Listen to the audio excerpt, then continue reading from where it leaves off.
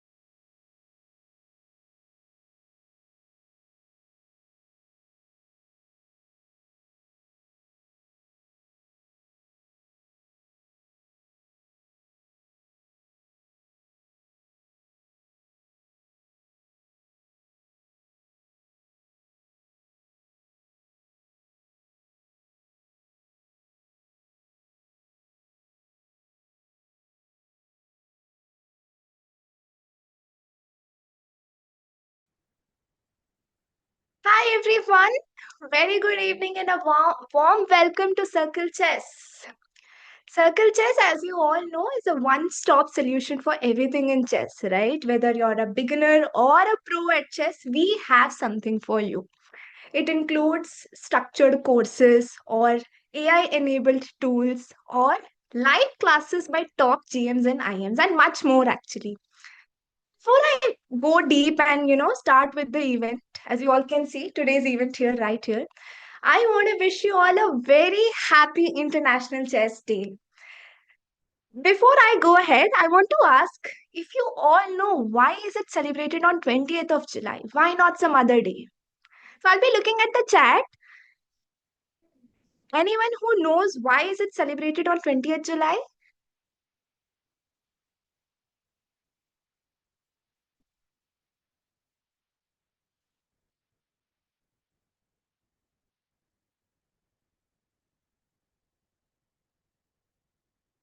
Actually, as a chess player, as a chess enthusiast myself, I try to celebrate this day, let's say by playing some bullet games or maybe teaching someone who does not know the game, right? But today is a big day. We are hosting Global Star Championship 2025 on the occasion of International Chess Day. I still did not get an answer on why we celebrate on 20th of July.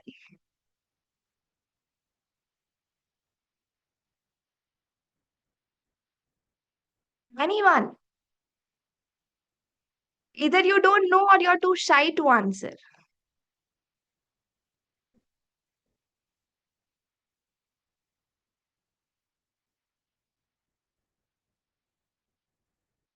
Okay, let me tell you.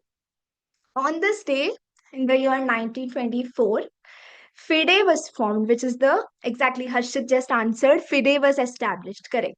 So FIDE was formed on this day, and since then we are celebrating International Chess Day on 20th of July. Also, last year we had 100th celebration, so this year is 101th celebration. Yes, so right now that the stage is all set, we welcome you all to the special showcase of GSC 2025. Hope you all joined the event. Um, Anyone who has not yet joined, we have the link actively in the comments pinned. Also, we have it in the description. So feel free to go and join. Tournament has a prize pool of rupees 5 lakh. It's free to join, guys. Do not miss it out because the event closing time is 5:45 p.m. IST, which is just 1.5 to 2 hours from now. So please go and register now. Already close to 19,000 people have registered for the event. And this day, I think this has never happened in the history of chess. That an event with 20,000 around, we'll for sure cross that, but around 20,000 people playing together on a single stage, right? It's going to be amazing. And this is why we are here celebrating the event with all of you in our live stream. So please check out the link. Join now if you have still not joined. Next 2 hours, although the event starts at 7 p.m., we are going to have an amazing and interesting stories and journeys of chess players, parents, and different themes in the next 2 hours. We'll start with showcasing you the Gukesh's journey, a special screening followed by his mindset, what goes into becoming a world champion, right? Followed by Gukesh's dad's perspective, the man behind the world champion, as we all call. So, after that, we also have a very special screening of top coaches Grandmaster Ramesh, Grandmaster Akash, and Grandmaster Vishnu. Followed by that, we have a very special live panel discussion.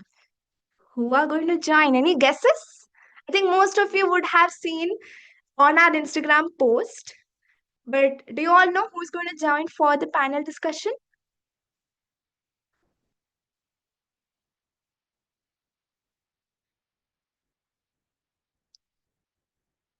So we have world champion Gukesh's dad, Dr. Rajni Kant. We have Grandmaster Srinath, who will also be commentating on the tournament along with panel discussion. We have we have Gaurav sir, who is the founder of CircleChess. We have Lokesh. You all know him as the chess influencer on Instagram and other platforms. Guki, unfortunately, he was not able to join today. Maybe sometime soon.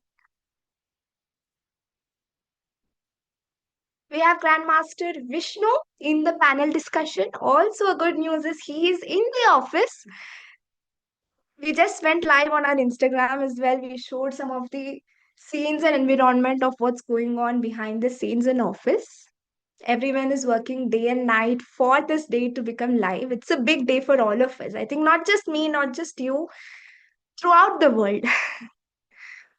Cool. Also, at the end, we have a contest where we'll be rewarding you with different themes like, let's say, Amazon vouchers, Lions, Gateway, and also our Caissa memberships. So do not sit out and let's start with the special screening of World Champion Gukesh's journey. I started playing chess around 7 years of age, and I learned chess as a hobby from my family. And then once I joined summer camp in my school, the teachers there really helped in developing this love for the game, and they found out that I have this drive and pure chess talent, so they advised me to take chess more seriously. That was the starting point, and from there my parents, they sacrificed a lot for me to pursue this passion. And yeah, I kept enjoying, and I was always drawn to this beauty in chess, that there is this unlimited beauty where you can just keep learning and keep enjoying new stuff every day. So that is what drove me to chess from the start, and it's still the driving factor for me.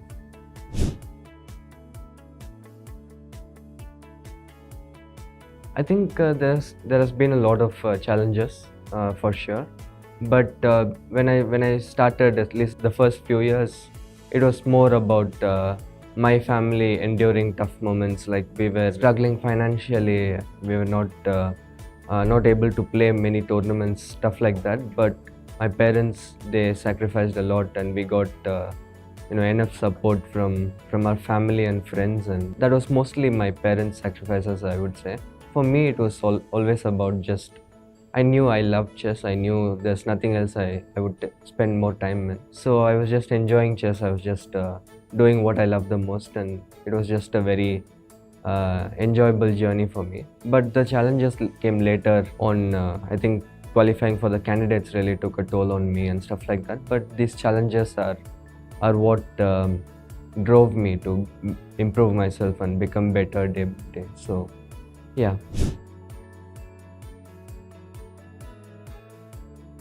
I think the biggest inspiration by pure chess wise would say it's just understanding the game better day by day. Like, chess players have been studying chess for like so many years. For example, Vishy sir is still learning so much, and it's an inspiration for me, like how there is this unlimited beauty and unlimited possibilities in chess. So that is a huge inspiration for me. And apart from chess, I think one person who has really inspired me, or is my role model, is like obviously Vishy sir. The part of the reason why I got hooked into chess is watching the 2013 World Championship between Magnus and Vishy sir in Chennai, and Vishy sir has always been this inspiration. The whole journey has been very enjoyable and a huge learning experience for me.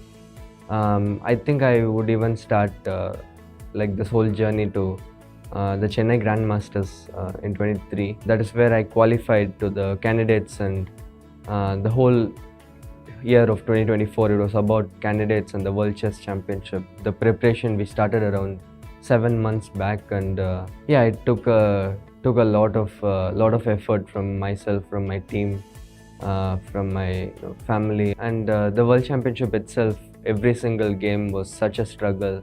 My opponent put such a huge resistance in every game, and I really had to pull myself together in many points during the match, and yeah, it was overall very challenging but very enjoyable, and obviously the final result was the one that we all dreamt about.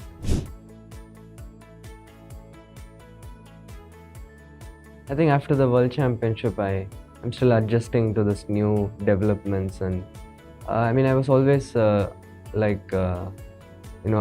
there, like after the candidates of the Olympiad. I was already experiencing this, but nothing compared to what I'm experiencing after the match, and that is understandable.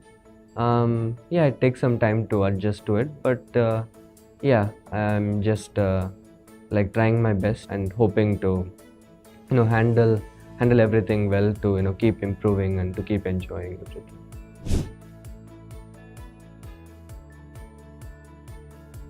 Yeah, I mean, the journey so far has been obviously amazing, but I think just beginning, and there's a lot more to achieve. There are so many strong players like Magnus, and they are like a huge motivation for me to keep improving myself, to keep performing well against them, and the whole journey is about improving myself to achieve my full potential, which I believe I'm not even close to have done so far. Yeah, there's still a long way to go, and my message for young fans would be, just keep enjoying chess, and that is the sole reason I do what I do, and that is the advice that always has helped me in difficult times to realize why I've started playing chess, and to always go back to the chess as an art, and not anything else. I started playing chess around.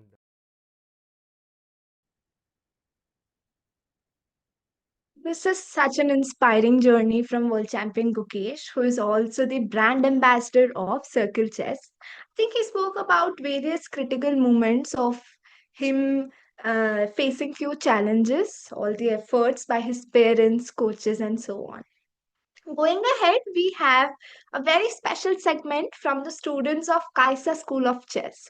Those who are not aware, Caissa School of Chess is the learning module of Circle Chess itself, where we have structured courses, AI-enabled tool involved, Caissa AI, and also the classes are taken by top GM Swayams as well.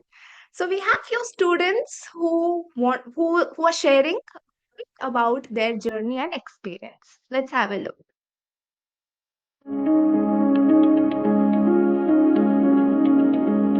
My name is Purvaja. I'm from Tamil Nadu. I've been playing chess for almost 3 years. My name is Satvik. I am in 5th grade. I started playing chess in 2022. It's been good. I learned many new things. I like that I'm getting coaching with Grandmasters so I can learn more.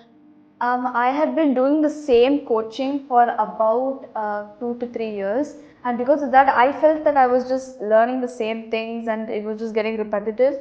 So I went to Circle Chess so that I could actually start getting advanced training and going stepping ahead in my chess journey. I use the visualization trainer, which includes guessing the square. Sometimes I do visualization training, positions training, and then I do assignment. They'll give a square on the screen, and you're supposed to click on the square that they gave on the screen. Also, you can analyze your tournament games. You can just take a picture of your notepad and put it in there, and it will generate the entire game. You can analyze it. Some puzzles are kind of hard, some are easy. Yes, I would. Because it's very good, and they also help me understand why I actually make blunders in my games.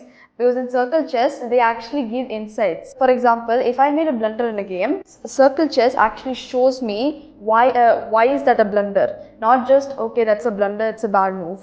That's why I would recommend it to my friends, because my friends blunder a lot.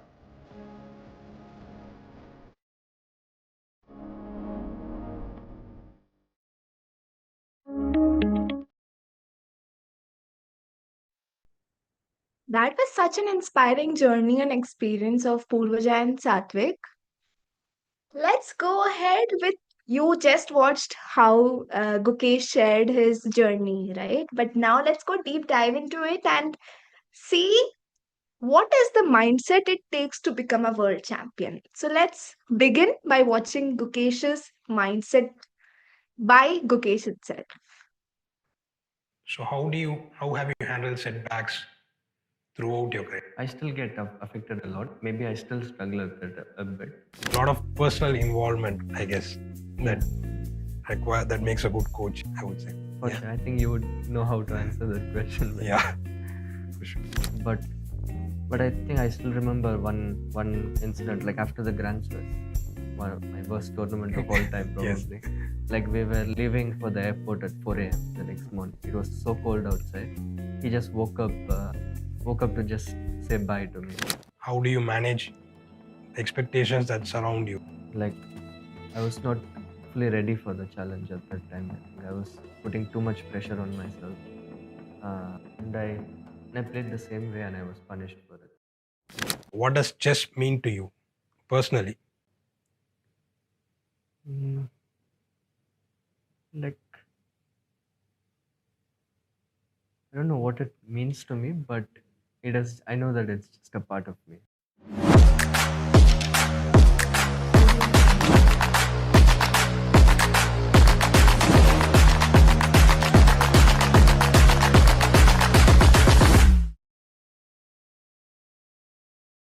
So Gukesh, as now the youngest world champion, it's a special privilege for me to talk with you. And let's go over your journey so far and the lessons, the mindsets, and whatever learnings you've achieved so far. Let's go through that. So my first question to you would be like, at what age did you realize chess would play a significant role in your life? And how did you approach your training in the early stages? What did it look like? Yeah, like I started around 7, and at that time, like I was just too young to realize what a career and what I should be doing in life, anything like that. I just knew I enjoyed chess, so I was mostly spending time with chess. And I think the moment where I was mature enough to understand what a career is, I was already like quite good at it, so it was an obvious choice. My parents and you were like they were, I mean, all the trainers, yourself, you were the one who noticed the talent and all the opportunities. So, yeah. What was the key moment that convinced you to be a professional, right? So for me, when we were chasing this youngest grandmaster title, right? So in 2018, when you got that GM norm in the Bangkok Open, there was a little bit of luck in that, but there was a lot of fight and resilience that you showed at that very young age. So I thought that you had a very real chance of getting to this youngest grandmaster title. For me, that was one moment that gave me a lot of confidence to pursue this more deeply. Do you have any moments like that in your mind where you said, I should go all the way, something like that? I think like the main period where I really felt like I could just go to the very, very top was probably around the pandemic time, because at that, like till pandemic, I was just playing all the time. I was training, but mostly playing, and there was not a lot of time for reflection. Yeah, not a time for thinking or reflection or like improvement, anything like that. I was just playing. Although my ranking was up, it did not really feel like it was like in a structured way. But then in the lockdown, I got a lot of time to get my training plans and get disciplined and like all these things. And I think this lockdown period I managed to use very well. And I think once I started training like a real professional, I got this confidence, and I think soon I also got the results, which was very nice. Right, so use a lockdown to become a all-round athlete as such. Yeah, I think so. Yeah, that's a very good point.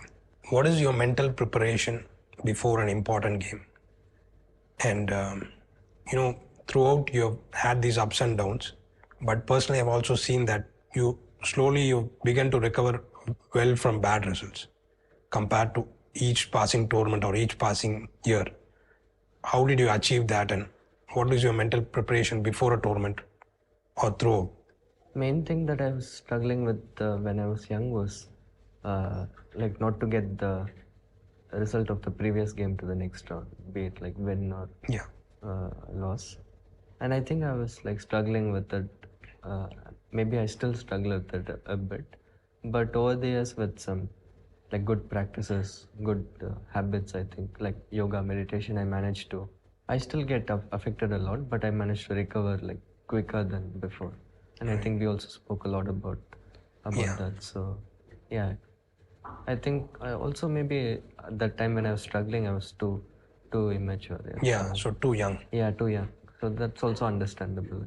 So consistent practice over a long time have helped you deal with it.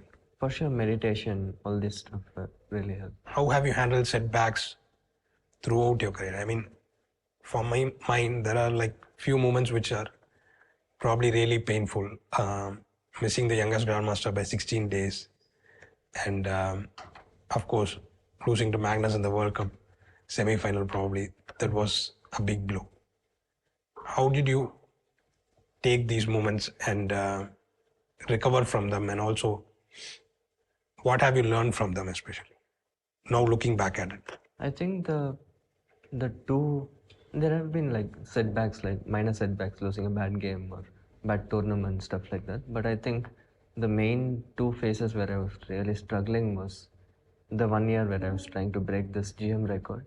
Now that I look back at it, it didn't make sense, but that time it was like a big thing for me. And the other thing is the qualification to the candidates. I think this has been still the biggest challenge. Like emotionally I've felt. So I think these phases also maybe I was I was not fully ready for the challenge at that time. I think I was putting too much pressure on myself. I managed to overcome these phases when I accepted that I accepted that there is a possibility to fail and it's okay. Wow. Okay. So you accepted that there was a possibility to fail and it was okay, even if that happened. Yeah, because when I was having this thought like, okay, if I don't make this, it's like really bad, then it just created more pressure. Right. So that's kind of like a very high level of expectations that you have on yourself, I think. Yeah. I mean, that's another question that I have. Like, how do you manage the expectations that surround you, right? So nobody expects the same thing out of a 17-year-old or an 18-year-old, right? So, I mean, that's something that the world has, but it seems that you have your own expectations, which are probably even more stricter or even more deep than what the public or people around you have. You have your own expectations, which are very huge. So how have you dealt with that? So I think one of my biggest strengths and weaknesses has been my ambition. Yeah, both on and off the board. And I think it's no third person has bigger expectations of myself than what I have. And sometimes it has been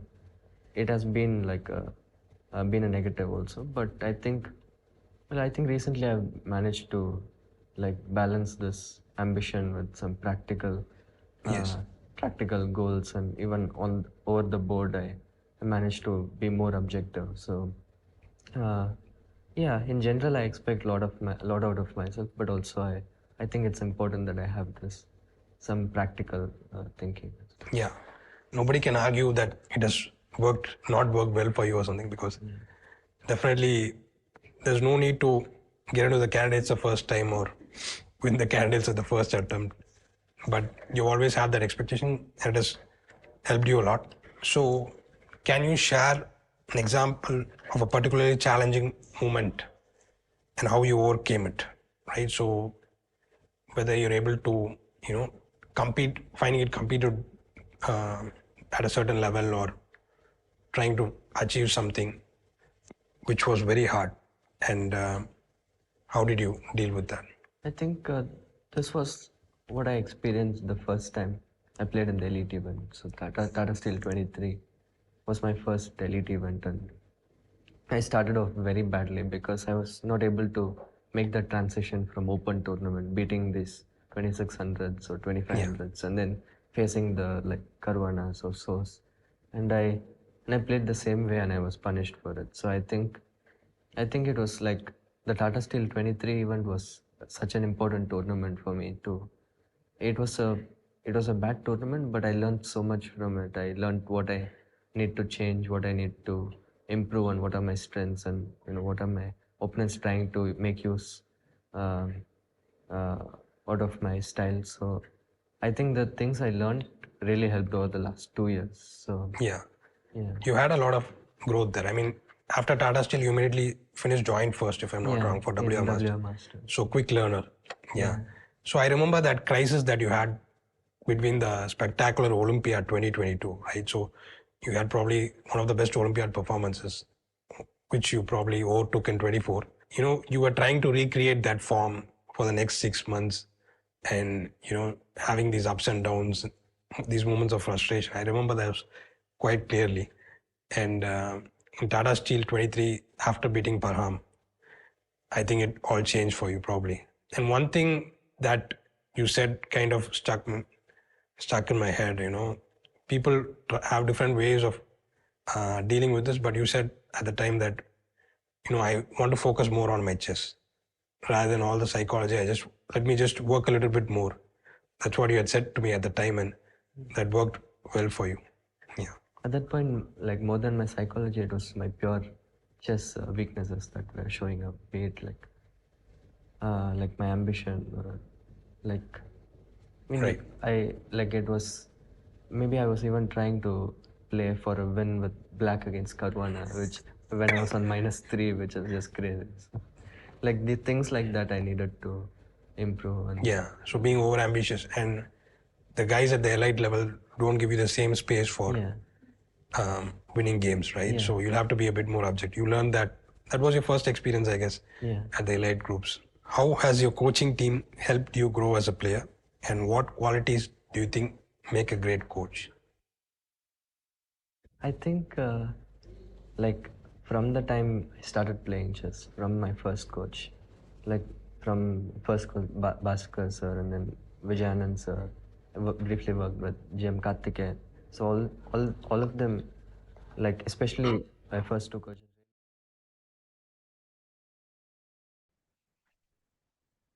That was super amazing, especially the moment where Grandmaster Vishnu asked the pieces that Gukesh arranged even after winning the game with all the emotions on the day when he became the world champion is truly commendable.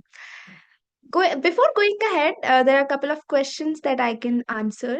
Rahil is asking how many rounds is the tournament today? We have 10 rounds, which is going to start at 7 p.m. IST today. So do not miss it out.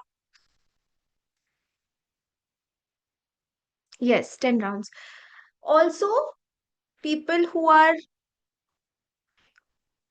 our earlier CircleChess users who are still on their old version, we recommend you to update the app with the new and the latest version for your better experience of the tournament. Going ahead, we have the parents of Caissa School of Chess students sharing their experience about how their children have improved after Caissa School of Chess and their experience. Nikhil is asking what's the time control? Time control is 3 plus 1. So, yeah, let's go and watch the experience from the parents' perspective. I'm Sakshi. I'm Satvik's mom. I'm Pulkit. I'm father of Satvik. I'm Guruja's mother. Guru just for the past 3 years. Okay, so it was COVID time. I just took out the chessboard out of my closet and we started playing something. And then he got interest. Okay, which is this piece? This is knight. How does it move? And he got interest in it. Yes, of course, of course. And especially in maths, because earlier she was an average student in maths, but after playing chess, she started getting good marks in maths, and she has also improved her concentration. Yes, he improved a lot after that because he's a child who never sits quietly. So after playing chess, he used to sit for 2-3 hours continuously, and his timetable also took a shape.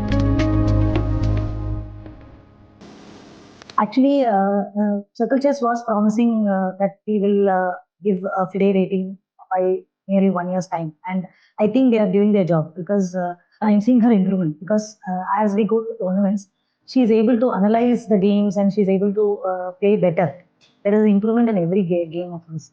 Yeah, so we have been taking the online classes from teachers, but we wanted some grandmasters or that kind of level of coaching. So if we would have gone for one-on-one coaching, it would have been very costly, or maybe like it was not that useful. But in this setup, like where he gets a group classes, some tactics, some tricks, and some their learnings, how they see chess as a game. So that's a lot of learning, at least for the kids of this age. So I thought of putting my son for the same, and I think it was a good decision so far. Yeah, definitely. Because here kids and the professionals also get a chance to talk to GMs and some good chess players, and they will know. So they get a chance to attend the classes where they show some good games, good moves, and other things. I would definitely recommend it to the other folks. Yes, definitely, definitely. I've been telling people around if they ask me for a good training, this thing, I would recommend only Caissa because I have been experienced a good thing about Caissa. So I thought I'll recommend this to everyone.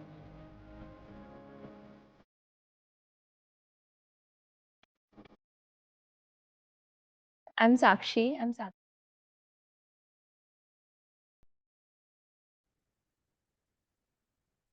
That was a super inspiring experience from the parents of Purvaja and Satvik. Really nice to hear first-hand experience from the parents themselves. Going ahead, we have special screening of a very special person. So you have heard Gukesh's journey now, you know Gukesh's experience, all the efforts that went in. Can we hear from the man behind the world champion, Dr. Rajni Kant? Let's watch his stream now. Let's watch his screening now. As a parent, how did it feel looking at your son go through these positive moments as well as painful moments? What was your emotions looking at these moments where he missed out on the youngest grandmaster? And see, when he comes out, immediately I will tell, why did not you make this move? My wife told you better don't watch the game and don't put pressure on him. I get upset, even now I get upset, but better I don't see him at all.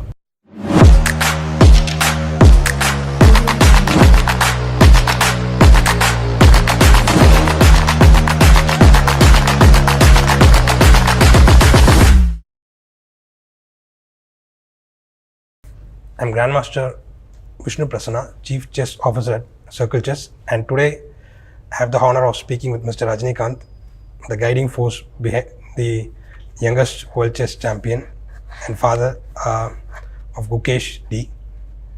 So today we will delve into the story of Gukesh's incredible rise, challenges you have faced as a parent, and we want to look at this from a unique perspective of a parent, right? So this interview is mainly for that.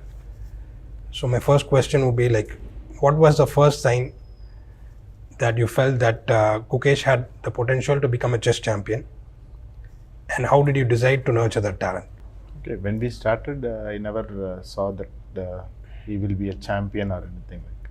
We started chess just as a hobby, but seeing the amount of passion he is putting in and the amount of work he has been doing, he was loving what he was doing. So that was the main drive that both me and my wife decided, okay, when he is interested, we'll just support. We never had a target goal or something to make him a champion or anything. Since he was loving something that he was doing, we just wanted to encourage him. That is how we started.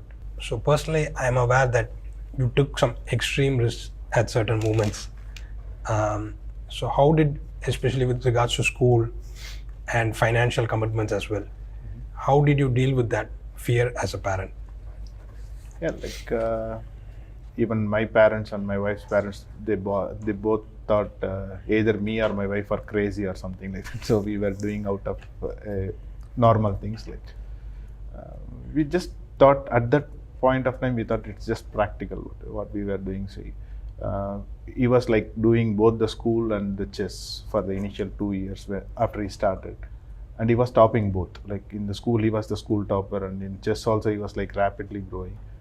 And then my wife suddenly told, why should he like do both, and when we can try 1 year, he's quite young, we can try 1 year of chess completely and see how much progress he does. Then we just take 1 year break from putting both pressures, let him focus on one rather than putting energy on both sides. So that 1 year decision we took, he had a huge jump in chess, and then we could not come back. So Okay. so it's just a experiment. We thought we'll do like that. So that's how we took him out of school, and so once Yeah. it just went well, we just continued with it. That's it. Yeah, that's a great story actually. I was not aware that was your wife's idea. Yeah, it's fine. So even during our first meeting, you told me that, you know, I will not get into technical things. You discussed with Gukesh and all that. So how did you develop that confidence to trust him? He was only 10.5 when he met me, or 11 years old. How do you get that confidence to trust him, even at such a young age, and to decide his coach or decide as what he wanted to pursue completely and what tournaments he wanted to go, and even over the next 2 years there was a lot of tournaments that you guys had started traveling, right? So you fully supported him mainly based on his decision making. How did you develop that, and what was your thought process to trust your child at such an young age? First thing I should say, it's basically ignorance from my part. So it's nothing related. I have no knowledge about chess. So when you are not aware of something, it's better to like leave it to the kid who is doing, who is interested. He has worked out something like that. On his coaches, I never chosen any coach on my own, something like that. So initial coach was his school extracurricular coach. Bhaskar was from the Velamal's extracurricular. So it happened. He suggested he has skills in chess, you should put him in private class. So I just put him, you take yourself. So then he suggested his senior Vijayana. And you came into this thing, and your suggestion was given by Gukesh, not by me. So if I remember, Velamal School arranged a training camp for top kids in the Velamal School.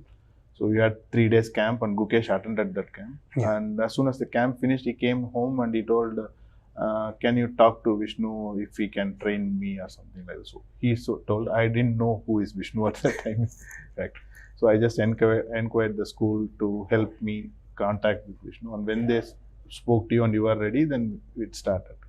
And you know after that what happened. So you were there, and Gayevsky was suggested by Vishnu. So it was never my effort. So I didn't put any effort experimenting who is the coach or something. So Gukesh has some interests. He will give me clues that I like this person, I want to work with him. He will just give me inputs, and I do the logistics around it. So how it can work, what is the timing of this. This is the main thing. So since he knows better, would you say I just at that stage the trust was natural to you?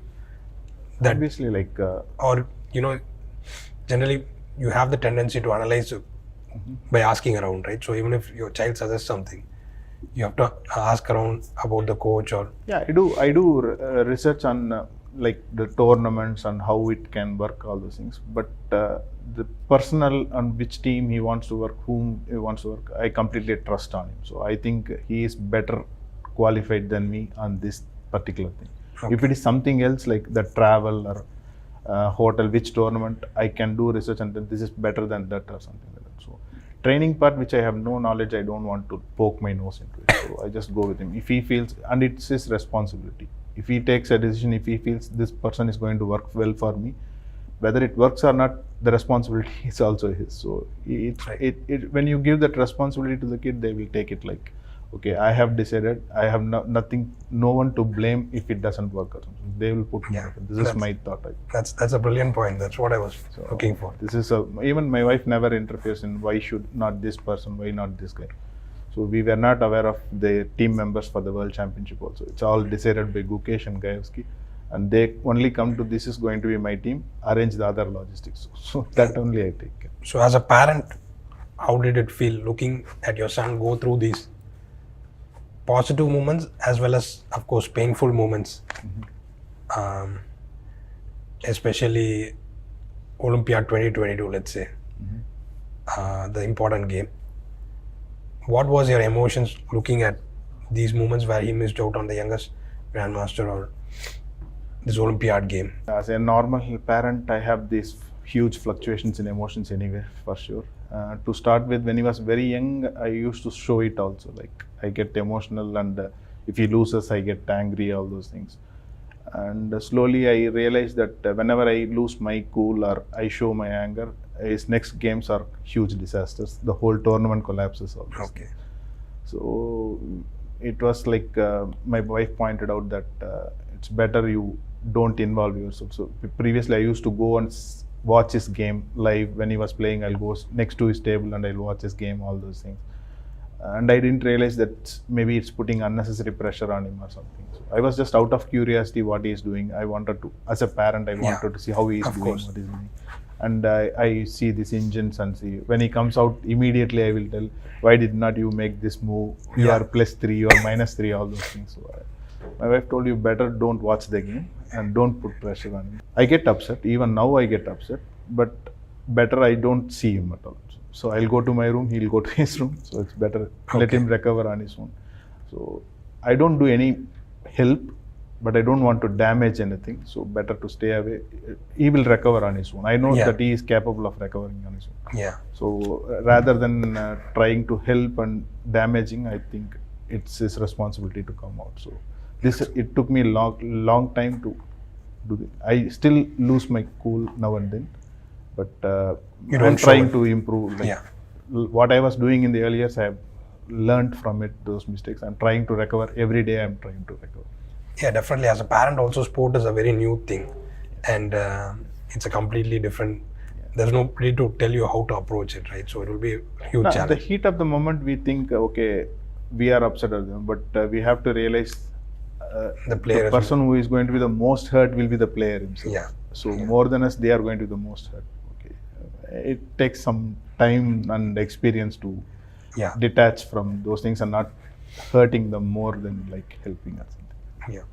So something that Gukesh has been praised for, right? So being humble and being grounded even after achieving as much as he has achieved. So where do you think that comes from? And of course, both the parents are involved in that. And I would say, I would give you guys the most credit for that.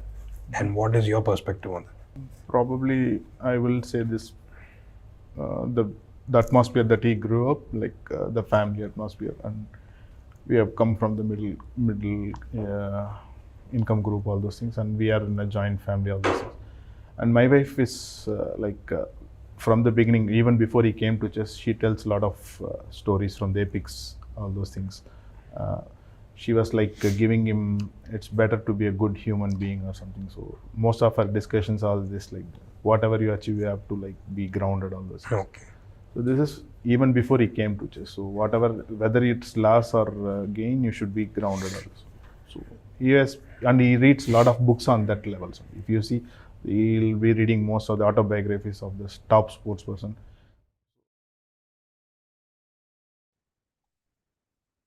Thank you all for the amazing response, and the special screening of Gukesh's dad was truly inspiring. He shared about all the efforts and challenges, ups and downs a family goes through in a chess journey and how they overcame it as well. We have Q&A live on our YouTube. Please post your questions, whether you have any questions about the stream or about the tournament. We are here to answer them. And also, quick reminder, it's 4:53 now. 5:45 p.m. IST. The registrations are going to close. You cannot join after that. So please hurry up. It's completely free to join. Right? So join now. And also, quick reminder, all the old users of CircleChess who are still on their old version, please update your app. It will help you have a better experience of the app with the latest version. So we have one question from Mrinalini. What is the first prize? The first prize is 50,000 rupees, a cash prize of 50,000 rupees. Yes. Chanakyan asks, till what position do we get prize? Chanakyan, for your surprise, top 5,000 ranks are going to get prizes, right? Both, which includes both cash prizes and also different rewards. So, top 5,000 ranked players are going to get prizes for this tournament.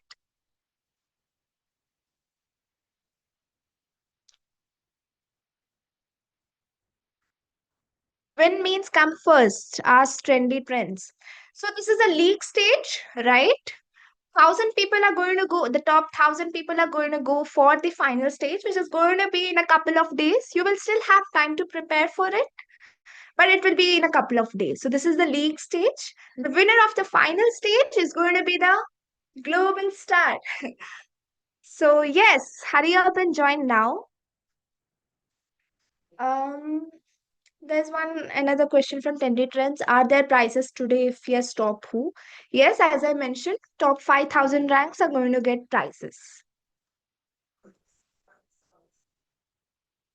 Please share the tournament details. Pavan X64 Chess YouTube. Yes, all the tournament details are in the caption, sorry, in the description, as well as in the comment which is pinned. So you can feel free to click on the link in the pinned comment of this YouTube stream and you will be able to join the tournament. Can you please explain how the tournament works? Stylish Star. So yes, this is today. We have a league stage with around, I think now we are close to around 19,000 people, and we're sure it's going to increase within an hour and with all of you joining.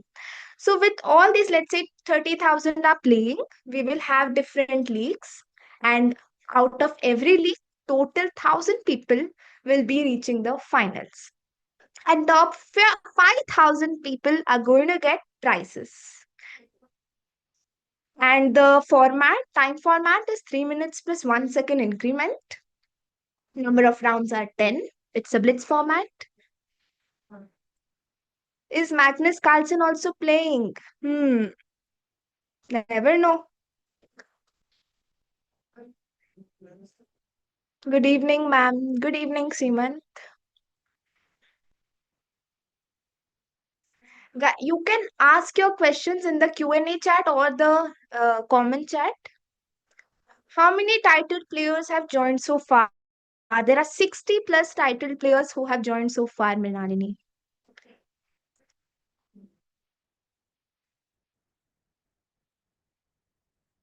We have 1 more minute to answer your questions. Please ask them in the chat. Any question, any doubt that you would have.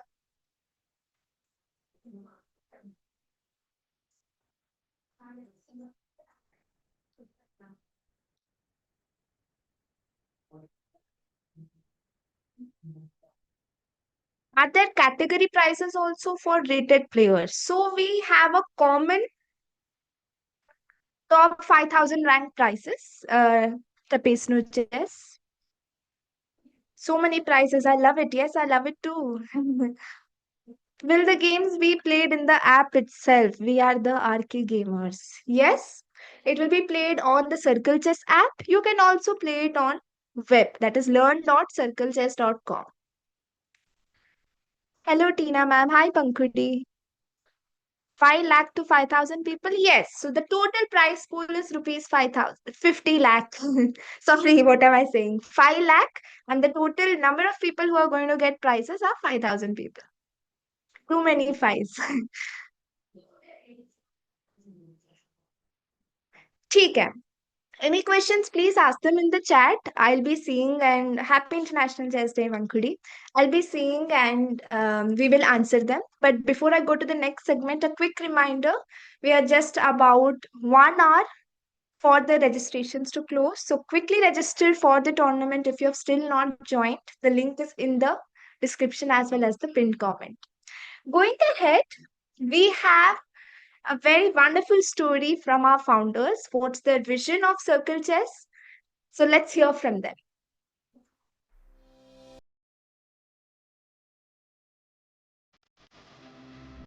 Chess is one of the fastest growing sport in the world. But improving chess is very difficult. Two players having the same rating are not exactly the same in terms of chess strength and weaknesses. Hi, I'm Gaurav, the founder of Circle Chess. Welcome to Circle Chess. We are building the world's largest chess learners community. Started in 2023 by chess parents like us, we aimed at solving some of the fundamental problems that existed in the chess world. We thought of combining our strong leadership and technical expertise with our love for chess to create something truly special. There are three big challenges in chess improvements. Number one, there is no assessment framework which exists right now to give the detailed insights of a player's strength. Number two, there is no platform to discover and register for tournaments very seamlessly. Number three, even if you are learning chess continuously, you are working with the coaches, there is no platform which can give you your improvement tracking in real time. CircleChess vision is to make chess learning much more exciting and fun. CircleChess has built a learning platform called Caissa, through which we provide a detailed assessment, and we've created a robust framework for identifying the player's strengths and weaknesses. We also have an event platform which is made for the organizers across the world, where they can use this platform to manage their entire life cycle of the tournaments. At CircleChess, we have definitely covered the full circle and we are just getting started.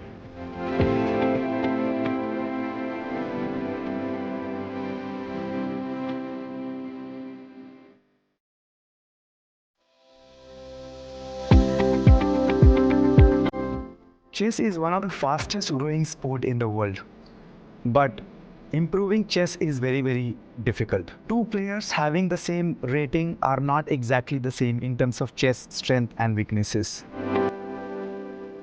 Hi, I'm Gaurav, the founder of CircleChess. Welcome to CircleChess. We are building the world's largest chess learners community. Started in 2023 by chess parents like us, we aimed at solving some of the fundamental problems that existed in the chess world. We thought of combining our strong leadership and technical expertise with our love for chess to create something truly special. There are three big challenges in chess improvements. Number one, there is no assessment framework which exists right now to give the detailed insights of a player's strength. Number two, there is no platform. That was a wonderful talk by Gaurav sir and Swati ma'am, our founders. Next up, we have a very special segment from the top coaches of not just India but also the world. Grandmaster Ramesh, Grandmaster Vishnu, Grandmaster Akash. Since most of the chess players are young kids who are still very much needed of support from their parents.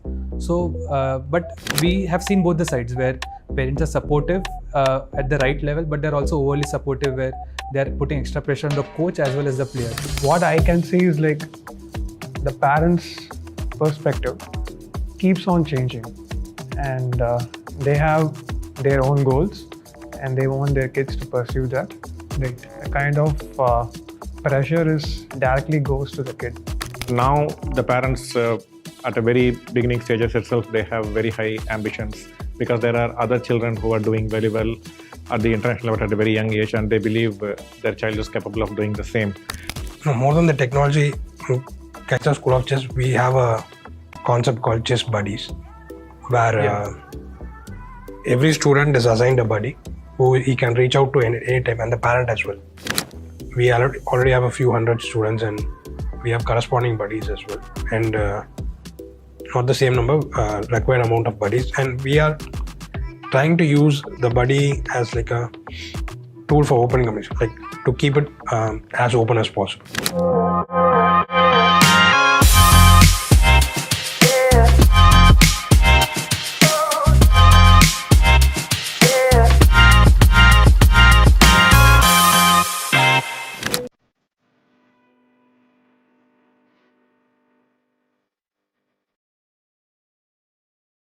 Hi, thank you for joining.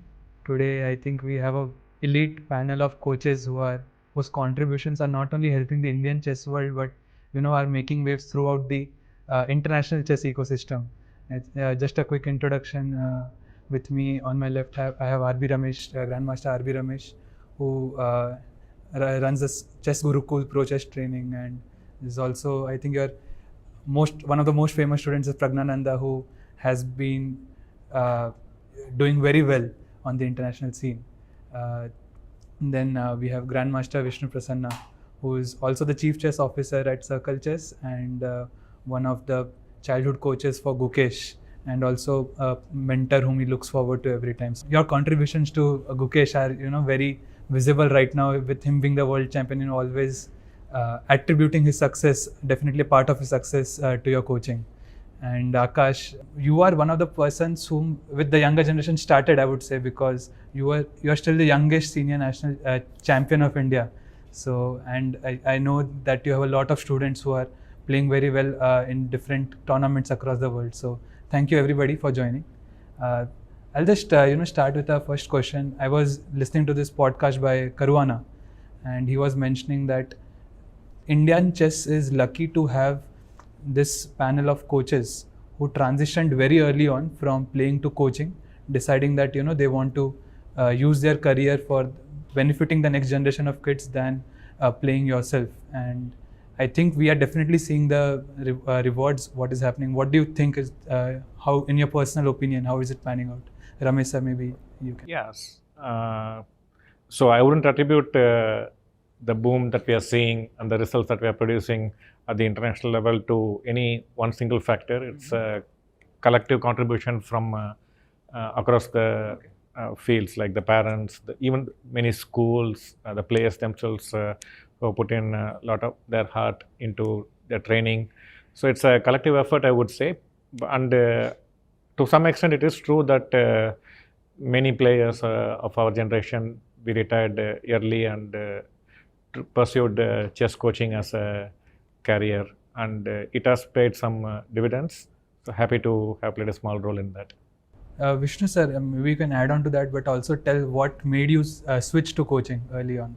I just started it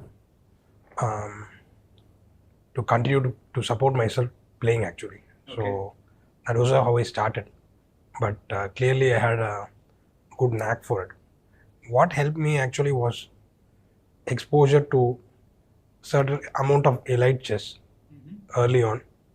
And also I come from a generation who all worked very hard but could not break certain barriers despite working hard. Okay. And that kind of resided in my coaching pattern, actually. I did not want to do the traditional way, and I understood that only hard work may not be enough and something else was required. And probably I had an opportunity to visit Tata Steel AA. I had some opportunity to discuss with top players, and I tried to use that in my coaching approaches mainly. So you're saying you think you had a unique coaching approach and you wanted to try that out and help players. I mean, I was discovering it on the way. I did not plan out an approach or something, but definitely I did not want to do it the classical way. That much I was sure when I started out training. Yeah. So Akash, I think Ramesh sir was now mentioning that it is not just coaches but also collective effort of the players and the parents. So since most of the chess players are young kids who are still very much needed of support from their parents. So, but we have seen both the sides where parents are supportive at the right level, but they're also overly supportive where they're putting extra pressure on the coach as well as the player. So what do you think of that, where the parents are anxious, ambitious? How do you handle that, and what is the right way to for a coach to manage it? Yeah, definitely. So this has been a big issue. Maybe my experience with coaching compared to Ramesh sir and Vishnu was less. But what I can see is the parents' perspective keeps on changing, and they have their own goals and they want their kids to pursue that. Right. A kind of pressure directly goes to the kid, and that is shown in the board. Right. The mistake which is happening is not just a thought process, but it also involves deep layers. When you look at it, it comes with different kinds of pressure that the kid is handling. So how do you isolate that? How do you manage? What do you tell the parents, or what do you want to tell the parents who are watching this? They have to be objective with things. So if they don't know chess, it's better not to comment really about the game and just to leave it to the coaches who is handling the expert part. Else, I think that is the main thing I would definitely say on this regard? Also, probably like this is an issue from my experience. I've seen over generations, the early generations, the parents were not as imposing, Right. and they did not have such a high expectation at a very early stage of the career, because they were kind of trying to monitor the progress of the child and then set up the goals. But now the parents at a very beginning stages itself, they have very high ambitions, because there are other children who are doing very well at the international level at a very young age, and they believe their child is capable of doing the same. And it's very important to get across the message to the parents that there are some right things to do and things to avoid, and this message needs to go across, and probably that's where we have to bring in the technology as well. And right now it's mostly the direct communication that's happening between the trainer and the parent, and it's not always possible that coaches can reach out to all the parents of the students and convince them about the right approaches, best practices. So maybe you can share how the technology we are trying to do in Chess Circle to bridge this barrier. No, more than the technology, in Caissa School of Chess, we have a concept called chess buddies, where every student is assigned a buddy who he can reach out to any time, and the parent as well, to reach out at any time to clarify anything, right? So if you have a certain doubt on a topic that was taught, or if you want to advise on what tournament to play next, and all these things that, you know, non-sport parent who's not familiar with the sport comes in. So that's why we've introduced chess buddy as a concept, where the parent student have easy access to the program, and the buddies have been instructed in a certain way to teach what is required for each level. But hearing from this, won't this be an issue, like to provide an individualized buddy to every student? What if the number of students grows exponentially? How are we going to deal with this? We are hiring more and more buddies as the student strength increases. We already have a few hundred students, and we have corresponding buddies as well, and not the same number, required amount of buddies. And we are trying to use the buddy as like a tool for open communication, like to keep it as open as possible. No, so in fact, I think, I was coming to that point where Ramesh sir rightly pointed out now, and in our lunch also you were mentioning that chess is booming right now with so many achievements in India, and everybody wants to learn chess, but you told the problem is now that there are fewer coaches than the kids who are wanting to learn chess. So like we have seen technology which has bridged the scalability issues in a lot of other industries. So what do you think, like how the technology can help fix the scalability issue in chess? Yeah, so especially with performances like the Indian team won both the men and the women gold, and recently we have Gukesh becoming the youngest world champion, and all this has given a huge boost to the audience, not just audience who are following the game, but also young children who want to take up the game and emulate the performances of these great players. So we are having a huge influx of young children who are trying to take up the game, and also among the adults I see like there is a lot of interest. Many adults are trying to learn chess and get better. Those who already know the game, they want to get better. So there's a huge demand to learn game from good trainers, and unfortunately there are not enough trainers to meet the demand.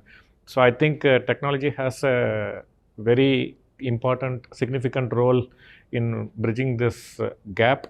And I think with also this is coinciding with the transformation that is happening in the technology field itself. Like we have AI becoming more acceptable and becoming the norm about the future development. So like maybe you are in a better position to tell how we are trying to use AI to... Yeah, so a lot of times what children ask me is to analyze their game and tell me what I'm doing wrong and so on. So with Caissa, we are able to kind of automate that and provide an accurate depiction of what their game looks like, what needs to be worked on, and what are the exact moments where they're making errors in the game. Try to encourage them to go back to the games. And this is a huge problem that we solve. and this is also a very powerful weapon and speeds up the process for the coach as well. Like I said already, the chess buddy is also empowered over his level with this, so he has the access to the account of the student. He already has a lot of information which he does not have to do manually, and he can assist the student with that as well. And yeah, definitely Caissa version 1, I would say, that we have built right now is already quite powerful in solving a lot of problems like game analysis, visualization, basic visualization, which many players struggle with, and finding exactly what part of the game you need to work on, middle game, calculation, and so on. So once we identify the issues, like let's say if a student has some issues in a particular area of the game, how can we deal with that? I think this is one important point where the chess buddies will be playing a crucial role over there. The thing is, like, what students right now, like not even students, what the parents expect is like they need a title to coach. You need a GM to take for a beginner. And the expectation that they are having is basically a GM can dissect the game really well and point out what are the things that the kid is going wrong. And with Caissa, we are solving that problem. So we are able to dissect what is going on and what are the areas with his strength and also his weakness. And we are trained the chess buddies in a way that he can directly point out the mistakes from the Caissa and give him the appropriate material for him. So basically what Caissa does is once it identifies by going through the games of the player, it identifies the areas of concern where they have to get better, and then it also feeds them positions. Yes. It gives them positions which they have to work upon, solve, and when they do that, they get better in those areas. Exactly. So the where position, for example, if a kid makes a mistake, and that mistake, that particular position will be given as a homework or in the position trainer format. So the kid has an opportunity to go over the mistakes that he has done, and he can also solve that one. And now he knows what are the mistakes that he has gone through, and it is not just for one game. You are going to like import all your online games to it, and also if you want, you can feed the classical games, which means entire thing is now under your control, and you don't have to do it manually, which we have been doing. Yeah. So now when we bring in all the, let's say, the blitz, bullet games along with the classical games, and there will be many mistakes that's happening in the blitz and bullet games because they are shorter time control, which doesn't necessarily reflect the areas of concern of the player. Because of the time shortage and you're taking less time, you can make some very silly mistakes, but that doesn't point out the underlying issue. But in a standard time control, we can actually identify a pattern of areas which are concerned. So how do we resolve this issue? So we can ask the Caissa to analyze only the standard games. Yeah, we can ask them to do that, ask her to do that. It depends on the goal of the player. I would say that one thing the previous generation also did that, you know, I did not do, or the generation before that did not do, is play a lot of blitz. I don't want to say bullet, but yeah, they played a lot of blitz games. They made a lot of decisions, and I think that was also a contributor. Just by making a lot of decisions and improving over those decisions, assessing those decisions, improving those decisions, that definitely played a role in the rapid improvement of the players that we see. I think before I would have to wait a month to play 9 games and learn from them and so on, but you can play let's say 100 games in a week now and also learn from them. So you get there are those benefits to blitz. So we do analyze blitz, but it's up to the student. If he only wants to import the classical game, he can also do that. So as I understand that, then with the structure where we have a mixture of the coaches, the buddies, and the software, we are trying to improve the efficiency of the coaches, give human feedback wherever possible, but at the same time give personalized training to the players. So I think that fits very well into it. I think just moving on to the next question, right? As again, coming back to that, most of them are kids. So there are a lot of problems which we have to solve specifically for them. So of course, kids are very much smarter. They pick up things very fast, but at the same time, they tend to think lesser and act faster, and that discipline issue bites them back again and again.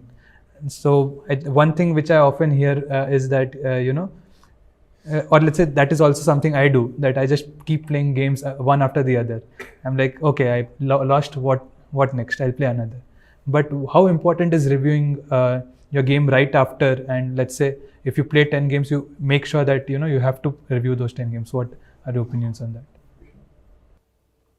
No, definitely. I mean, till a level where you're able to identify your mistakes right after you play a game, right? So at a certain level, you'll know immediately after the game that okay, this is what I did wrong. But until you reach that level, it's very, very crucial, I think, to go back to your games and try to see where you went wrong and what is the pattern there. There will definitely be a pattern, and it's one of the most simplest ways to improve, I think, right? So go back to, instead of studying a bunch of material or something, you look at your own games, and I mean that's how I see it.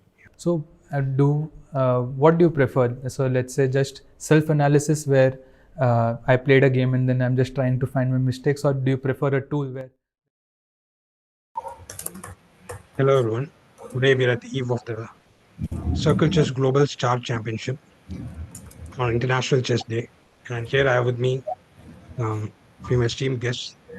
First of all, Indian team captain Srinath Master Srinath Narayanan, old friend, and founder of CircleChess, Gaurav, and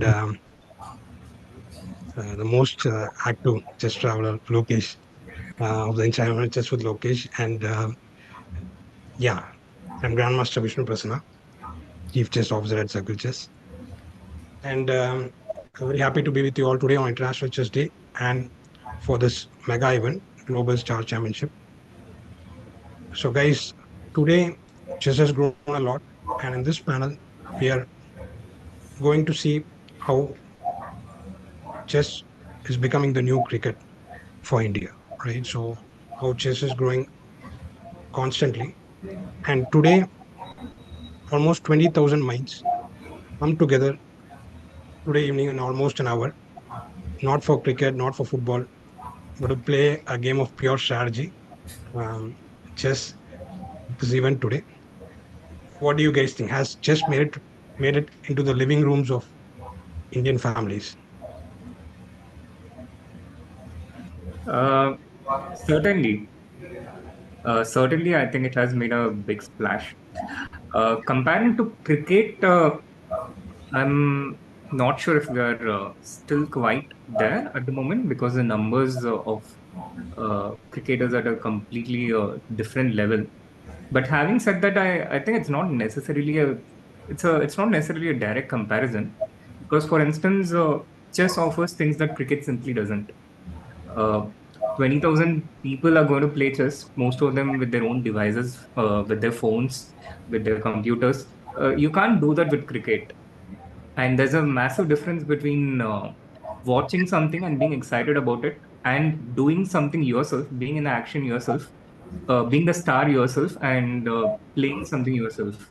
So I think chess also offers certain things that which cricket simply doesn't. And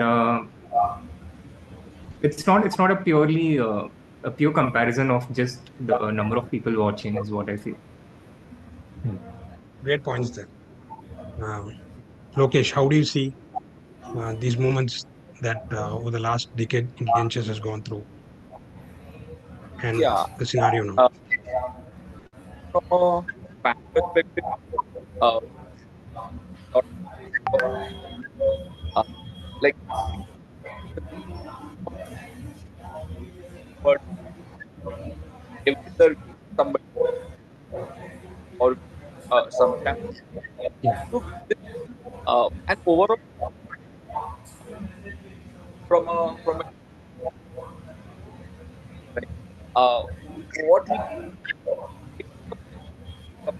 Yeah. Not just want to play chess, answer Gukesh, but enjoy they the how it like the comes to audience uh, page, yeah, put a lot of bunch of like give comment comment right from the rest how yeah so it's going up and it's gonna go yeah. Gaurav, do you want to add anything to this point? We are at probably after a lot of time of hard work at 20,000 players today.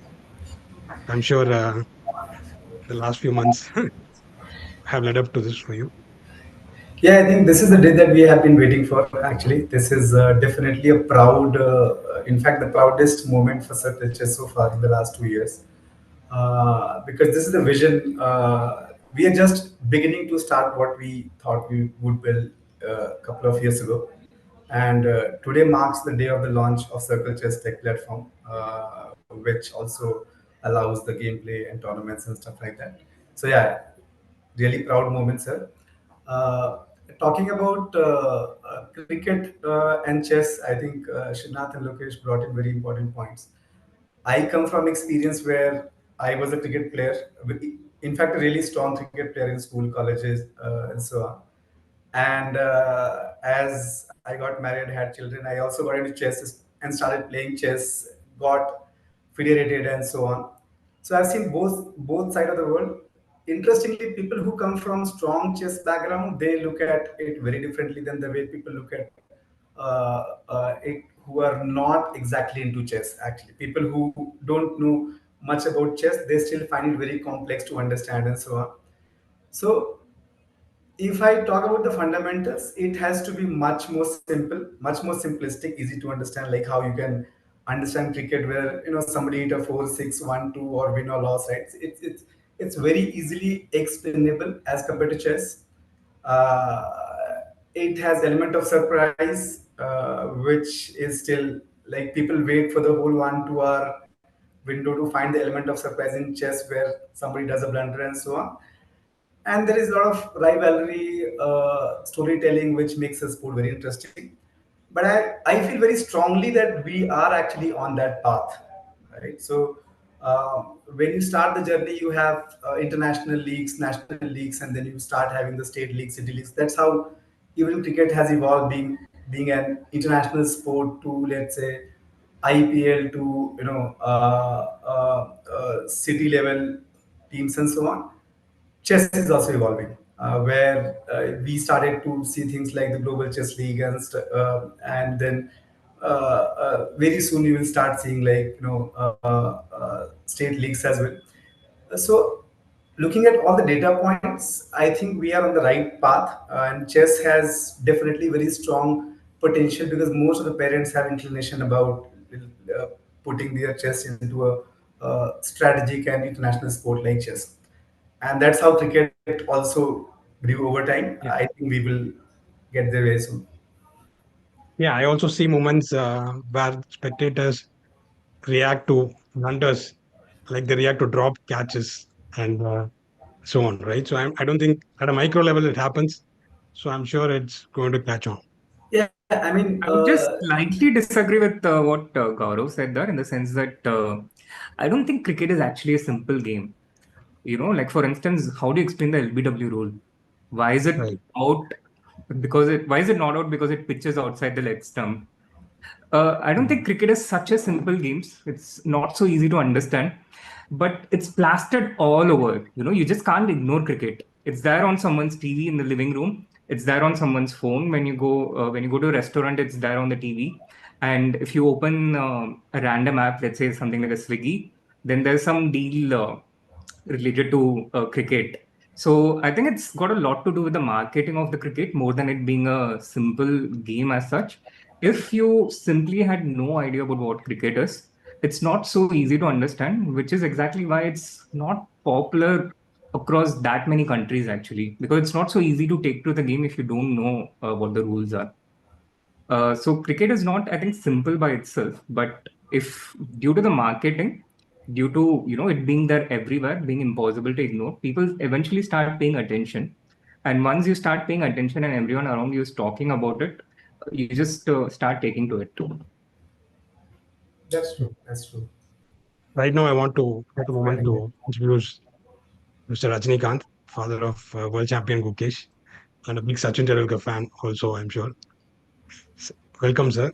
We're just having a discussion on parallels between chess and cricket. So, like Srinath was saying, chess is cricket became everywhere. For me, it was two moments. Cricket was always popular. The 1983 moment and also the 2007 T20. I was playing the national juniors at the time, and I was just running when India won the World Cup. So it became another. Before 2007, Sachin was the biggest star, but after 2007, I think there were more stars out of Indian cricket, right? So I think chess also will have these moments, and I do see chess players playing on airplanes, on waiting halls, on public transport. I look for them, and soon they'll be on the CircleChess app, I hope. And good evening, all. Yeah, as you said, cricket was never this popular before. Like after 1983 World Cup victory, only everybody started, and it was like our national sport. It has become like a national sport like thing when we started in colleges, everything. And I was a cricket player actually, so I was going behind all the cricket. I used to take Gukesh to the ground when I was playing matches for the Indian Medical Association and my college team, all those things. And then this guy dragged me out of cricket, and I have to travel behind him for his chess games. The table had turned for me. So, but and again, the chess popularity, whatever I don't know much about the chess world. Whatever I have seen, it has all started after Gukesh's chess career. So I have seen like the popularity of chess has increased like at least 10 to 15 times more than what it was when Gukesh was playing the national championships, all those things.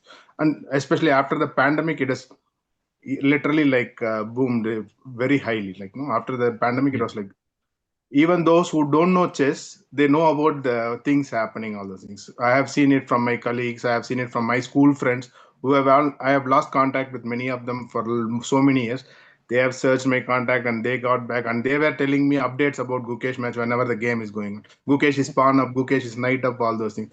I just don't follow Gukesh game just because of the pressure. I don't want to handle these things. I just want to see towards the end of the game to see if he has finished and he's coming out or not something. But these guys keep on constantly texting me, hey, Gukesh is pawn up, Gukesh is +1 something. So everybody started following like just what last 5 years have been tremendously changed things. So I think this is the pandemic and then the Olympiad victory for India, and then the candidates win of Gukesh and the World Championship is definitely the 1983 cricket moment for chess, I guess. So I think it should be going all the way higher still, and especially with all the tournaments and new formats and so many controversies, so many things happening in chess world.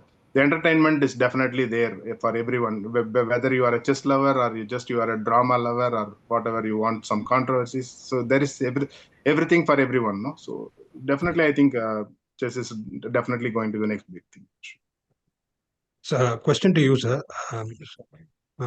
Just parenting, how has it changed? Like when my parents just dropped me off at the tournament and never bothered with me. But I know you've been through a lot, and parent comes into the chess game thinking it's a 500 rupees board game, but then there is laptops, flights, visas, and a whole other journey that starts, right? So, how do you think Indian parents are coping with it? Do you think we are overdoing it, or do you think it's the right amount, or is it a necessity to do all these? This is a very tricky question actually. If you see, like we never know the exact line where we can decide whether we are overdoing it. If you think, from my personal experience, everybody from my parents and my in-laws, my colleagues, everybody thought I was overdoing it when I took Gukesh out of school, when I was like I stopped my clinics and quitting my practice, all those things. People are thinking you're going crazy and for a game which doesn't have much of scope. So this is what I was given that thought. And even from the professionals, like we went to Under-7 National Championship, which was the first national championship for Gukesh in Pune. And Gukesh finished like maybe out of top 25 in that championship, in the national championship under Sun. He was not even in the, I am not sure about the exact placing. He was somewhere around 27th or 28th in the under 7 national championship. And the chief arbiter, who is from Chennai and is a very good friend of mine, his advice for me at the closing ceremony was, sir, just make him play for hobby. Don't take it as a serious sport. It'll be like very difficult for him. Pursue education. Let's just be a hobby. Don't spend much for national championship. I thought, okay, sir, fine. You are giving us a good advice. And another parent, if you see, like when I went to a IIFL Mumbai tournament, used to happen at that time. There is a junior championship in the morning, and there used to be adults for in the evening. It used to happen. And Gukesh was like, you know about Gukesh very well than me, as far as chess is concerned. If you give him a chessboard, he wants to play. If there is a tournament, he wants to play. Especially at that, when he was like 9, 10 years, 11 years, he wants to play all the time. So he doesn't want to rest at all. He doesn't spend much time on training or working, all those things. He wants to just play and learn from the tournament games. This is what his style is. If he goes to a tournament, he never sees the chess results. Like he doesn't see the pairing. So this, most of the people was surprised. You don't know your opponent. He says, I don't know my opponent. I don't know my color. I just want to go and play. Like if he goes to a tournament, all he wants to do is sleep and then go play. That's all. He doesn't bother about who is the opponent, what is the color, how should I prepare. He never prepared till he became like close to Grandmaster. He never prepared. He doesn't have an opening. Everybody used to criticize him. He plays like nonsense openings, all those things. But he just enjoys playing. And after the game, after the tournament, he comes and sits with his coach and sees where all he went mistake, what are the mistakes he did. This is how he works. He works before the tournament and after the tournament, and never during the tournament. During tournament, he just wants to play. So when I enrolled in both the tournaments, one chess parent who is a very close friend, he came and gave me a very sensible advice. Have you ever seen any cricket player playing morning one day match, evening one day match? Or have you ever seen a tennis player playing one match in the morning and one match in the evening? Same way, the chess requires energy. You cannot make a kid play like morning one match, evening one match, because for prize money. He was thinking I was making Gukesh play in the juniors tournament so that I can win the juniors prize or something. I never argued with him. I told, I understand you very well, sir. His energy levels goes on. That is the advice you are giving. But this logic applies to adults like you and me. But my son wants to play. What I can go and tell him that you cannot play because you lose your energy. When the kid wants to play, I cannot stop him.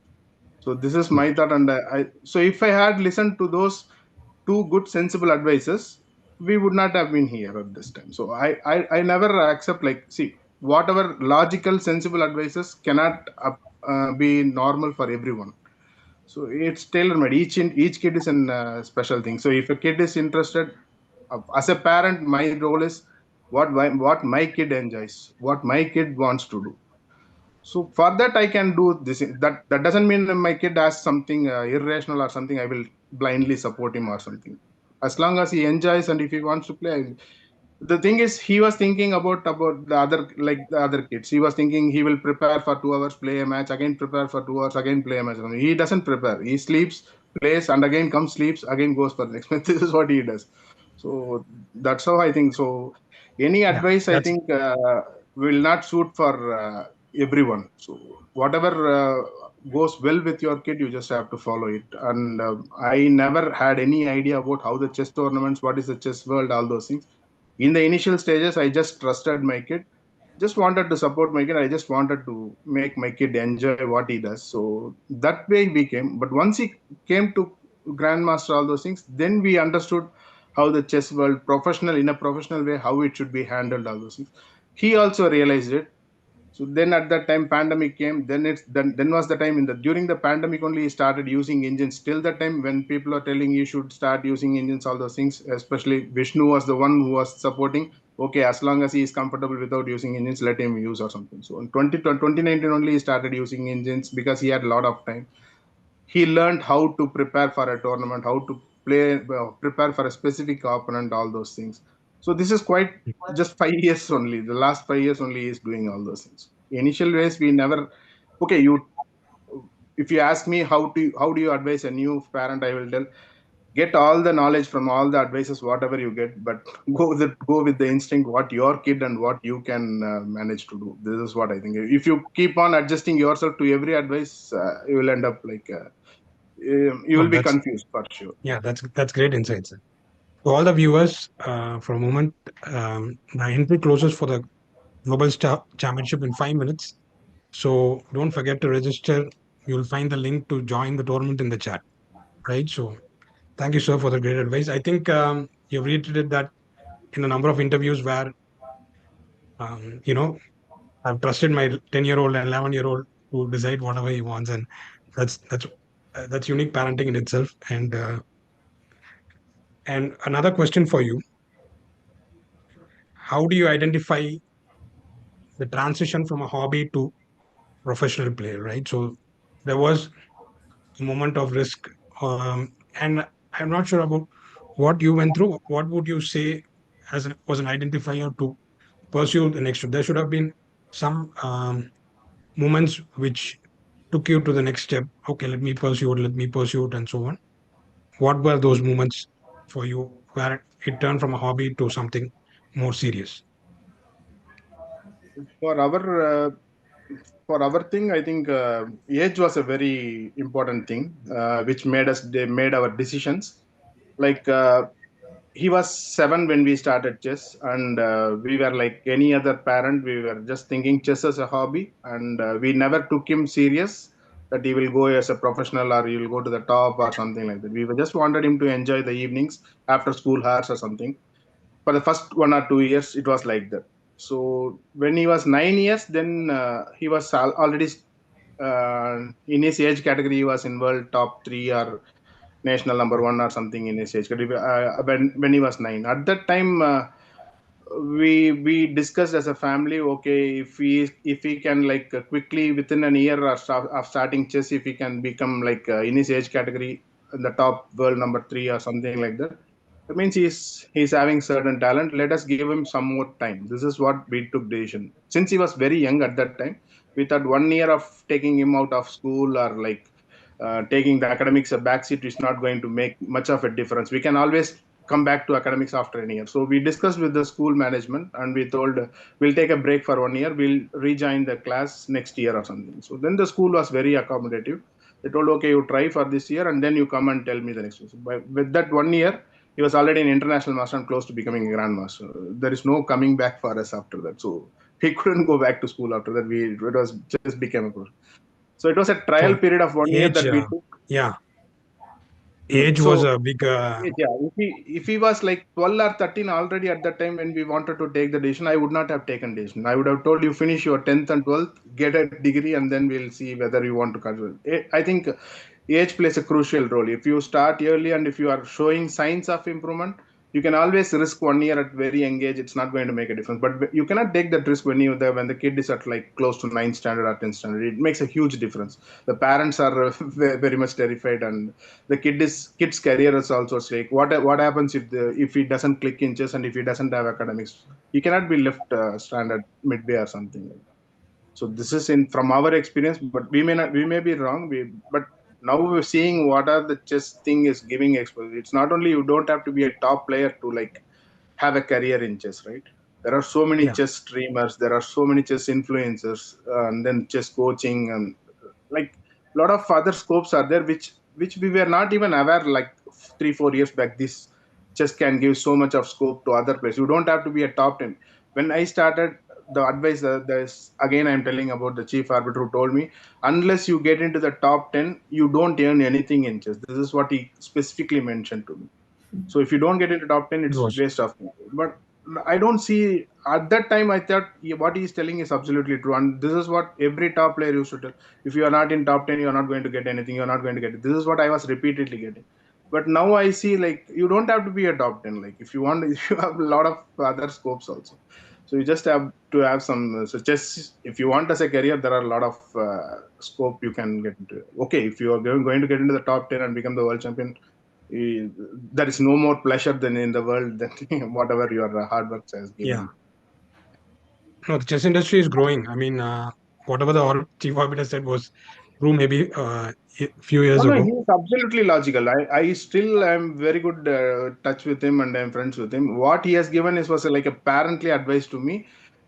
He was telling about his daughter and he was telling what all the struggles he has to face. He was just warning me that you are coming, you are quitting your practice, you are taking him out of school and you are traveling all the way. So you just keep this in mind. This is he gave in a very gentle parently advice. What he told, even now I can tell the same. You see, there are so many colleagues of me were like literally abusing me right now. After seeing me and taking my advice, they took their kids out of school for 1 year, and then the kid is not showing. He's showing tantrums every time they make him play the tournament. They are telling 1 year of our school life is wasted. We are back to school or something. Yeah. So if they follow what I did, they are not getting the results. Then they will start blaming me because of you. That's what I'm telling. Take all the advices, but tailor it to your kids and your family's needs. Don't take it as like, oh, this is the way. And there is nothing like that. One way. There is no particular way which is the success formula or something like. What clicks to me cannot click to you. So that you have to keep in mind. You just have to tailor it according to your individual things. Thank you. I agree completely with sir. Actually, I also being a chess parent, like a long time chess parent. Actually, now 6-7 years since both my sons have been playing chess. But yeah, I think, and then I also meet plenty of parents over the last 5-6 years. I think there is this fear of not being able to achieve success to the level that they want, and the dilemma whether the chess and studies can go hand in hand together, when to prioritize what.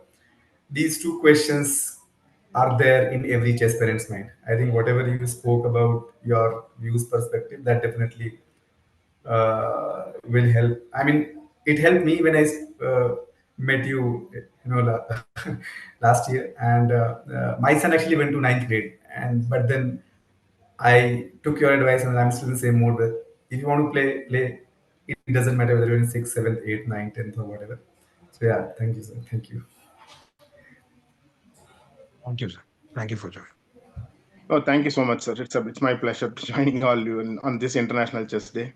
So Circle Chess is giving a lot of options actually with the tournaments, training, all those things. I think people will have a huge advantage using these platforms. Thank you for having me, and let me take my break. Thanks a lot. Thank you. Thank you, sir. Thank you. So, continuing the discussion, guys, right? So, right now we have a dominant field of players at the top, along competing with the best. I would say we are not yet, and both the men and women category actually. What do you think is required for us to become leaders at the global chess scene? Not just in terms of players, but in terms of innovation, in terms of platforms, in terms of culture and systems in place, right? So that we can have these, we can grow this revolution of this popularity. What I'm sure you guys have thought about it, and what are the things do you think we are missing out on right now, apart from the players? I feel that we are actually addressing a lot of areas which we already, considered as areas of improvement. For instance, having a platform like CircleChess itself is, I think, a big step forward because I can't think of many Indian startups, many Indian platforms which is accessed globally. Every other product that we use is none of it is made in India per se. So, be it a playing platform, be it other coaching platforms. I feel that we are covering a lot of gaps which exist. But one of the biggest places where I feel we need to improve as a chess community is to make it more spectator friendly, to think from the perspective of a spectator and see how we can make things more comfortable, to achieve a balance between the rigid traditions that we follow in chess and to also make it convenient for the spectators to come in. I mean, cricket did that with the 2020 format. Cricket had a pretty decent following, pretty decent numbers. But when they had 2020, they brought in a whole new set of people who wanted to come and follow cricket. And the numbers have grown enormously in the last 20 years. Although a lot of cricketing traditions changed, they kept in mind what the people wanted to see and they catered towards that.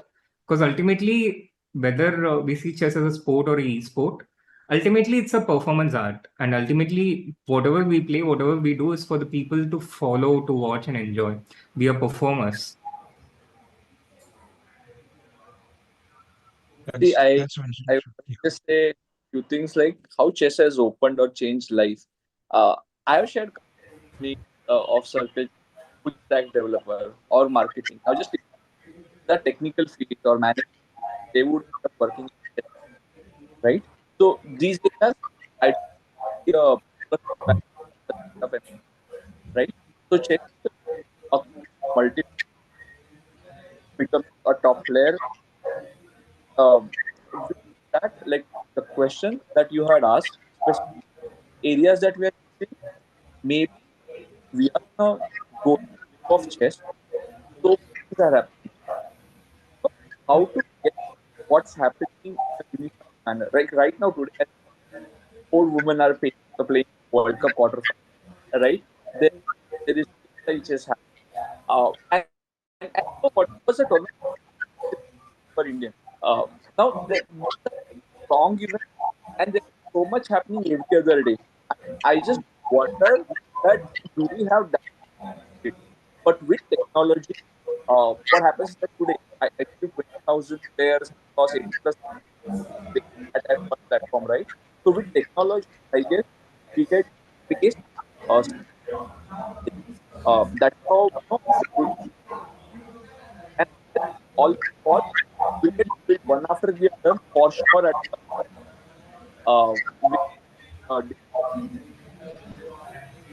Yeah, I would agree that a lot of things are left to be covered, and I'm sure that Gaurav, you must have something in mind on how CircleChess plans to deal with these challenges. We have been Yes. innovating from day one, and how do we plan to take this forward?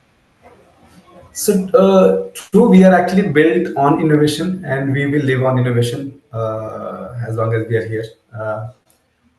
And one saying which I strongly believe and keep sharing very often, right? So, if you do things that you have always done, you will get what you have always had. So, if something has to change, we have to come up with completely disruptive ideas and innovations. Right since the beginning, when we started building the chess company, while I said the idea was to build a global chess community where all of them can come together, interact, play, participate, engage, and be a part of the wider community, we started with the basic communication channel, which is WhatsApp, right? And people kept asking us, "Do you have an app? Do you have a website?" I said nobody in chess community wants to go to the website and wants to go to the app, right? So people within the chess community, they are extremely closely connected. They follow each of the event, at a larger stage and so on. But how do we bring communication channel which can make it much more, let's say,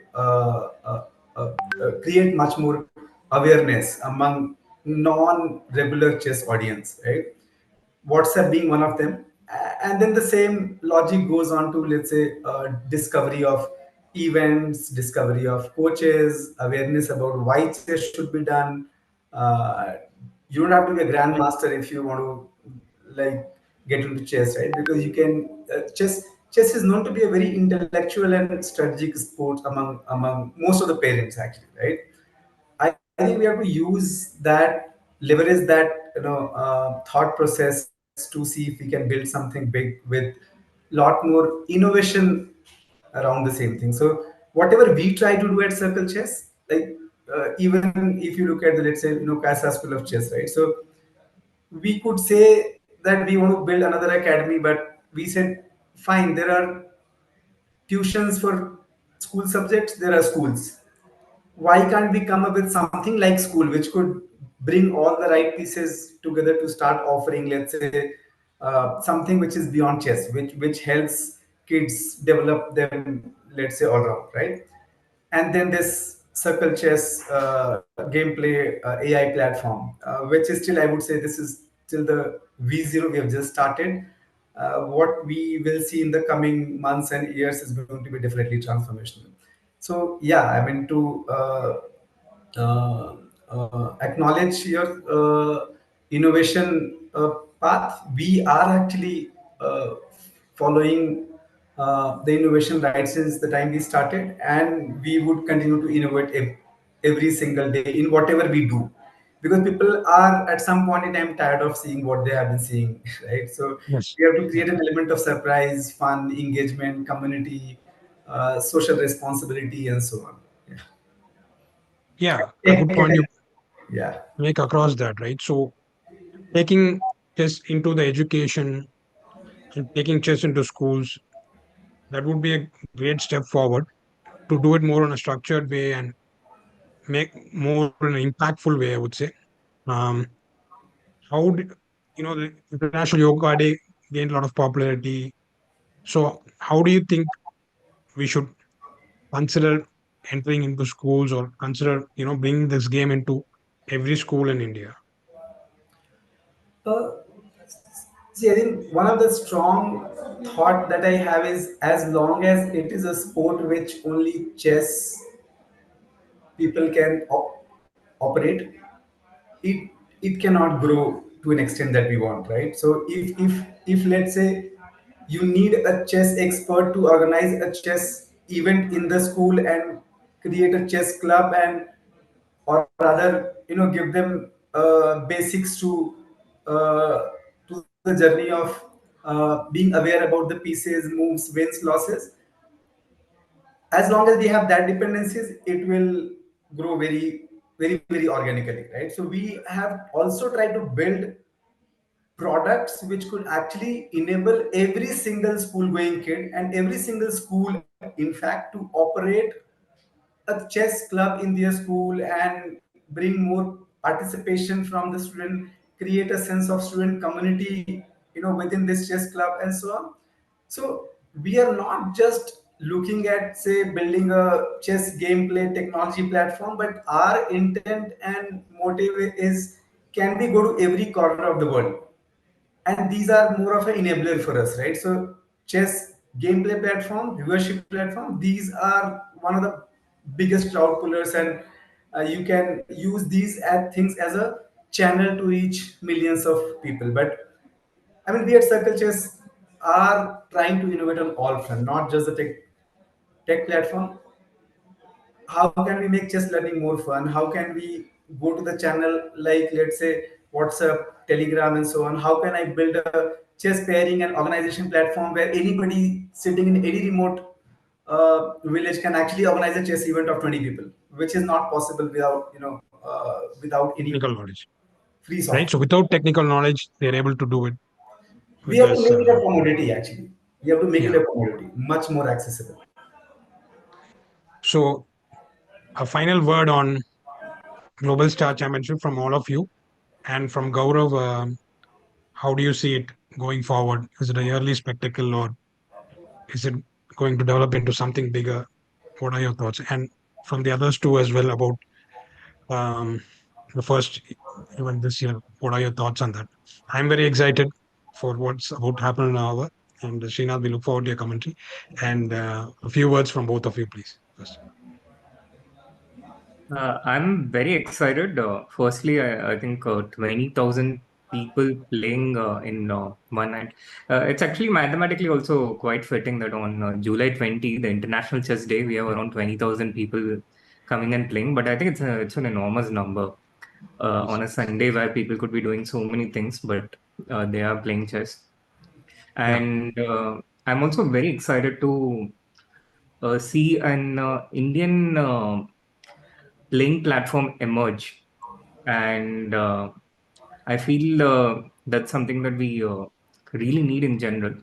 The more playing platforms we have, the better for chess, and the more competition there is, the higher the quality of playing platforms will be as well. So I'm also pretty excited to see the emergence of a new playing platform come in the global arena, Now we know that CircleChess has been building towards it for the last couple of years with a lot of extensive hard work. But to see it being unveiled, to come to this day after such a long period of dedication and hard work is also something I'm really happy to see this moment happen on this day today. Huge congratulations to the people who have been working towards it and excited. Appreciate. And Lokesh, a few words from you. I guess manifestation of how technology can lead to this. I believe today a lot of players or fans will be so happy to play against a titled player. That's going to happen today. This whole chunk of 20,000 plus people, because that never happened. So this is a unique opportunity. And I would say Circle Chess as a whole. I mean, for ages, chess was by masters for grand. And I guess with all of this technology plus human touch, is just changing the whole paradigm of chess, and it is becoming more of a sport. Which the way we discuss cricket, at who won today, KKR or Mumbai Indians? It's being now discussed like that. So I guess that's the real win for chess, and Nath pointed out, it's wonderful to have the technology platform. Like we have players, we have commentators, we have media. Now we have a technology product. So it's actually Circle Chess for India on 20th July. So congrats and look forward to. Thank you, Lokesh. And from Gaurav, your thoughts on today and how do you see Global Star Championship going forward, GSC? Yeah, I think this, like I said, is definitely the biggest milestone so far. But we have been thinking of creating such asset and innovation right since our first year of inception. So I don't know if you remember, but we started with Bullet Bash chess online event, right? Where in our first event, I do remember that we had close to 6,000 people participating in the online bullet event, and from 6,000 and here a few months ago to 20,000, and what will come ahead, probably we would like to do at least 1 million concurrent players coming and playing on the platform. I know it sounds superly ambitious and so on, but I think we should aim to organize 1 million concurrent chess players event in a couple of years from now. So yeah, and then at the same time we would more than doing it like a global online chess event, I would also want Circle Chess to go to the grassroots level, like you mentioned about going to school kids, going to smaller places. So I think it has to be tackled from both fronts, right? So from a vision perspective, we want to scale it to every single person who are into chess, who is into chess, and who can benefit a lot by just like understanding the wonderful thing that the chess offers. So yeah, I mean those two things which I would wish to do in the next couple of years. Yeah. That's great. I think Circle Chess always, aim to reduce the barrier of entry into chess. I think that is something distinct that I've noticed with Circle Chess. And great job. Uh, and everybody out there, the entries are closed for the Global Star Championship. See you all at the event. And I want to thank each one of you for joining today evening. See you all in our, hopefully, at the Global Star Championship, the world's biggest chess tournament. Thank you guys for joining. Thank you. Thank you, Krishna. Thank you. Bye. Thank you, Krishna. Thank you, Lokesh. Thank you.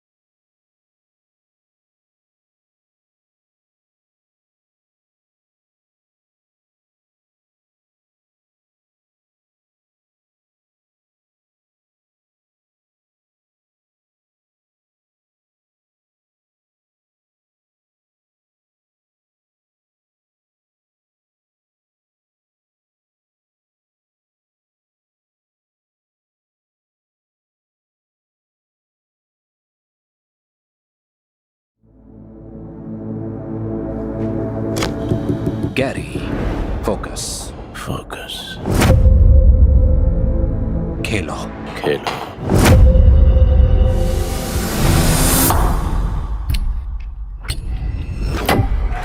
तुम्हारी machine ने अपनी काबिलियत दिखाई है, पर यह काफी नहीं है.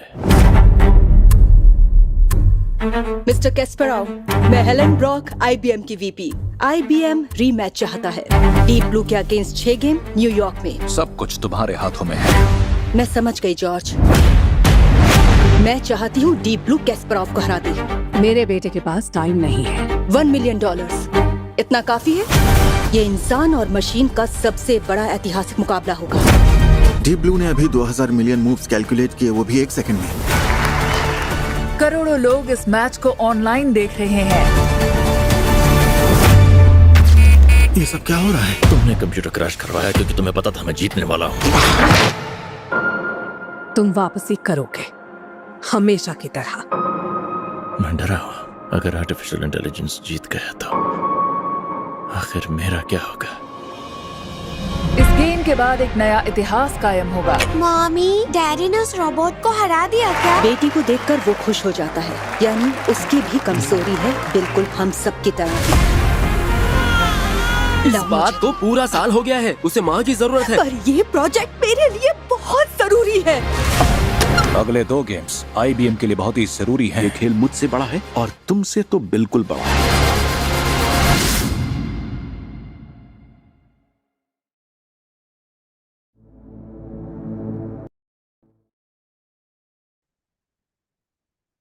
Guys, so yeah, that was a wonderful trailer. Live on Lionsgate Play today, a movie rematch that is inspired by the legend Gary Kasparov and his match versus IBM's Deep Blue. And we are very proud to announce that we have collaborated with Lionsgate Play for this tournament, Global Star Championship, and will be giving away Lionsgate memberships to a lot of you in this live contest happening right now.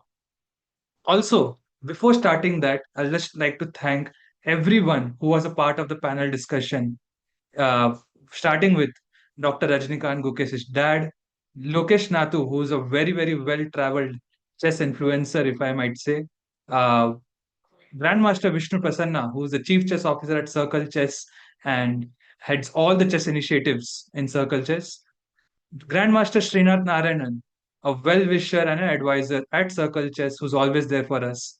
And finally, our founder, Kumar Gaurav, who's always leading us in everything. I hope you enjoyed the chat. And now, with that, we have also closed the entries of Global Star Championship with a final count of 19544. That's a very large amount. So guys, big round of applause for every one of you in the chat for joining and making this a very, very big event. The event starts soon at 7 p.m. Till then, we have brought to you live contest with a lot of rewards. What's there in the rewards? We have Amazon cash vouchers, Caissa subscriptions, and Lionsgate Play subscriptions as well. The funda is very simple. We will have questions appearing on your screen one by one. You have to answer in the chat. I'll be reading the chat. And the first person to answer each question wins an exclusive reward. I'll be telling the reward for each question right before the question. Can everyone hear me in the chat? Yeah, is everyone ready? I can see Sabita, Nawal, Haricharan, Tina, Atharvaraj, Divye, Rishabh, Gukesh, Avni. Come on, guys. So 6:45 will start the live commentary, and then 7 p.m. the tournament will start. So 6:45 we'll have Grandmaster Srinath back again for the live commentary with Tina Popley, and post that at 7 p.m. tournament will begin. So yeah, I see a lot of yes, yes, yes in the chat. Let's go. So the first question here for you for 3 months of Caissa subscription in front of you. Let's go. Who is the youngest Indian to become a Grandmaster? A. Grandmaster Gukesh. B. Grandmaster Pragnananda. C. Grandmaster Nihal Sarin. Or D. Grandmaster Vishwanathan Anand. Okay. What is the answer, guys? I'm looking forward to the answers. I don't see any answers yet. Please type your answers in the chat. Yashwini Marichi. Yes, Yashwini, you have got the right answer. Then we have a lot of people. Okay, it's tough to read everything. We have JNS, Poke, Steven, Sanjay, Jagdish, Prasad, Abni, Abhishek, Vixity, Nakshatra. Too many answers. Okay, but Yashwini was the first. So Yashwini, congratulations. The right answer is Gukesh, and you win a 3 months Kaisa subscription. Okay, I'll just add a alternative question. There's no reward for this, but just an alternative question. Who was the youngest Indian to become an international master? Do you know this? Who was the youngest Indian to become an international master? See, Nihal Sarin. We no, that's wrong. Mani Bhushan has got it right. Pragnananda was the youngest Indian to become an international master. Okay, so I think everyone's warmed up with this easy question, and now we move on to the second question. Let's go. Who was the first official world chess champion? A. William Steinitz. B. Emmanuel Lasker. C. Jose Royal Capablanca. C. Paul Morphy. Okay, so one person answered Manuel Aron for the last question. He was the first international grandmaster, not the youngest. Okay, we have answers B, A, C. We have a lot of different answers, but the correct answer to this is A, William Steinitz. And the correct answer was given first by Jagdish Mehta. Jagdish Mehta, congratulations. You win a 3 month Kaisa subscription. And I forgot to mention this. So, Jagdish Mehta and the winner for the first question as well, Yashwini, please mention your email in the chat so that we can reach out to you post this event with your winners. So please, Jagdish and Yashwini, the first two winners, please mention your email in the chat so that we can reach out to you. I love this. A lot of people are live online. Thank you guys for making this interesting. The next question. Okay, so this was William Steinitz, and Emmanuel Lasker was the second uh, official world chess champion. Paul Morphy, although a legend of chess, was never a world champion, but that's the pity, right? So, yeah, third question. And third question is for an Amazon voucher of 250 rupees. The third question for Amazon voucher of 250 rupees right in front of you. Here we go. In which year did FIDE award the first Grandmaster title?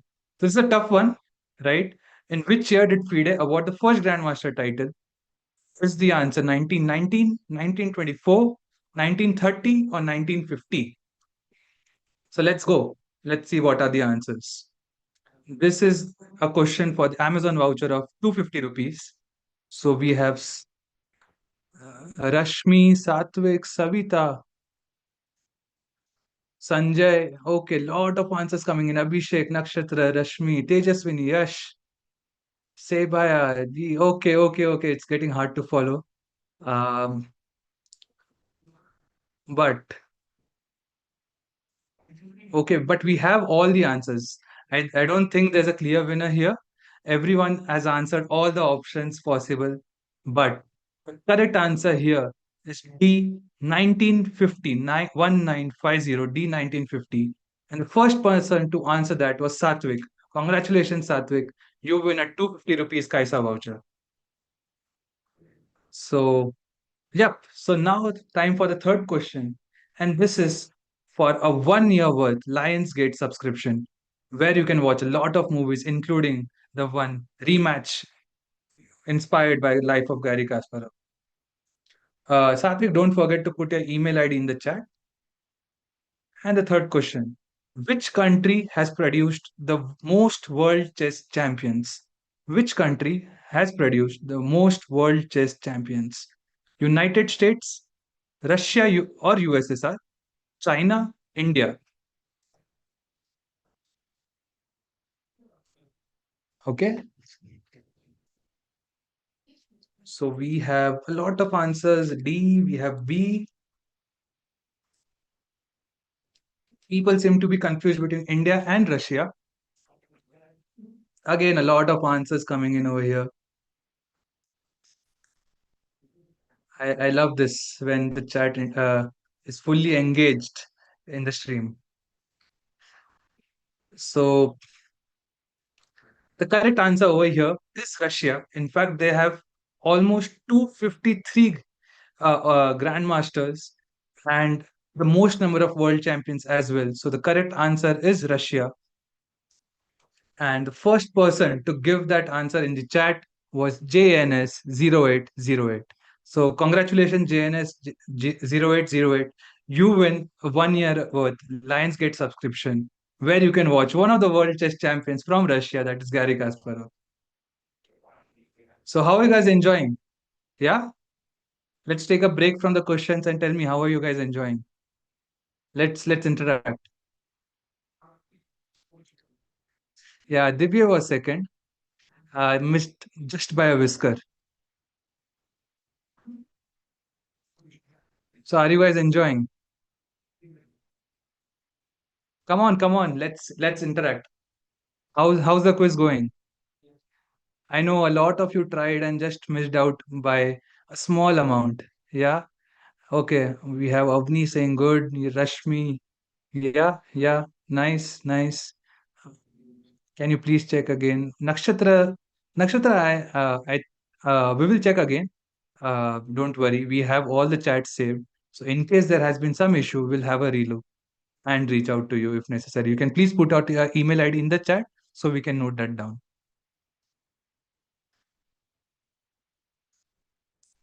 Okay.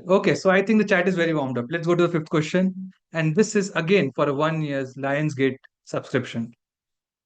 In which year did Vishwanathan Anand become world champion for the first time? Was it the year 2000, 2001, 2003, or 1997?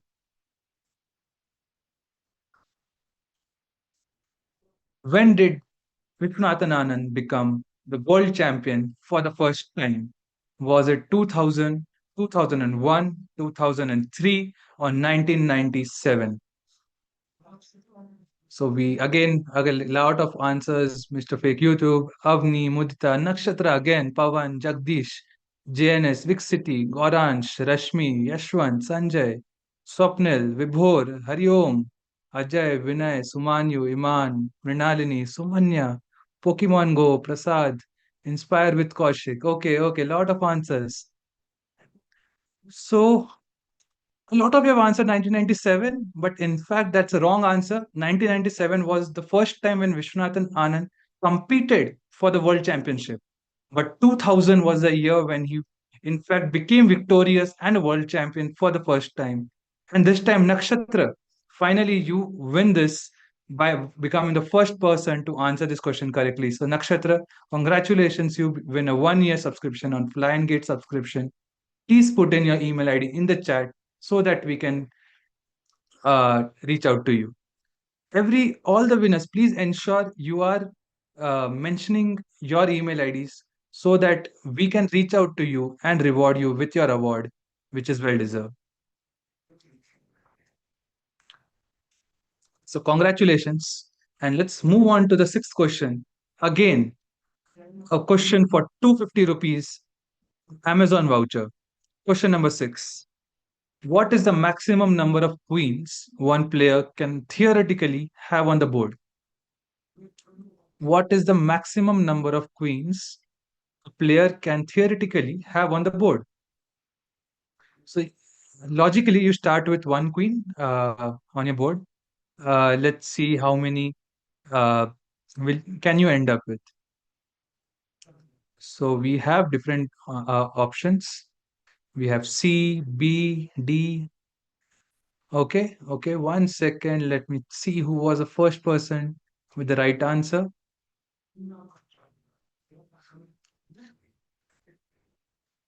Okay, JNS, Mudita, Vixity, Yashwant, Pawan, Hariom, Joshua, Goransh, Pratik Chandwani, Chanakyan, Jagdish, Vinay, Viswajit, Sid Bhavya, Nal, Blade, Yashwant. I love it. I love it. So many people in the chat. But the correct answer over here is 9. And the correct answer was given by JNS0808, who wins his second reward of the day. Congratulations, JNS. Please put in your email ID and maybe also your real name so that I can address you better in the live stream. And if you might are still confused on how you can have 9 queens, you start with 1 queen and you have 8 pawns, each of which can promote to a queen when played ideally, of course, and then you can have 9 queens. So we are, I think, 6 questions down. 2 Amazon vouchers have been given out, 2 3 months Caissa subscription, and 2 Lionsgate subscription. Let's go to the next question. Okay, Javeen, JNS real name is Javeen. So congratulations. So we go to the seventh question. What is the name of a game that ends without either player winning? So this is a question for 3-month Caissa membership. What is the name of a game which ends without either player winning? So we have again answers coming in: Sabita, Sumanyu, Mudita, Joshua, Lift in a Blink, JNS, Nakshatra, Viksit. So we have a lot of people. We have touched 100 live watching. Let's go. Let's go. Come on. How many are also playing in the GSC?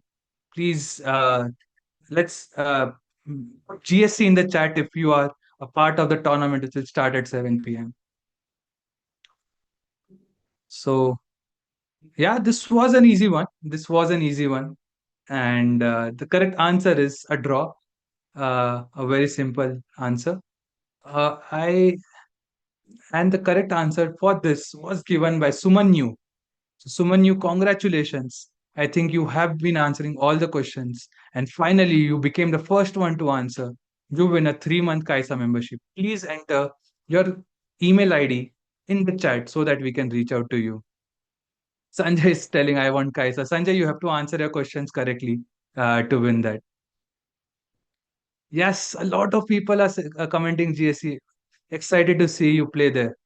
We have 1,000 players today who will be uh, qualifying to the finals, where every player in the final is guaranteed of prize money. But don't worry, 4,000 of you today who could not qualify will still win a ticket to the next prize money tournament that will be hosted on CircleChess. Yes, yes, yes. Okay, okay, let's go.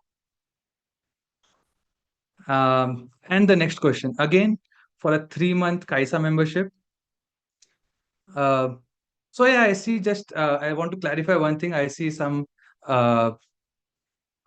players are mentioning, I mentioned first. So that is because,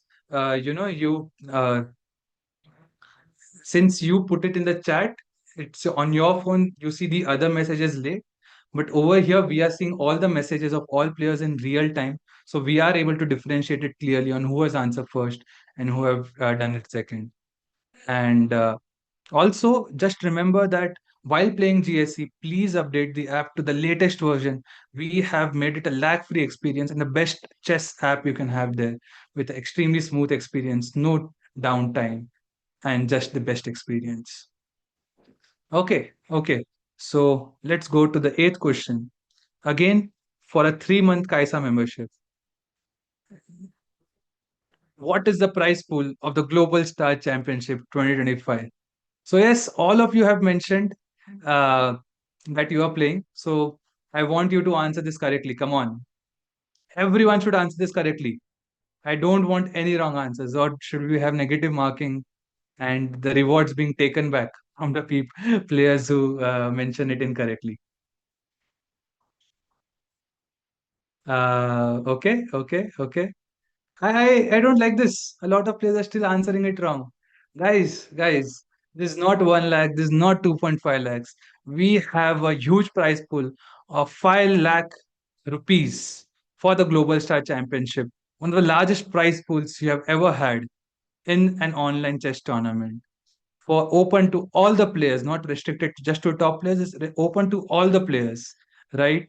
And this is possibly the largest tournament hosted online in the history of chess.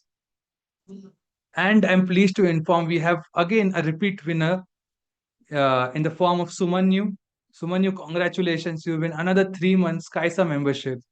So that's 6 months of Caissa membership for you and a lot of personalized training on our Caissa app where you can review your games and improve day by day.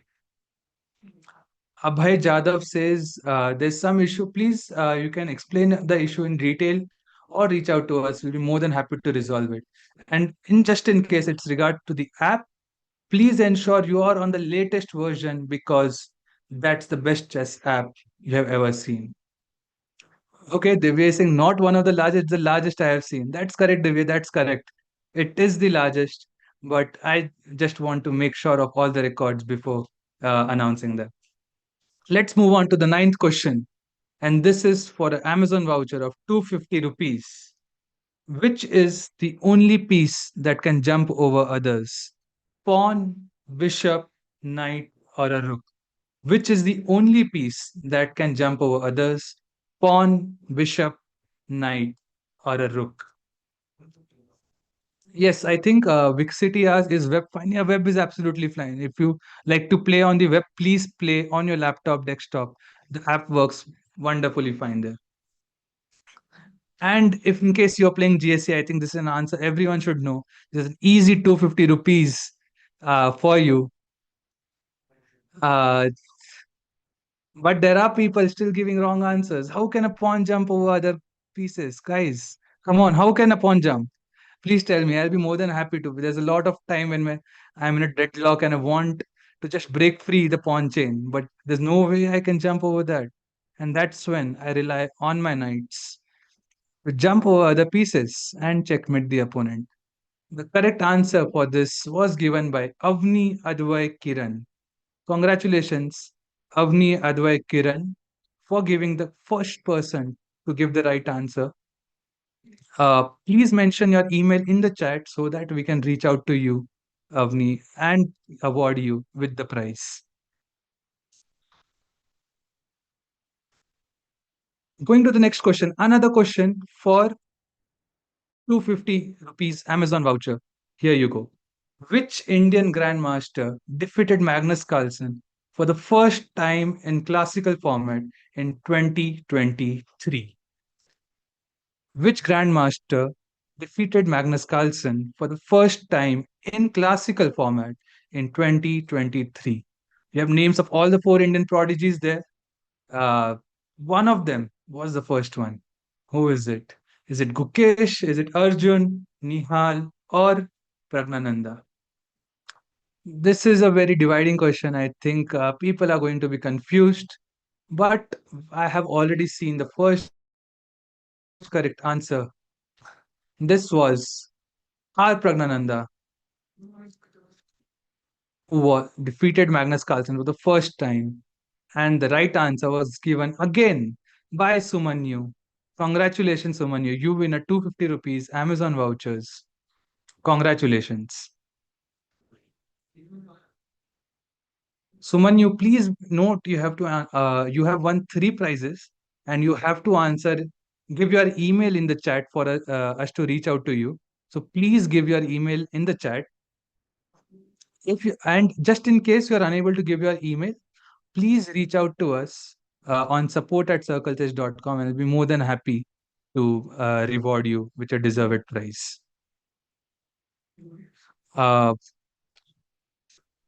Yeah. So, meanwhile, you saw the half question answer for Nihal. I think people are getting angry.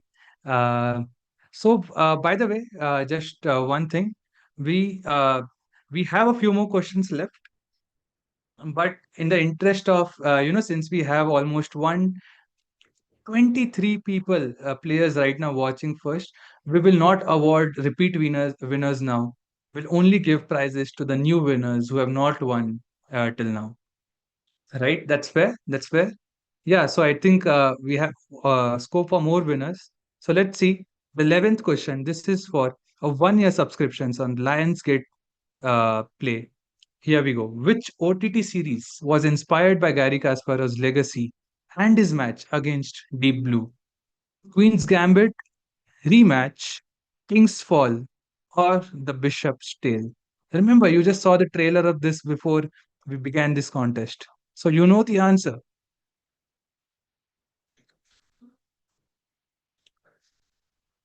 Yeah, we have people answering.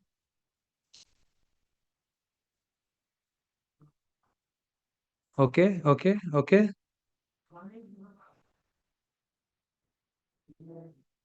So the first, this is in fact a rematch named after the rematch Gary Kasparov had against the IBM Deep Blue. He won the first match. In fact, the computers that time were not so strong, or should rather say Gary Kasparov was too strong, and he defeated IBM's Deep Blue in the first match, and then IBM challenged him for a rematch, and that's what the movie is about.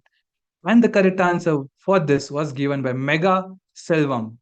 Mega Selvam, congratulations, you win a 1 year membership for Lionsgate Play, and you can watch this movie rematch. Please mention our email in the chat. And let's go on to the next question.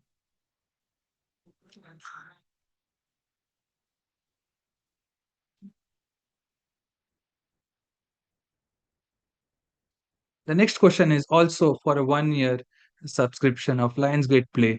Here we go. Which team did CircleChess sponsor in the Global Chess League 2024? Which team did CircleChess sponsor in the Global Chess League 2024? So in fact, CircleChess was the title sponsor of one of the 6 teams in the Global Chess League last year. And which team was that? Indian Tigers, American Gambits, Global Knights, or Super 64?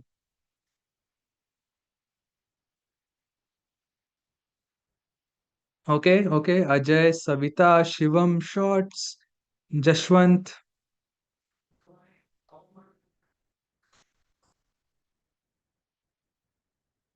Sorry.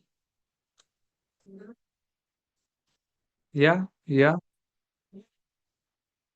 So the correct answer for this was given by Savita. Congratulations, Savita. You win a 1 year membership of Lionsgate Play. So we were the title sponsors of American Gambits with the marquee player Hikaru Nakamura.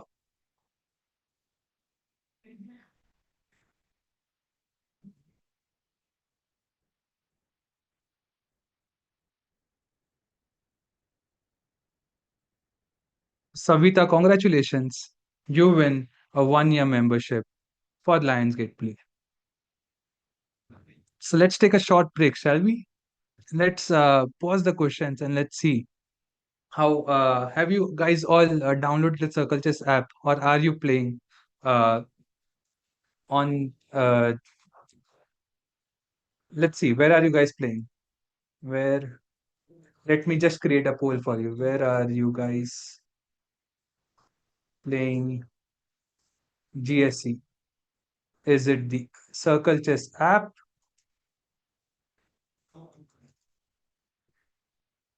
or is it CircleChess web? Let's go. The poll is live. Let me see your answers in the chat. Where are you guys playing GSC? Divye, Swapnil, Atharva. Let's answer in the poll. The poll is live. Let me see. What do you guys love more? You play on the app or the web? Okay, okay. It's a 50-50%. Very close. All in one channel says I'm playing on both. This is not fair. Prasad, what is not fair? I answered in both questions first and correct. No, Ajay, we are getting the live feed. Don't worry. We are trying our best to award the fair winner. It's a very close between app and web. I, in fact, expected app to be like almost more than 75%, but we have a very close margin neck to neck between app and web. I'm playing on the app, by the way. I am loving the app experience. App is better. App, web, Amulya Mittal, Joshua, Alman, Chanakyan, Shriwald. Some players are saying both as well. I'm just interested. How are you playing on both? But don't worry. If you have not downloaded the app till now, please go and download the app. I'm sure you'll have a wonderful experience. All the features are live. We have lag-free experience, smooth movements, pre-moves are there. We have a very, very robust anti-cheat algorithm. So let's go for it. Vinay is saying a lot of issues with CircleChess app. Don't worry, Vinay. A team has worked day in, day out and fixed all the issues. And you will have a very, very smooth experience. So let's go. Web पे engine होगा. Divya, don't worry. We are detecting if players are using any engine aid or are using any plugins. Everything is checked, and those players will be banned or be removed from the tournament. Don't worry. You will be playing only fairly against the righteous winners. So I think let's uh,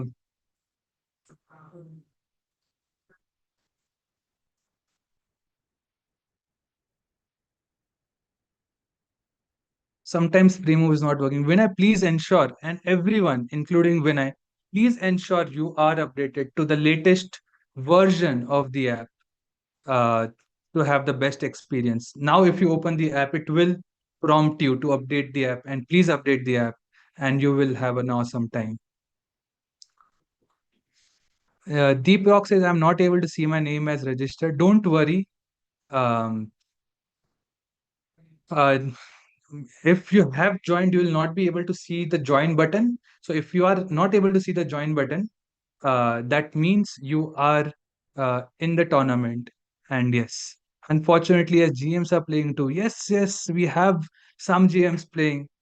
We have title players. I will have the exact numbers of the title players soon. But until then, uh,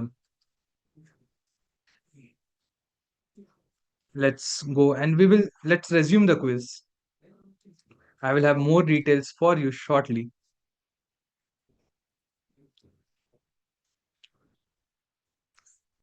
You do have pre-moves.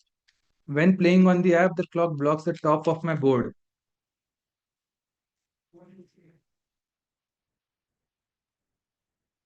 Muruga Raj Subramanian, please mention your email right now in the chat and we will reach out to you, Muruga Raj.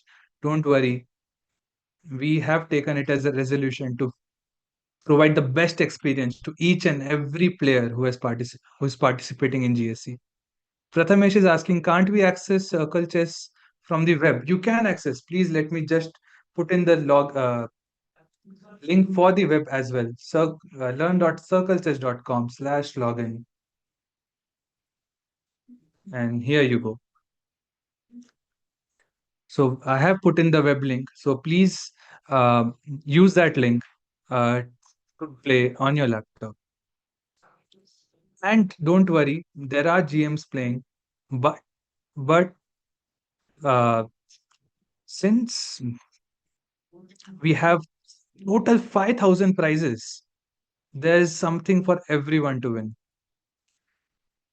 Pairing given or not, pairings will be out by 7 p.m. Anshuman, don't worry. The pairings are being generated. We have had more than 19,500 players.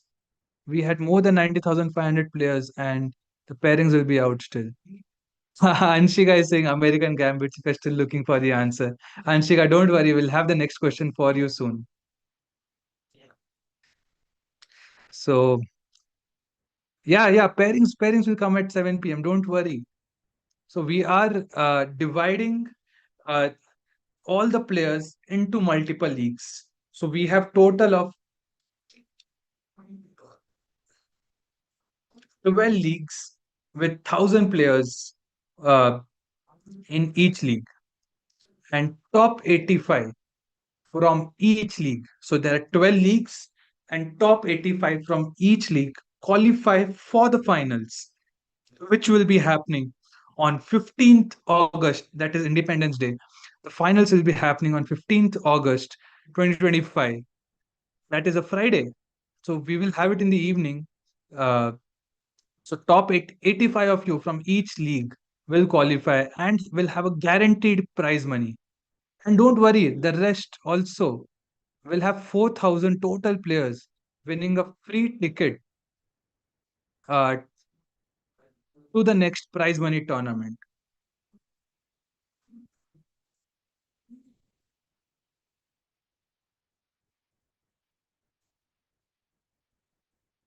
So, yeah, I think if there are more questions, Shiv Upadhyay, sir, the app, please. So, Shiv, can you please give the app? Okay, okay. Please, Shiv, you can just search for Circle Chess on App Store, that is iOS or Play Store on Android, and you will be able to find our app. So don't worry, you will be able to find our app. So yeah, I think the last three questions, guys. Let's go. Last three questions. Ganesh is saying I joined, but there's no need to withdraw for playing. No need to withdraw, Ganesh. If you are joined, you are joined. Yes, Vixity, all of you have joined. Don't worry. If you are in the tournament, you won't be able to see the join button. Going to the next question.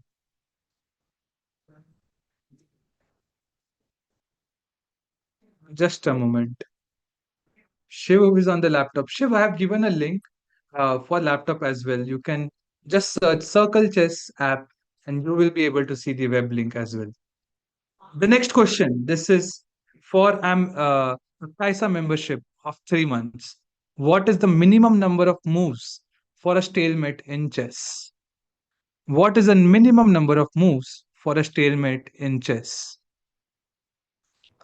So, is it 23, 10, 17, or 31?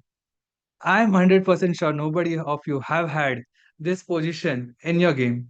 But theoretically, of course, we chess players like to think of imaginary scenarios. So, uh, what is the minimum number of moves for a stalemate? So, we have Hitesh, Sumanyu, Satvik, Mudita, Arav Dubey, Prasad Bilbolna, Shivam Pandey, Lift in a Blink, Anime, Joshua, Prasad, Archana. Okay, okay, okay. So the correct answer for this is 10 moves. It's interesting how in 10 moves you can get a stalemate where no players have any moves left. Very interesting. And so we had Suman Yu giving the right answer, but since he already won, that will pass on to the next winner, which again was a repeat winner, uh, that is Satvik. So the third person who said the correct answer for this was Shivam Pandey. So congratulations, Shivam Pandey. You win a 3 months Caissa subscription. The last two questions, let's go. The live commentary is starting soon, so we need to wrap this up. The, the second last question, again for a Lionsgate membership of 1 year. Which AI chess coach platform is being endorsed by world champion Gukesh in 2025? Okay, okay, I think I lost the answer over here. 1 second, 1 second. I have lost this. Okay, lot of answers. All of it are right. B, B, B. Caissa, Caissa, that is the name of the Circle Chess app, which the world champion Gukesh is endorsing for us. But I'm extremely sorry. I somehow lost uh, who answered it first. I was unable to catch it. So I will have to uh, add a separate question. So we'll have one extra question. I'm really sorry. I was unable to catch the winner for this one. I'll make sure it doesn't happen again. So so it becomes hard to differentiate between this options and the next one. So just please mention, let's say yes, yes, yes on the chat. Let's go so that we have a break between options and this. And then we'll move on to the next question. Yeah. Anshuman is saying the game will generate automatically. The game will start automatically. Don't worry. The game will start automatically. You just have to be there on the app at 7 p.m. We'll have 12 leagues total. So let's go. The next question is live in 3, 2, 1. Who is the Mozart of chess? Is it Bobby Fischer, Magnus Carlsen, Gary Kasparov, or Vishwanathan Anand? Who is known as the Mozart of chess? Okay.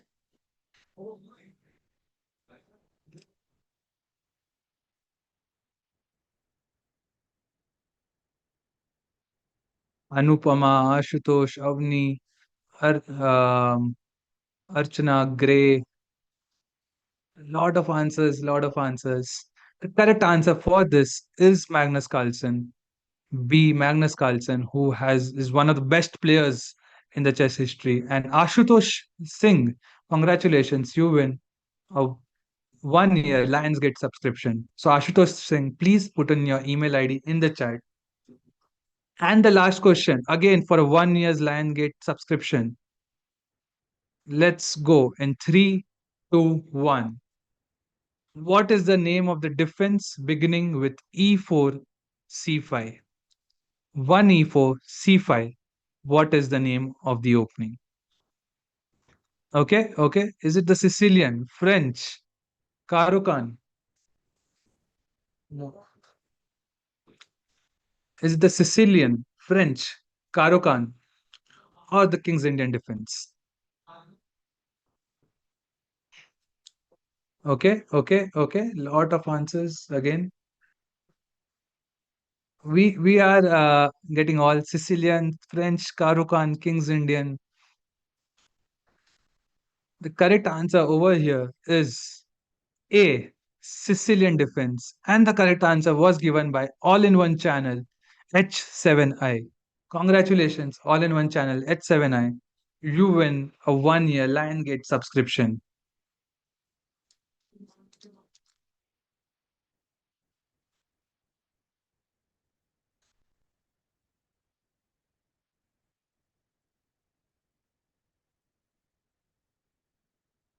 So how is it going, guys? So let's take a short break before Grandmaster Srinath and Tina start with the live commentary. Tell me, what is your favorite opening? Of course, it can be anything out of the four mentioned. What is your favorite opening, and what will be your opening of choice for the Blitz tournament today? That is the Global Star Championship. We have DI Star saying King Indian. Okay, okay.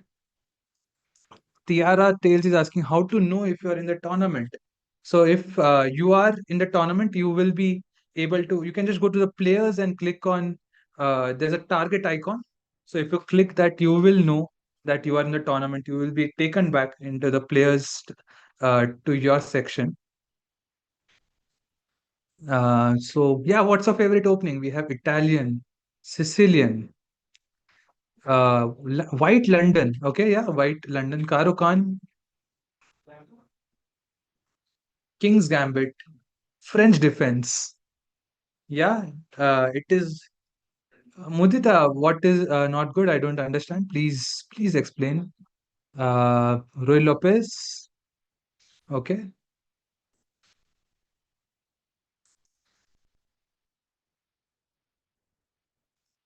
So what to do if you have one all-in-one channel? Please mention your email ID in the chat.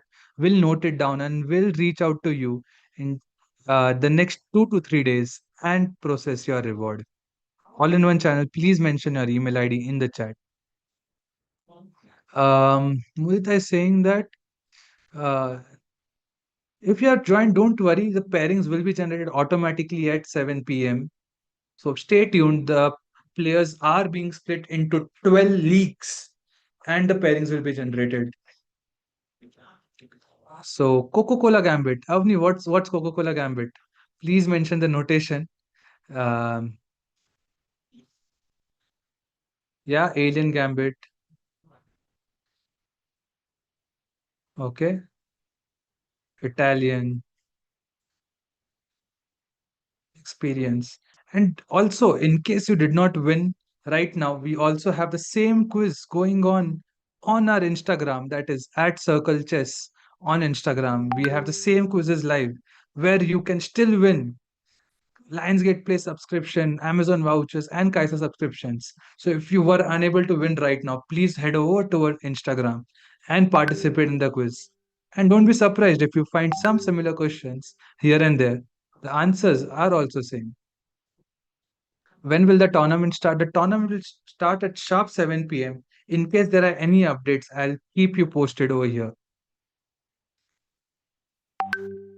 So, sir, now I can watch the rematch movie. Yes, Nakshatra, if you have one, uh, the rematch, you can uh, watch rematch. So yeah, with that, we come to the end of the live contest and the tournament with the live commentary from Grandmaster Srinath and Tina Popley will start soon. So we are just taking a short 2 minutes break to start the live commentary and we'll see you soon at 7 p.m. So yes, let's go. Hope you guys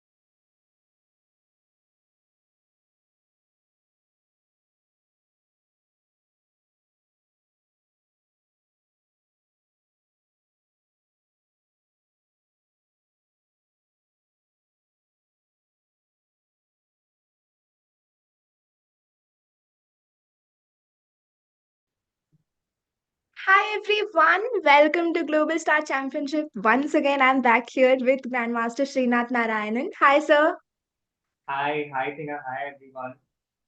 how are you? I'm good. How are you? I'm good. So chat, as you all know, Grandmaster Srinath is a coach, has been coaching a lot of stars like Divya, Arjun, Nihal Serene, and is now training with a lot of youngsters now. So we are so glad to have you here, sir. Thank you for joining. Thank you so much. I'm glad to be here as well. So we have the games started. Yeah. Yes, we are about to show the games, but before that, if you can share, how are you feeling about this event? We have dubbed it as the world's biggest chess event so far, especially with close to 20,000 joining in. So, how are your feelings? I'm super excited. Having an event with 20,000, close to 20,000 players is probably the first time I've heard of such a thing. We have had events with 2,000 players, 5,000 players, and things like that. So for a platform to have an opening of such a grand scale, I think it's super exciting, and I hope it's likewise for the people who are playing in the event. I see some many of them have started playing. Some of them have even won their game. Arundhati says she's won her game, and yeah, so super excited to be witnessing it live in action, and hopefully this is a historic moment and the beginning of something super major. Yeah. Have you seen any other event with, let's say, we have close to 20,000 people here, but has this ever happened before where close to 20,000 playing on a single stage?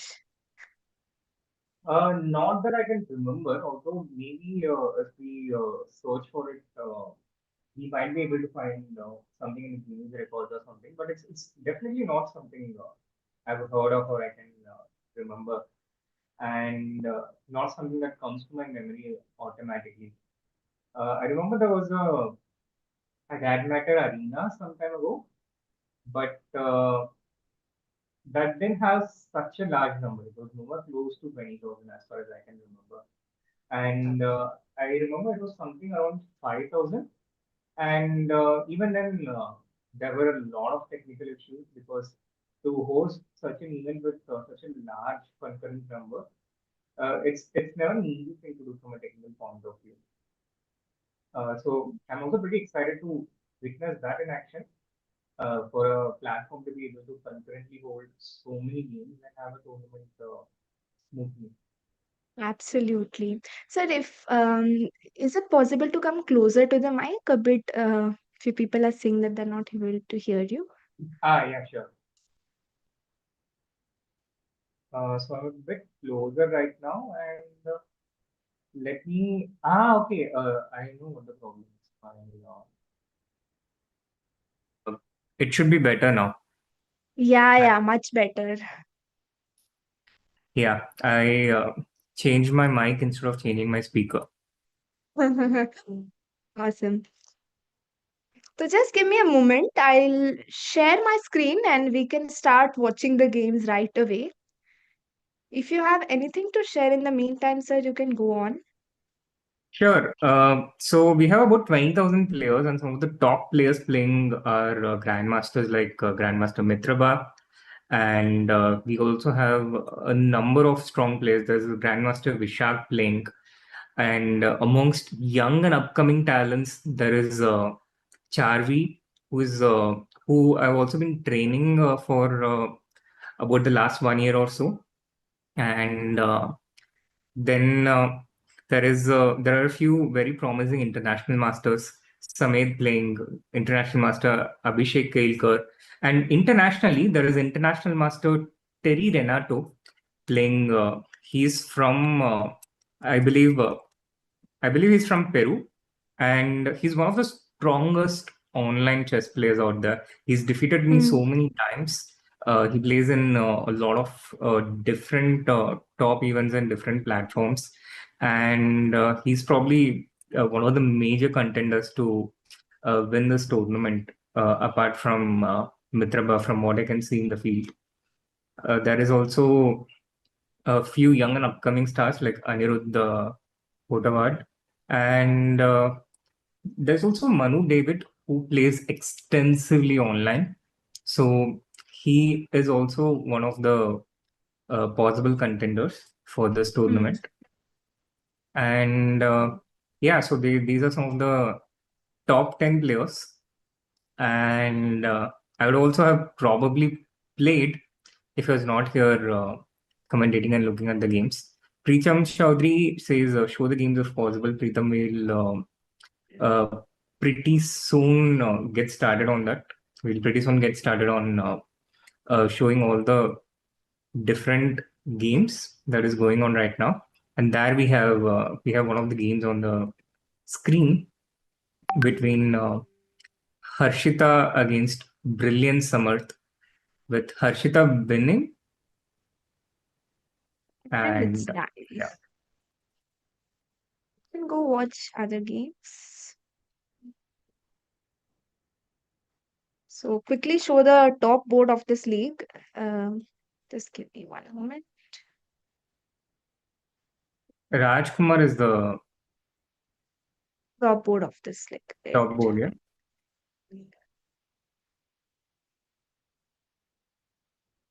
So we have 12 leagues, right? Which is divided, and 1,000 players are playing in each league. And 85 top 85 people from each league will qualify for the finale. Right. And how many? So it's a total of 9 rounds, right? 10 rounds with 3+1 format. Ah, okay. Yes. Nice. And we have the round 1 going on at the moment. Yeah. So almost going to be done. Just showing you another league round. Game from another league going on. Yeah, moment. I see also a few comments about few glitches in the app, but to be honest, realistically speaking, for in tech, for a app to handle this many amount of users and being out for the first time, I think it's realistic to expect a few glitches. It would be, I think, very unrealistic to expect everything to go smoothly at the very beginning. But I think just the fact that we are having the tournament going on with the vast majority of games going already exceeds some of the other platforms. So yeah, I think we should be a little bit patient and give time for the app to grow. Absolutely. And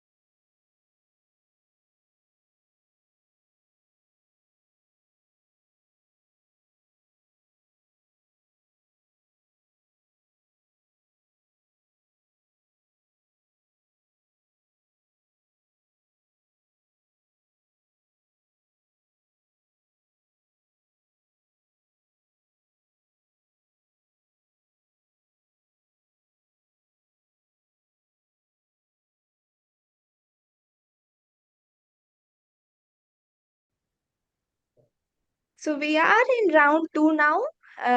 Sorry for the delay from our side. We are back with round 2. And we are in group 1, Alex versus Arjuna. So started with D4.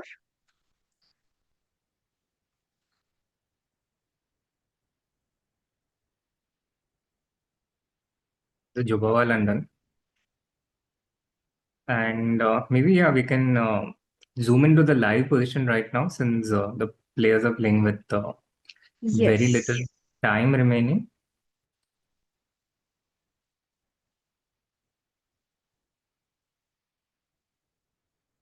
This is a game between Sadanandan against Shushant again with both the players with barely 10 seconds remaining.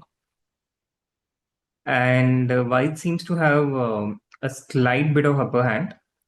But there's also a 1 second increment, so which makes a Yeah. massive difference in the propensity of someone being flagged or not being flagged. And White is playing very dangerously with barely just 2 seconds remaining, but it's actually Black who Yeah. is lost on damage. And here all the pre-moves help us, yeah? Yeah, definitely.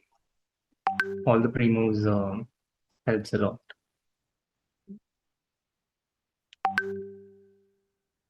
So, yeah, a lot of different games going on in round 2. And this is also very Queen F3 and Queen G2. I A very nice understand. made by White with just 3 seconds remaining. So actually the round 3 is in progress, is it? And Magnus is playing? So this is a username. So people can keep any username. Hence, so all the title players are verified and have the title visible before their username. Any player who does not have a title is not a title player. Right. So again, the game between variable underscore crit against Mahi Data. Queen's gambit declined, where White seems to have something of a slight bit of an advantage from how the opening goes. White actually has a very nice tactic here. If anyone is able to see it in the chat, White to play, what would you play here? Are you able to spot this? Yeah. The White player has spotted knight into d5 and bishop h7 check. Discard attack, winning the queen for just 2 minor pieces. And he resigned. There was a very quick win. How difficult is it to spot tactics in blitz? I think it really depends. It totally depends on your practice and fluency. Tactics is probably one of the easier things to find in blitz because generally you get more opportunities in blitz. I think. Yeah. Compared to longer time controls. Yeah. Also, sir, so a lot of people are our old users who are playing on CircleChess and using Caissa. A lot of people have joined recently, right? So the ratings are all taken by, let's say, FIDE, and who does not have a rating here is fetched by that. So it is different for everyone, right? It's new to all. So how do you think this will matter for people? So usually players come prepared according to ratings or player names and so on. And here all the usernames are quite new to all. So how difficult or easy would it make for people to win here? I think it makes it a bit random, but also considering the humongous amount of people who stand to qualify, I think if you're a pretty strong player, there's more than fair chance of qualifying. Now I remember that it's a case with a lot of tournaments where the ratings are a bit skewed at the beginning. Like for instance, when we had the beginning of rapid ratings, and I remember there was a time when I played Gukesh and he was rated 1900 in Rapid, whereas everyone else was about 2500. And what this does is it makes the pairings completely random. So as the higher rated player, it doesn't necessarily guarantee that you face a low. Oh, wow. Black has blended a mate in one there. Ouch. It was sad Let's and just brutal. quickly go through what happened.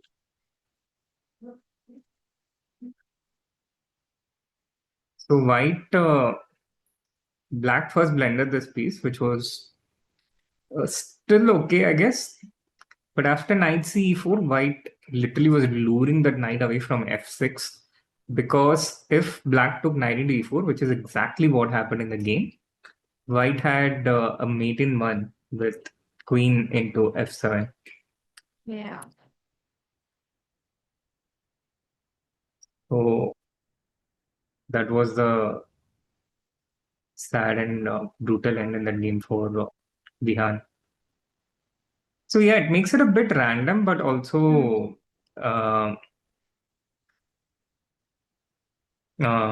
yeah, also it with 85 players qualifying out of 1000 in Yeah. each, and I think barely 10 or 20 title players overall. If a player is strong, they should be able to qualify in the top 85 regardless. Yeah. So someone is asking in the chat that my game was auto-resigned. Will I be paired in the next round? Yes, you will be paired in the next round. So here we have This is Fun 2008 against Nirvan Chess. Sorry, Tina, you're saying?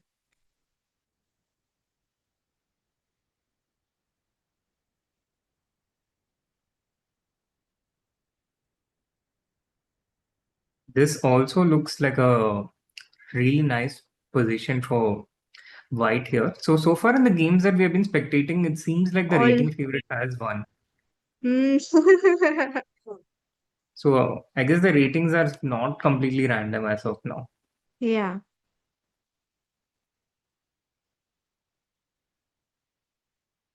If you have any questions for GM Srinath, we can take from the chat. So any question you can pitch in there. How can I know the group number? So you will have the group name on the tournament page. So for example, the board we are seeing now is from group 2. Let's quickly. I suppose right now Yes. all the questions are related to technical questions from what I can see. So do you want me to go to the next game, sir? We can look at this game as Okay. well. Also, you have the control, so you can. Okay. Yes.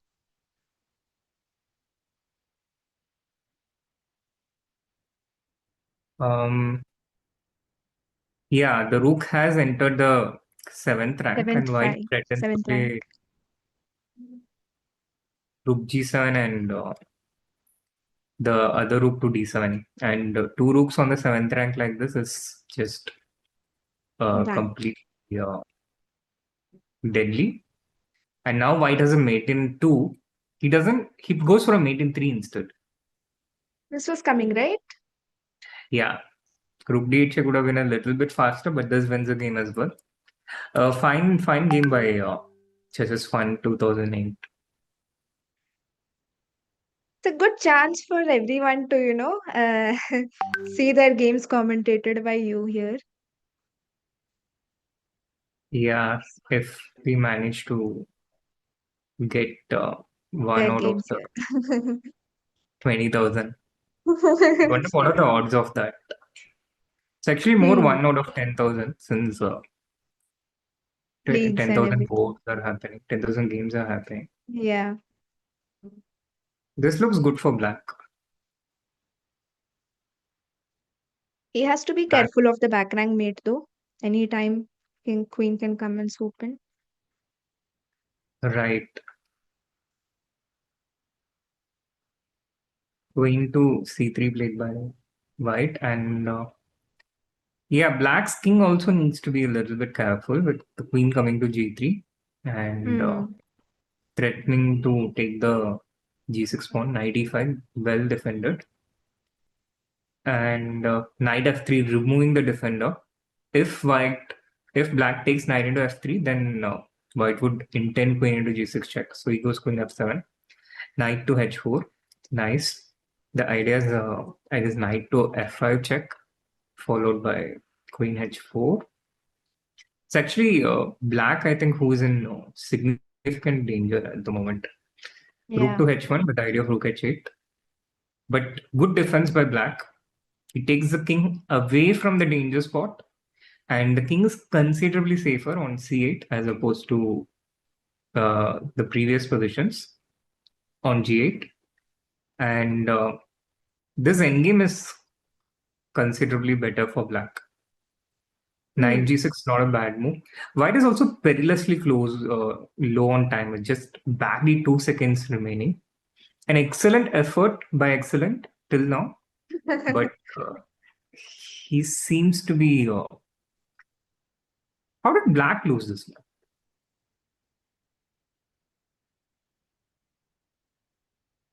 So this is Black Kartik Sai lost this versus one. excellent. Let me quickly check the result here.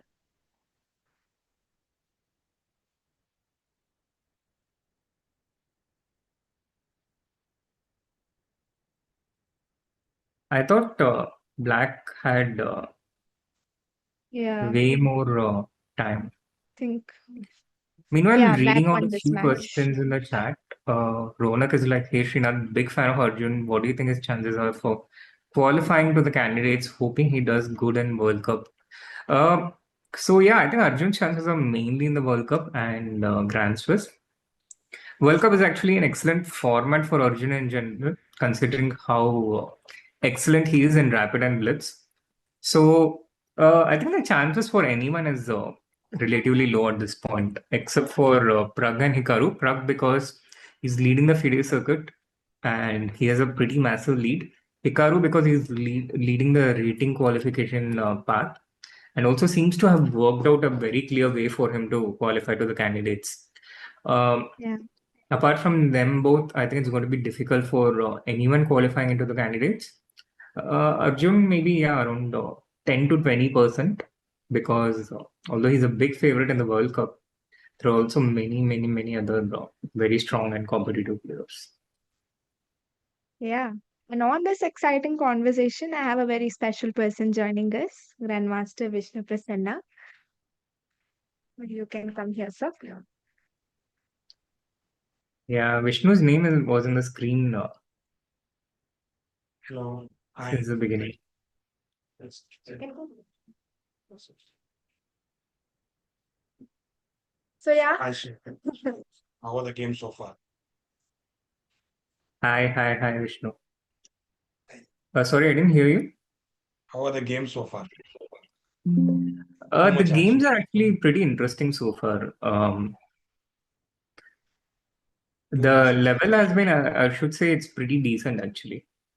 Yeah. I think Even here, no Black seems to major be- straightforward blunders. Even here, Black's play seems to be pretty impressive. I know. Yeah, Pretty black is playing sound. pretty smooth. Yeah. So have you been following the game so far? Yeah. I think mostly it's been mixed level. I think a lot of new exciting players are here. So Vishnu, why aren't you playing in the tournament? It's the same question that I asked him. Probably in the future, circuits. This is too tense for me right now. So I've just skipped this one. I'm mostly retired, so I would prefer not to play. Yeah. I think we should have a GSC of coaches, yeah? Yeah, we can do a retired players league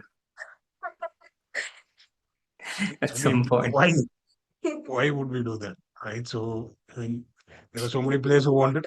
You play. Sure. I'm not like totally out of it, but yeah, I would rather not right now.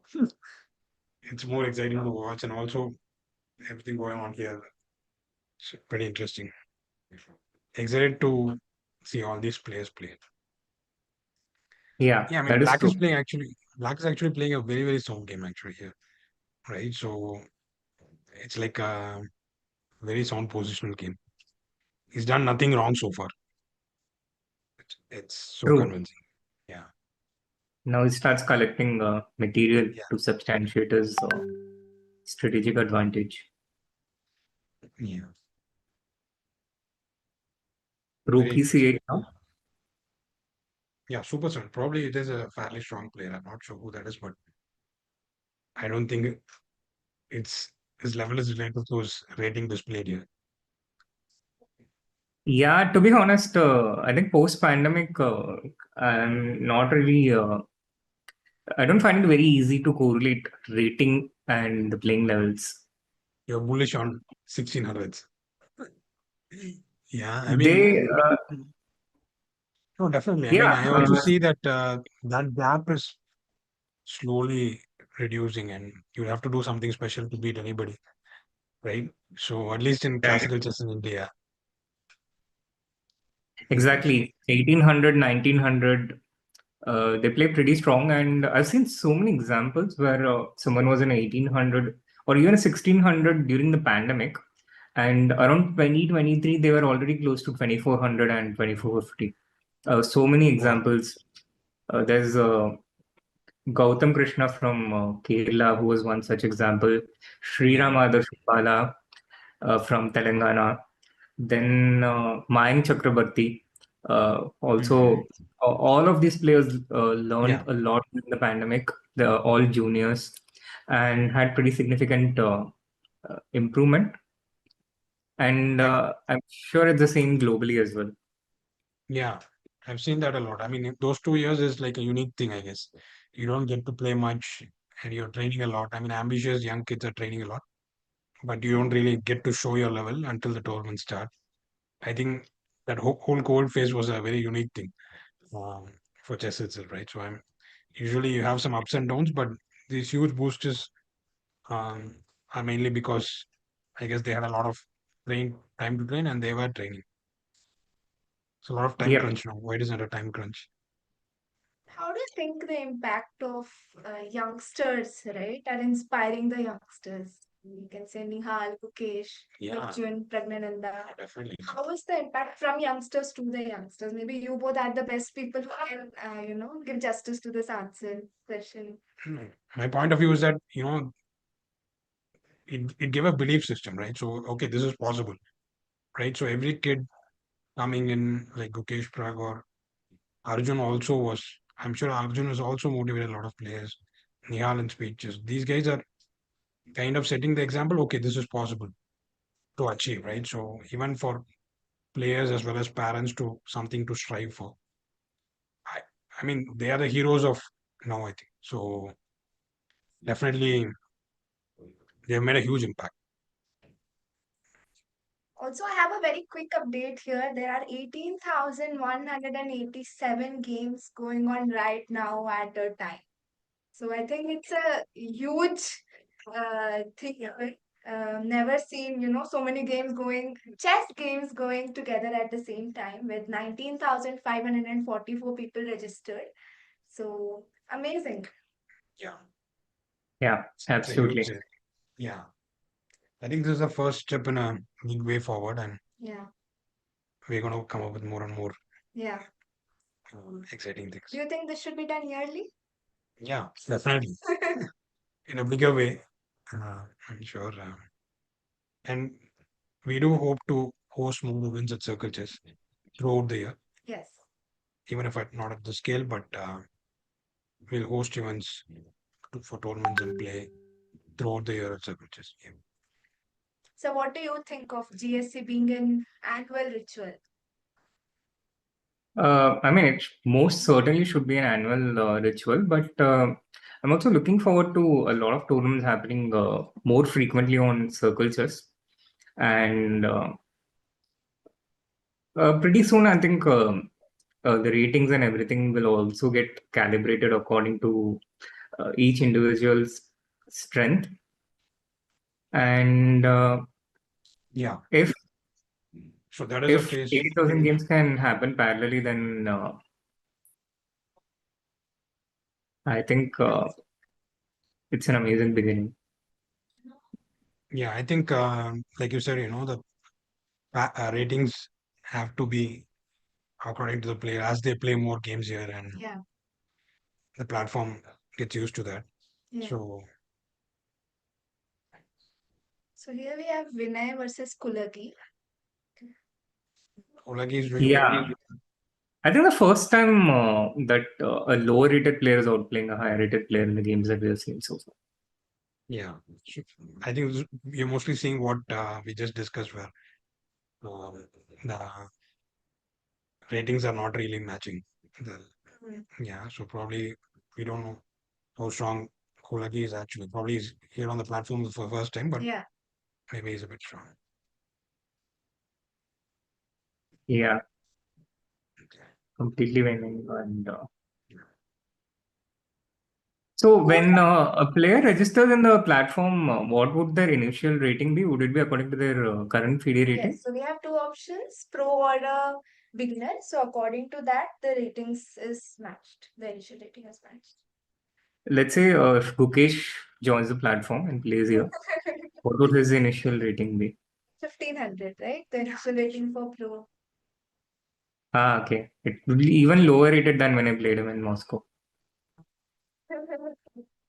Yeah.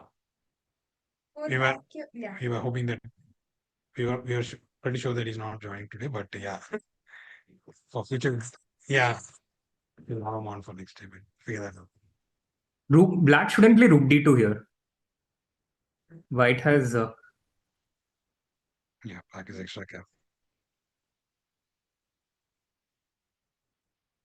he's like, just take my knight and take some of my pieces and let me do the ladder checkmate.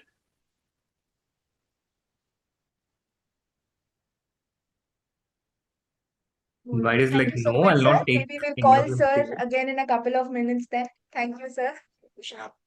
Have a good show. Thank you. See you later. See you. Thank you for joining the show. Black has successfully managed to checkmate his opponent there. There are a few tricks from White.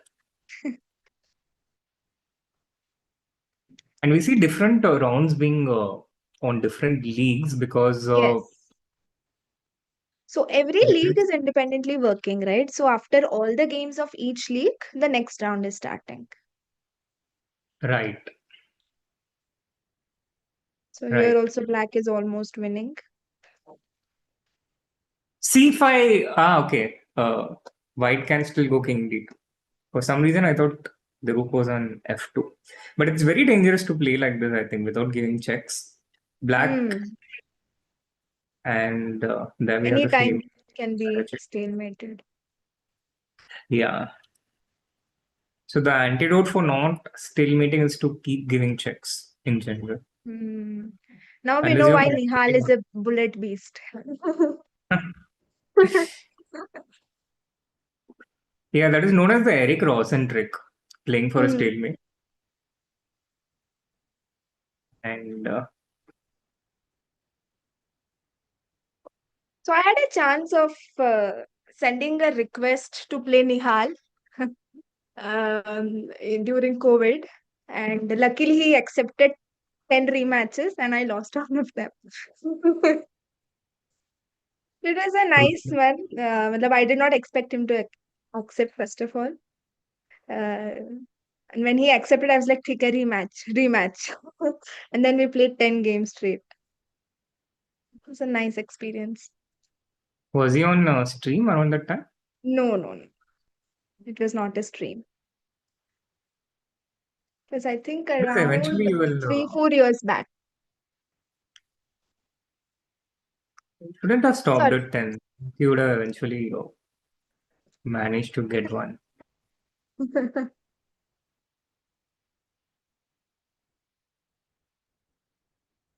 So this position is really nice for White, but chat, what should White's move be to prevent Black from castling here?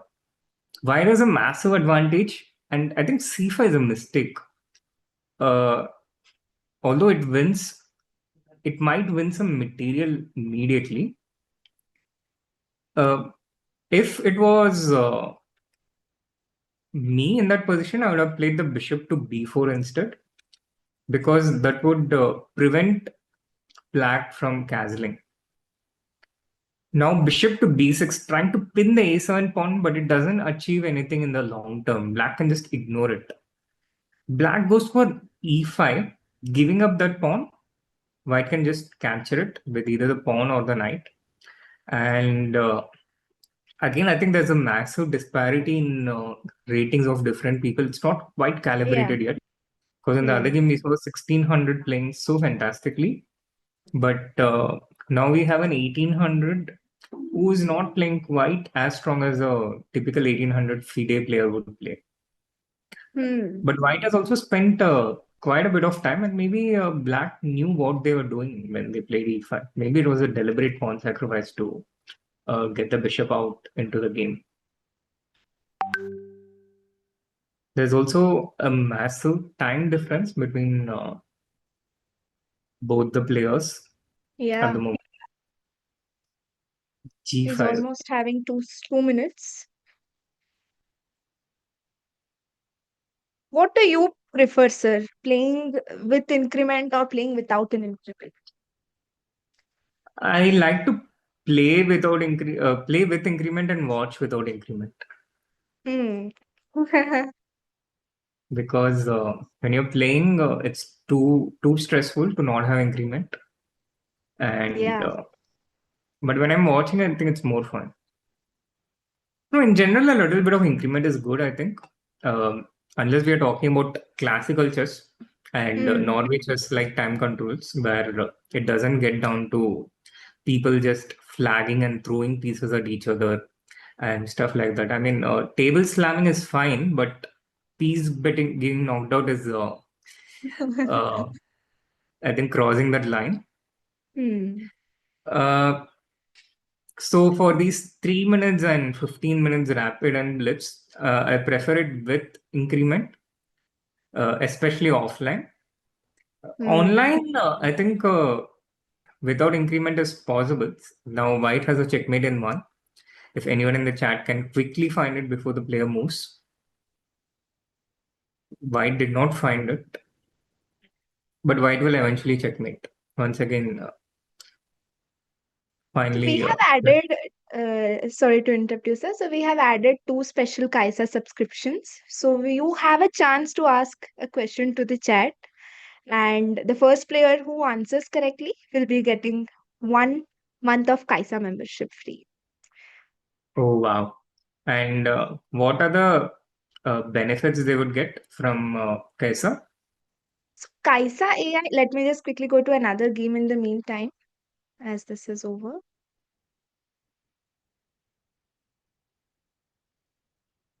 Yes. So Nice. Caissa AI. Yes, sir. Sorry. Tactic. Let me please. go back.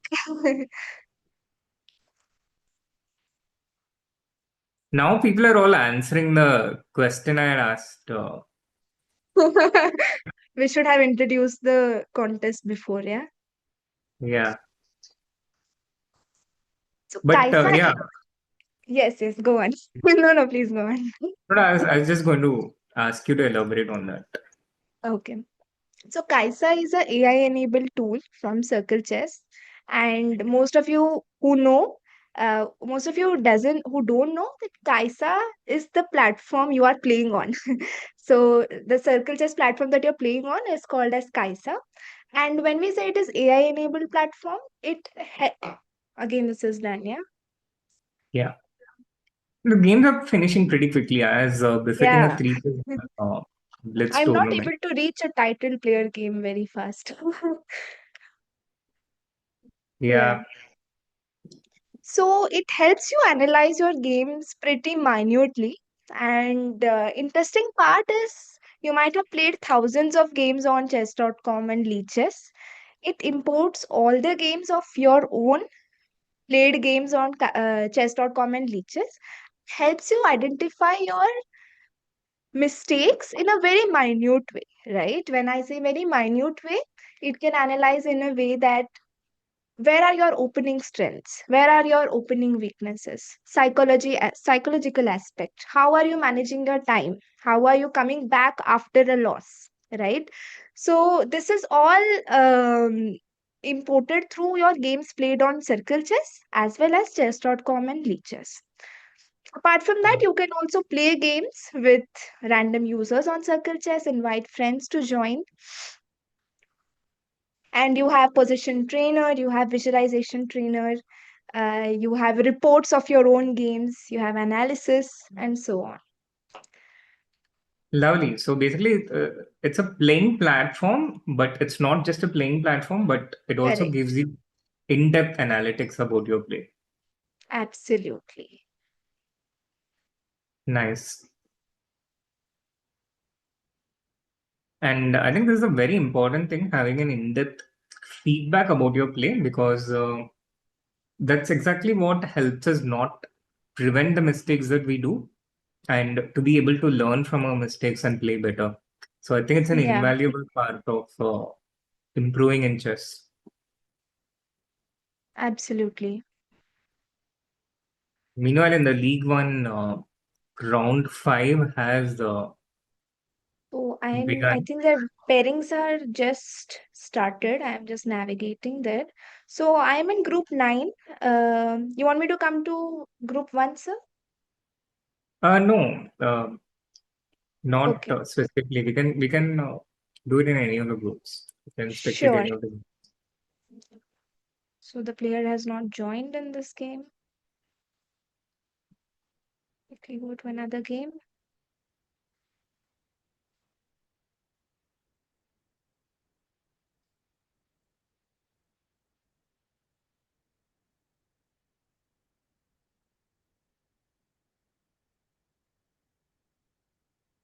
So each league has a different round, and it's not round 6 in every league. Every league is independent. It's like an independent tournament, and round 6 has happened in only one of the leagues. It is Yeah. not the case for every single league. So Yeah. don't panic in case your league has not reached that many rounds. Each of the Correct. tournament is independent. So even in group 7, let's say the board you're able to see now, the round 3 is going on. So please don't panic. Every league is working independently, hence there might be delays in certain leagues. You will be paired in the next round, so don't worry. So one person is asking, I country legend, I just lost 2 games. Do I not get prize? You still have a I chance. would You have 8 more rounds to go. Yes, sir. Yeah, exactly. I wouldn't lose hopes just by losing 2 games, because if you win all the other games, I think you have a realistic chance of being in the top 85. Absolutely.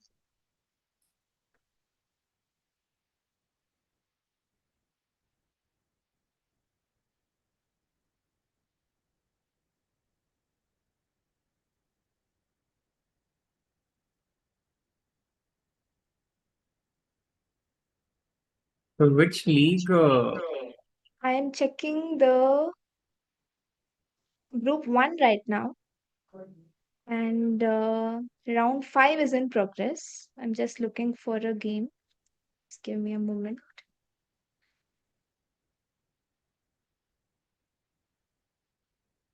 Meanwhile, chat, any questions to either me or Tina or to Vishnu?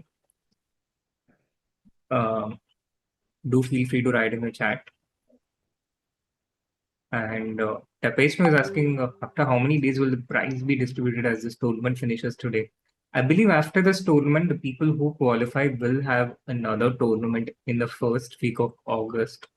And based on the performances in that tournament, will the prizes be decided at that point. So it's a bit early, I think, to Yeah. think about the prizes just on today's tournament. But do give your best, and in August we'll know more about when the prizes will be disbursed. Yes, and 85 people from each league will be selected. The top 85 people will be selected from each league for the finale. And we will have 1,000 players on the finale, and it's going to be super amazing. And sir, Absolutely. feel free to ask questions to the chat. Oh They yeah, do have a chance to win Caissa membership. absolutely. I tune. Oh, white is Ulstone and black is Arjuna 07. I don't know if Ulstone is the same person, but I know there was a player called Kannan who used to have this username called Randy Ulstone, and maybe it's that player. Maybe he's And that. do you know who black is?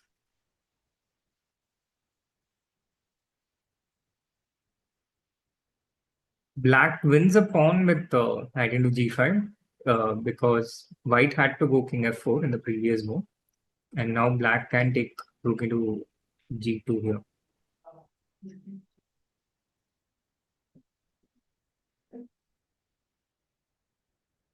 And after rook into g2, the H parser has been created. So black has substantial chances. It seems like black is someone who is a pretty decent player actually. Because if white is who I suspect it is, then now black will play f6, creating a mating net. The threat is rook g4 checkmate, and white misses that and falls right into it. And after rook g4, black wins that game. Good game. I wonder who Arjuna 07 is.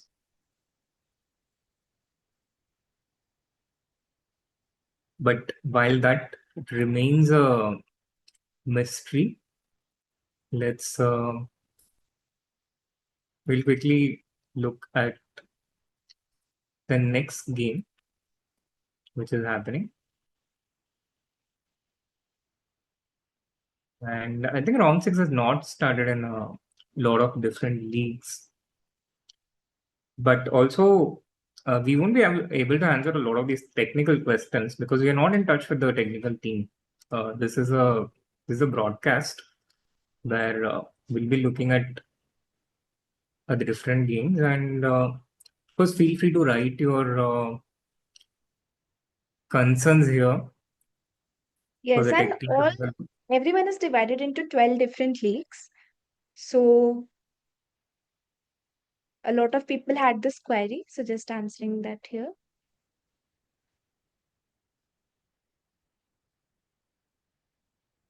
Well done, G takes Ghost. Vedu Shetty, you will remember how many rounds you played, right? So the next round pairing is being generated, hence I'm not able to see a game. Once that's done, we will quickly showcase the next game. Sure. So far, the jury is still out on who is going to get the 2 Caissa memberships. Yeah.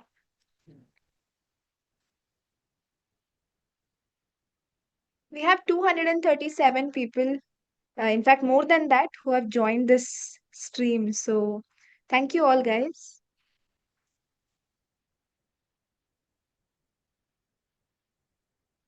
A few people are saying in standings the points are not coming. Yeah, Okay, sorry. yes, I'll go. So it will be updated quickly. So after each round, kindly wait for a few seconds. It will be updated quickly. 85 players from each league qualifies, Anirudh, and if you lose 2 games and you win the rest, you can still get into the top 85. Yes, I think a pretty good chances you can.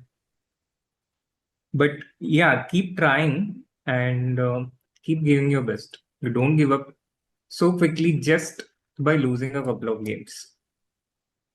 Absolutely.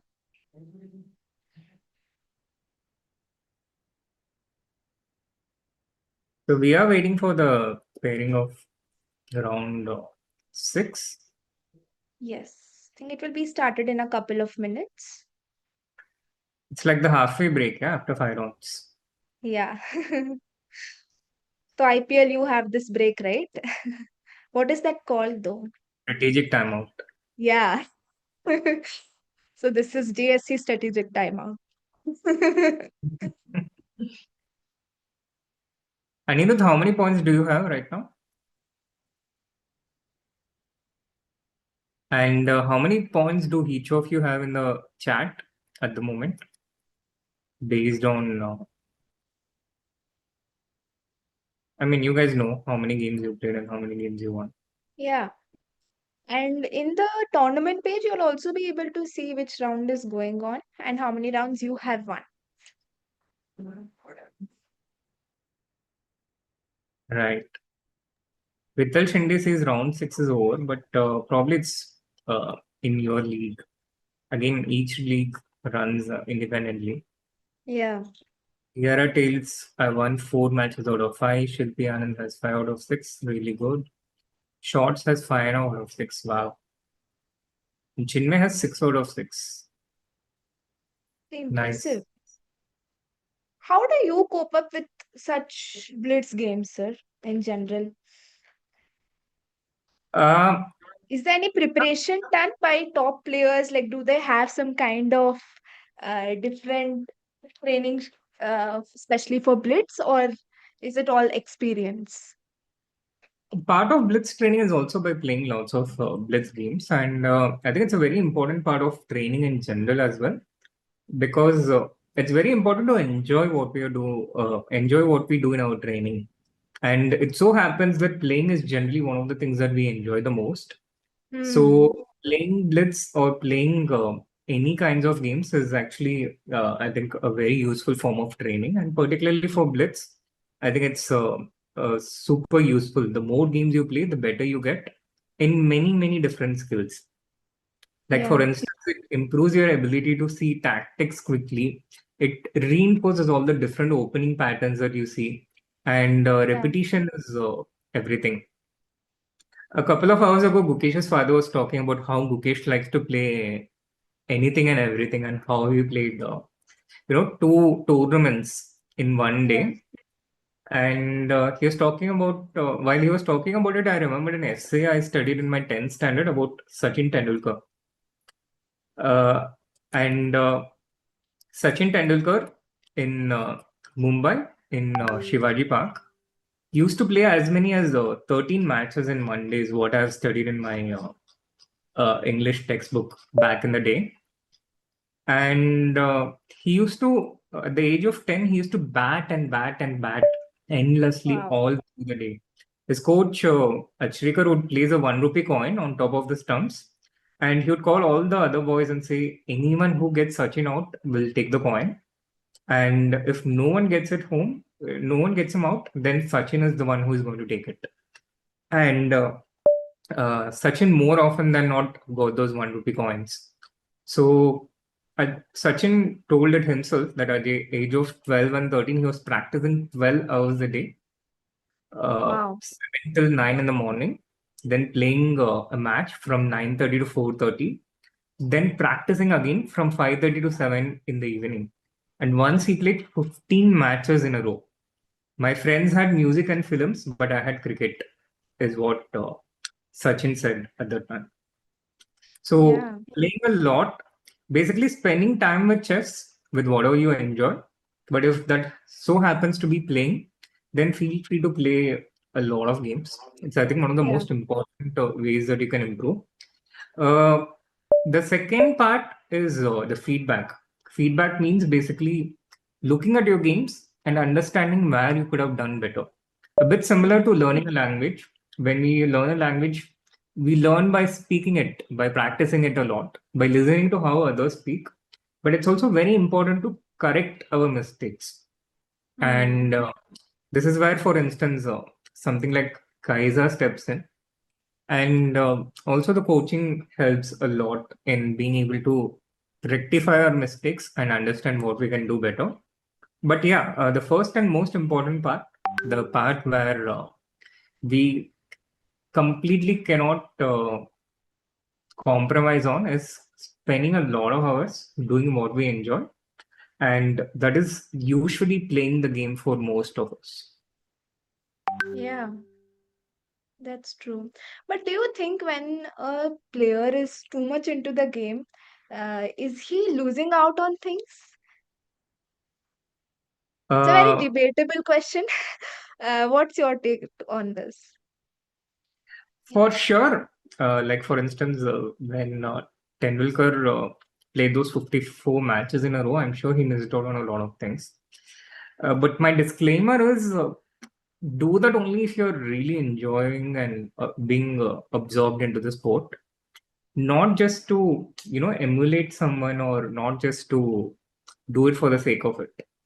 And if you're Yeah. really absorbed into it, if you're really enjoying it, and if you're really having fun, then you're probably not missing out on anything else because you are having as much fun as you can, which is really the point.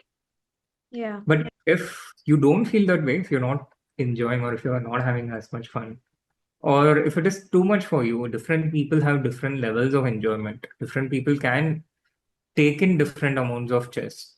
And if that's the case with you, it's totally okay to stop it at your comfort level. Yeah. Also, you touched on the freestyle going on. There is a question from Chinmay Mishra. Sir, what is your take on freestyle chess? Will it take over? I think that really depends on the people who are watching here. They have a better. They are the ones who will determine whether freestyle will take over or the classical chess. So Hmm. far, with the given evidence, I feel it's not taking over classical chess anytime soon because watching classical chess for a lot of people is a more pleasant experience. They can relate to something that they are familiar with. Yeah. Chess already is pretty complex, and freestyle makes it even more complex than it already is. People who are familiar with their openings, their setups, and the things that they are comfortable with, they are taken out of it as a spectator. For the players, I think it's great in general, especially for the top players, Yeah. because it kind of takes chess back to more romantic times when if we don't know much about something, then there's so much more curiosity, so many more things to discover, and therefore there Yeah. is a lot more freshness, like how it is for a baby. But if you know a lot of things about chess already, if you're spending so much time analyzing different openings, it takes away a lot of that freshness out, and it's not. So that's one of the reasons why top players prefer freestyle over the classical chess. But it's not every top player, by the way. It's a pretty mixed opinion, I would say. And with that, we also have another game of Gaivan Kapoor, So whom the rounds have started.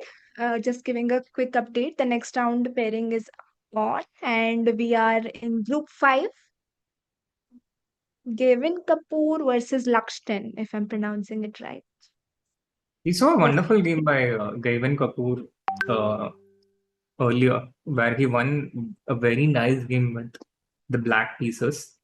And here he has the white pieces. Although I think there is no definite way of determining if it's a he or she, no? Or do Yeah. you think with the game you are able to? Yeah, it could be. Maybe soon we can have that feature, yeah? Do you think we should? No, I think it's fine Yeah. without it. Let it be a generic way where we are not revealing that, at least for now. Right. But I think it also makes sense, yeah. I mean, women in chess has been debatable since long years now. Uh, Maybe it can be one way of proving things also. What do you think? Yeah, I mean, definitely. Certainly a way of proving things. Hmm. But yeah, I think if you're in general well known, you would Yeah, already correct. have people would already be familiar with you. But for someone who's starting out, that anonymity can actually help. have a Right. more comfortable experience.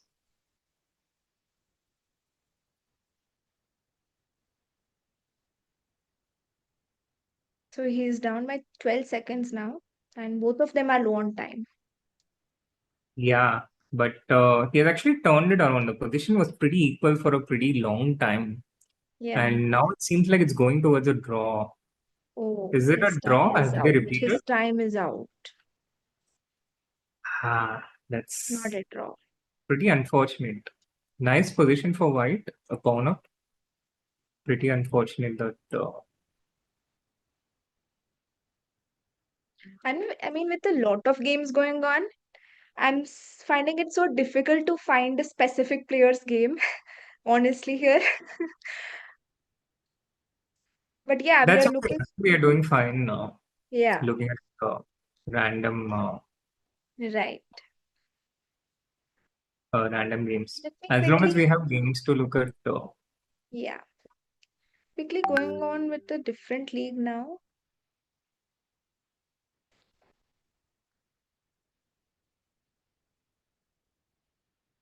How many rounds are completed, Anita Panda? So every league is working independently, Anita. So some leagues have completed 6 rounds, and some have done 3, 4, and 5.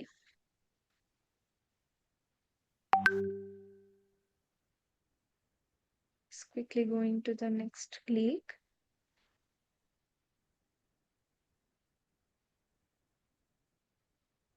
someone is saying round 7 has started for group 3, not yet done in the chat. Virat is asking what's the minimum score needed to enter top 85? That's a difficult question to answer, I think. It requires a little bit of experience because 1,000 players, 10 rounds.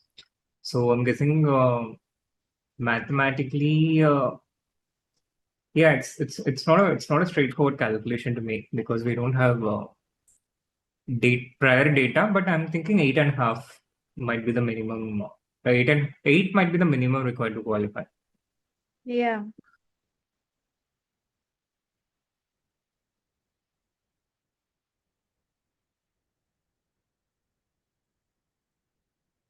Sanjay is asking, did you ever get to play an online tournament with this many players?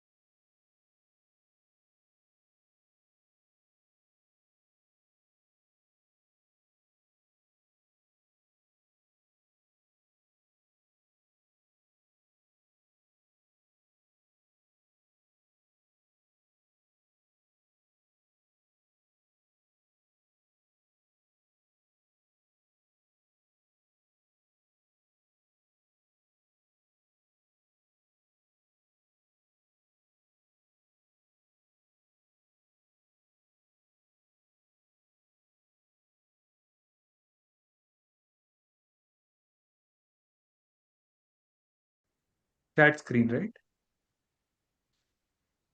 So hi guys, we are back after a short break.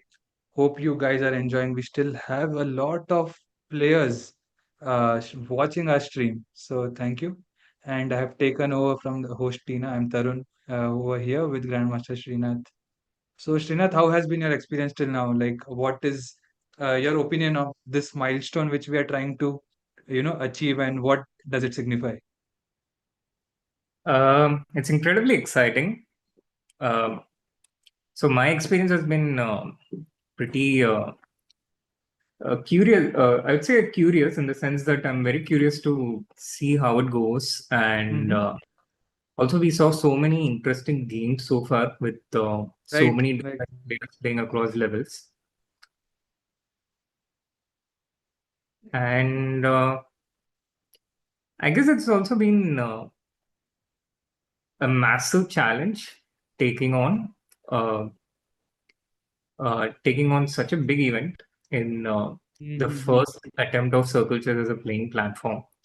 To give context, we have around 18,000 games going on today concurrently. Absolutely, 6,000 at a time. So 12,000 players, 6,000 at a time, and total 36 till now.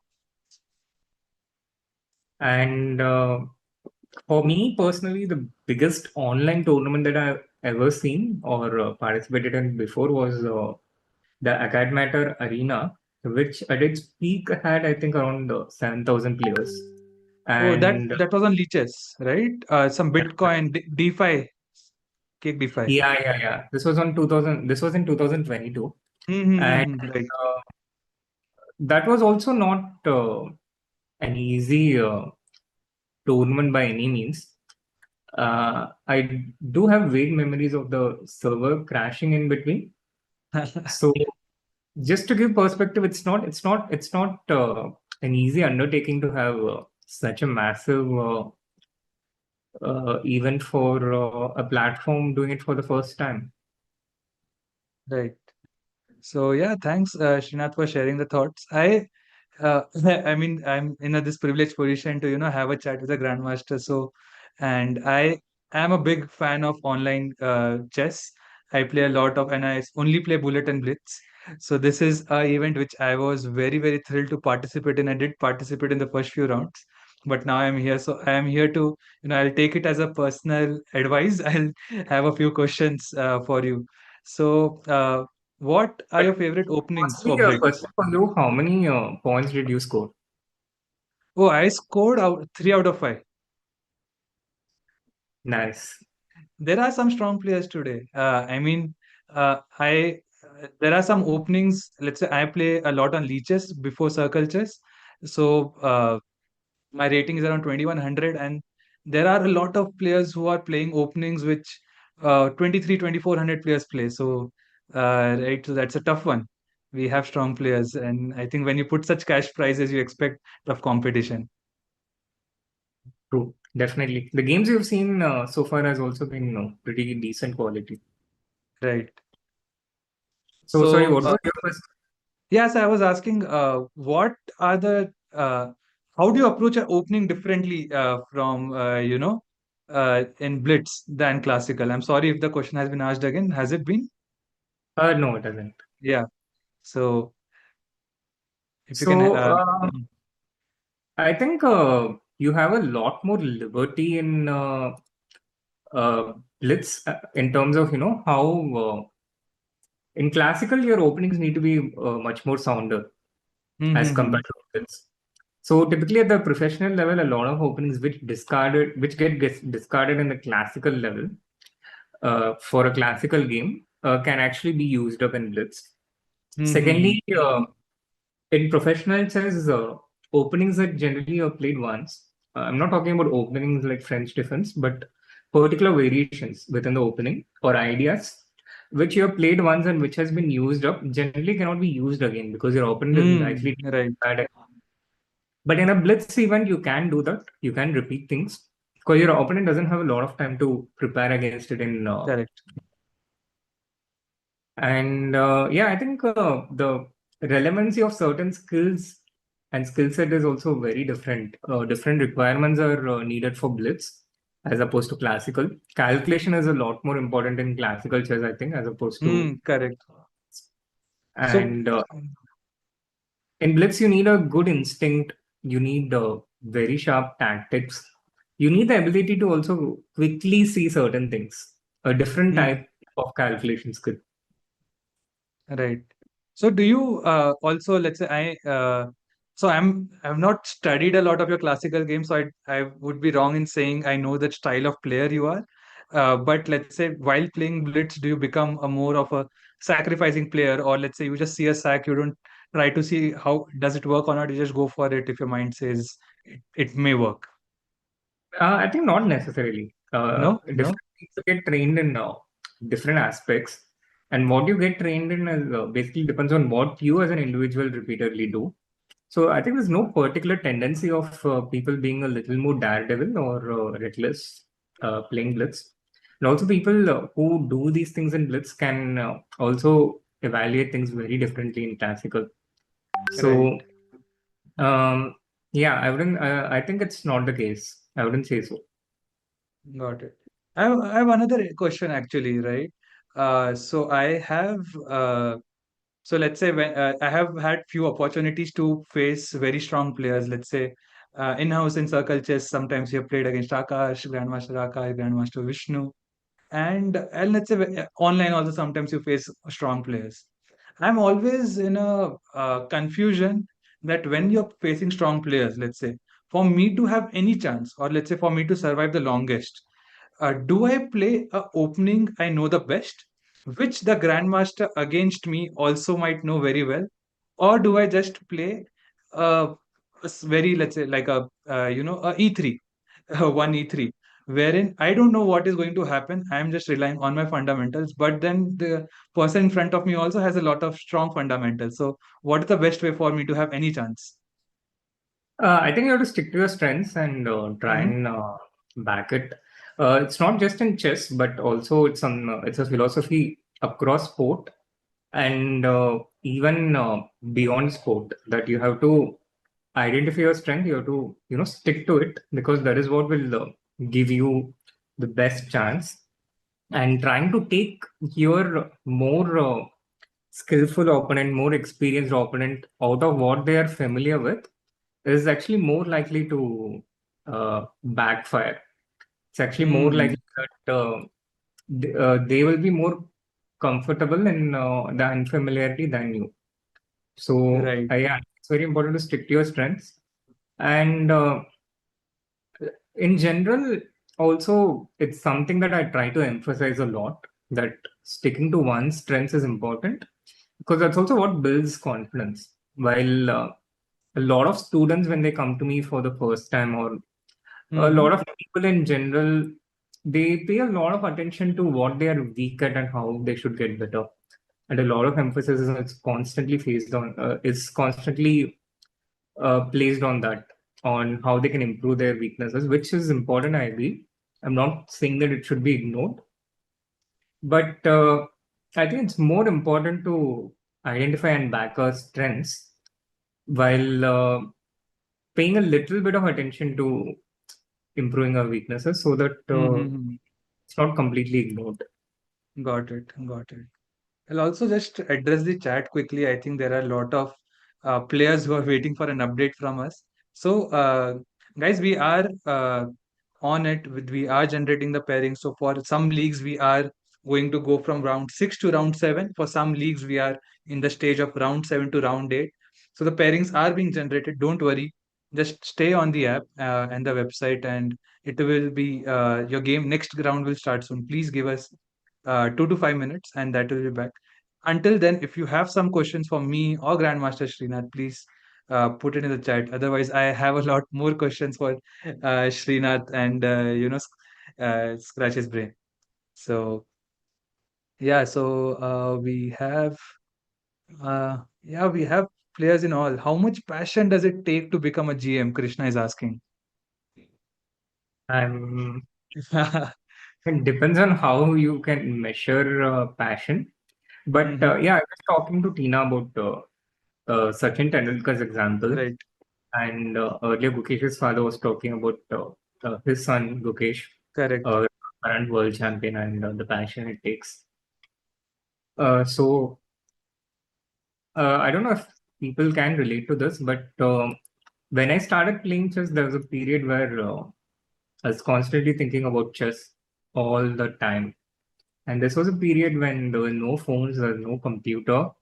So all I had was a chessboard, chess set, and sometimes, very occasionally, a book or two.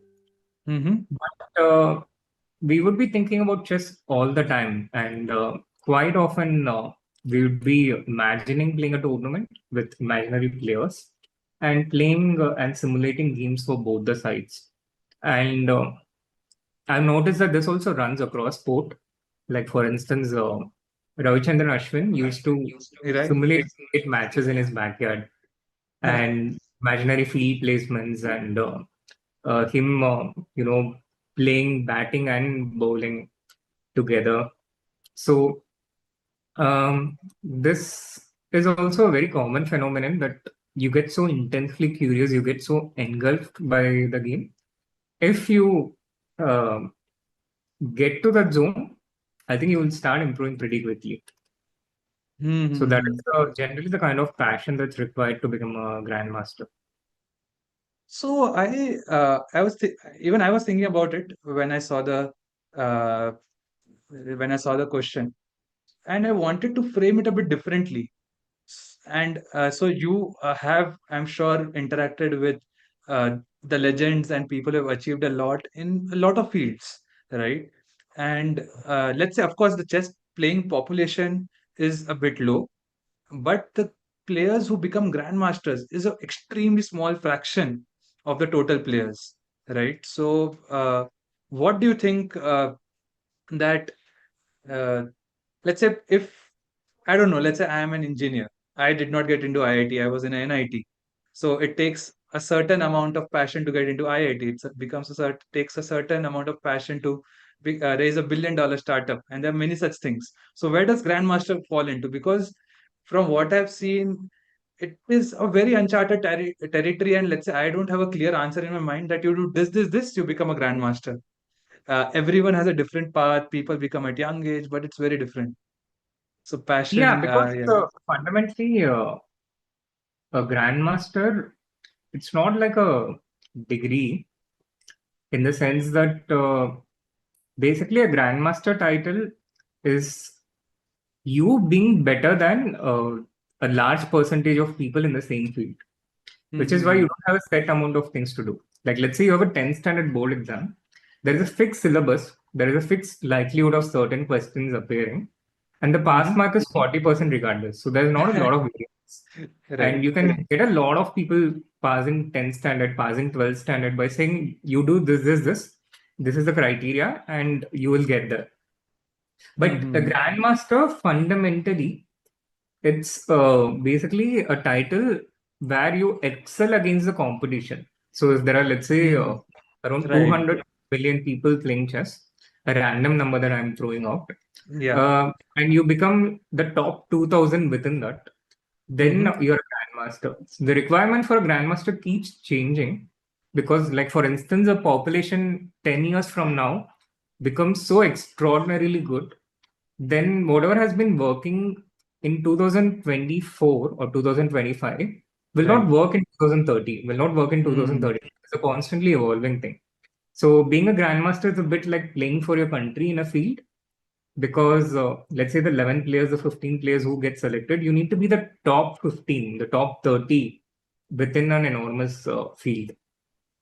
So yeah, that is why there is no clear prescription.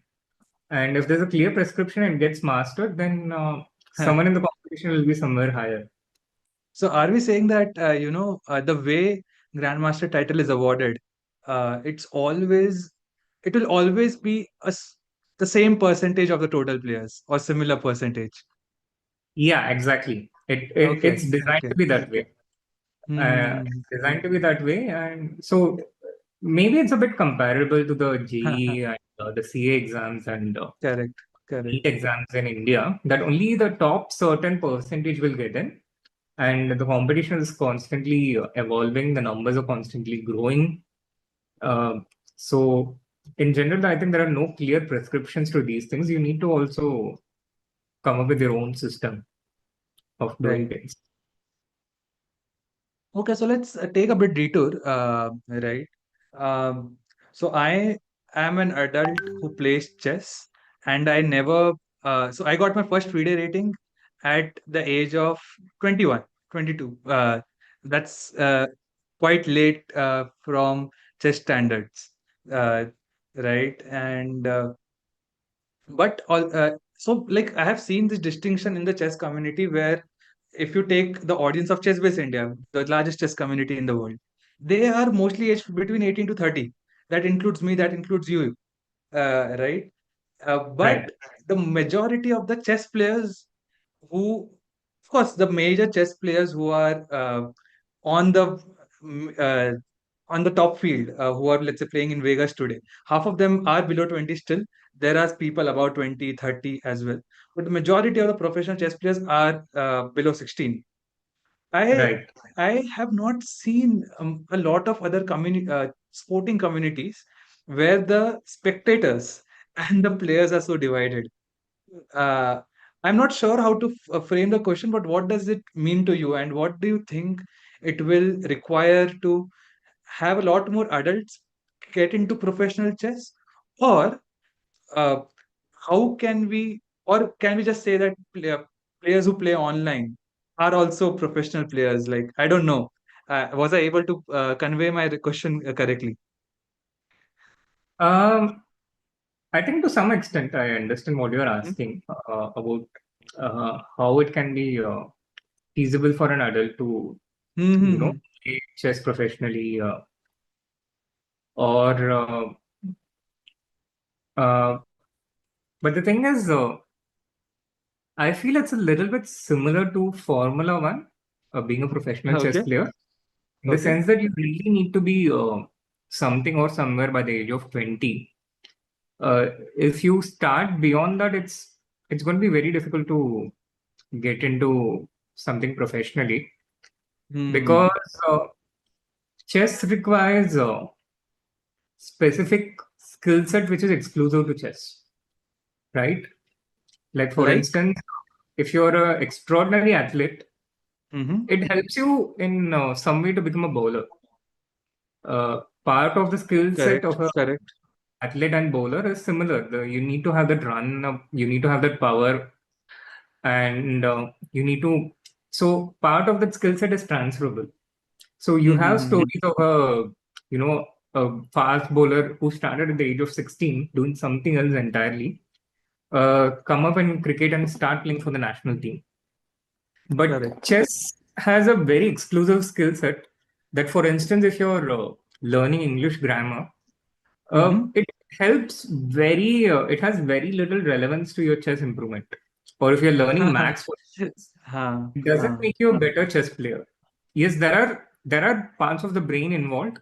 There are aspects which has similarity, but largely, to be a good chess player, you have to be good at chess, which is why it's important to start early and get somewhere by the age of 20. Otherwise, life catches up. And even if it's possible neurologically to become a great chess player, there are too many social pressures. Meanwhile, we have a game on the screen. Yeah. Between So yeah, update for everybody. Just so all the pairings are done for round 7. Sorry for the delay, but I am getting an update from the team that all the rounds for all the leagues have started. So yeah. So Srinath, over to you over here. I can draw the arrows if you want, or you can also take the control of my screen. I haven't been able to take control so far, but I think that's fine because the games are so super fast that I can try and see. But no, I'm not able to. No, that's okay. I'll do it. Yeah. Now, did I? Yeah. Yeah, I can. That's me, right? Yes, that's you. So this is Adhiraj GM versus Winmate. That's the top board of Group 1. Do we know And who Adhiraj is? Adhiraj GM, I will have to check. I can get a quick update from my team, but I can tell you he's a strong player because I have encountered him, let's say, in a lot of Caissa tournaments in the last month, and possibly is one of our students of Caissa School of Chess. Nice. Oh And yes, he's he heard of is. that. He is. You might remember him from the advanced class. His name is Adhiraj? Yes, yes, that's correct. No, I don't quite recall. No? Okay, no worries. So what is the Yeah, I situation know. here? I know. You recall one Adhiraj who was constantly Hmm. answering all the questions correct. So, In all the recent sessions. so what's your assessment over here? I like white, if not for the past black pawn. No, white is certainly better because although this pawn is a passed pawn, it's very easily blockaded by his Yeah, bishop, as Adhiraj just illustrated. And correct. once it's blockaded, he can start bringing other pieces in. I don't like this move. But Knight to now, b2. oh That was yeah, it was almost a skewer, not a skewer, but double attack, check and captures. What's the right. right position for the knight? Is it knight a5 now? I think Maybe the I knight can is control fine the where screen. it is for the moment. Yeah, I think Sure. it's a bit slow for you. So knight a5? Yeah, sure. I would have liked to put my bishop on b2 as white. Okay. To control the c1 square. And once everything, but is black intending bishop into, no, yeah, that seems a bit too much. Oh, So okay. bishop to No, b2. that would be just do or die, right? That comes after when when your opponent is low on time.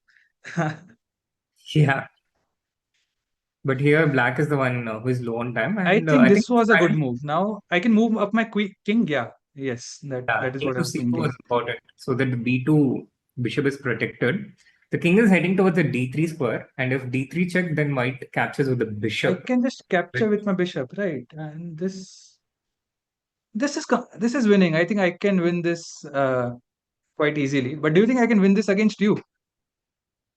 I think you should be able to, Yeah. or at least I think you should have that confidence that Yeah. Confidence is required. against Magnus you can win this position, and you don't have that confidence, then you will not be able to. No, Because a lot, that's a bit overstretching it. no, That's a a bit. lot depends on your belief actually. Yeah. If you are limited by your own belief and confidence, Mm-hmm. then when you're in a situation where you're in a favorable situation, your mind actually starts protesting. It's like, what is going on? We are not supposed to be in this situation. Is this really us? Are we Correct. the one? And it just messes up your mind. So F4 check comes here? No? Or is it Not weakening my necessarily. pawn? Is it weakening my H pawn? No, there's nothing wrong with it. But Adhiraj is going to win the rook now. Oh, now there's a fork. Yeah. There's a Adhiraj spotted. Yeah. That's game over. And the games are happening so fast that we haven't had a lot of time to slow down and ask questions to the chat and figure out who's going to Let me just check the chat. get Yeah, the but top. then this tournament is more about the sheer volume than individual games. I think we would be able to see a lot of individual games on August 15 when we have the final round. Okay. Nice. Yeah. This is game over. I think yeah, now the chat has specified they are playing. This should be an easy mate, just not a stalemate. Hope because the black a pawn does not have anywhere to go. Now knight e7 should be checkmate. It's already a checkmate. Oh, I am sorry. I am sorry. Yeah. So let's go to the other game. Pairings and what other round games in progress for this league. Okay, I think this league. In Group 1, the round Yeah. 6 is Okay. still going on. We have another game. I think this should be fairly easy to convert. Yes. I can just move my king up and finish it. Is this game going on? Because I don't see the clocks counting down. Mm-hmm. Yeah, this is over. Actually, white has won this.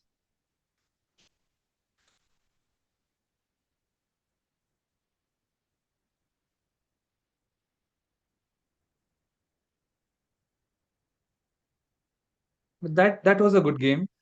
Let's look at the standing. So we have 6 players on 7 out of 7. Wow. We have Satvik Adhika is also, I think, from Bangalore or somewhere from Karnataka. Oh, yes.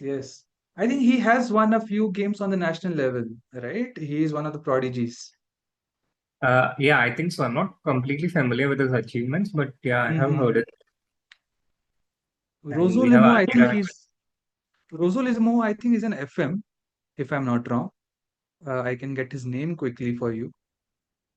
One Right. second. Title players.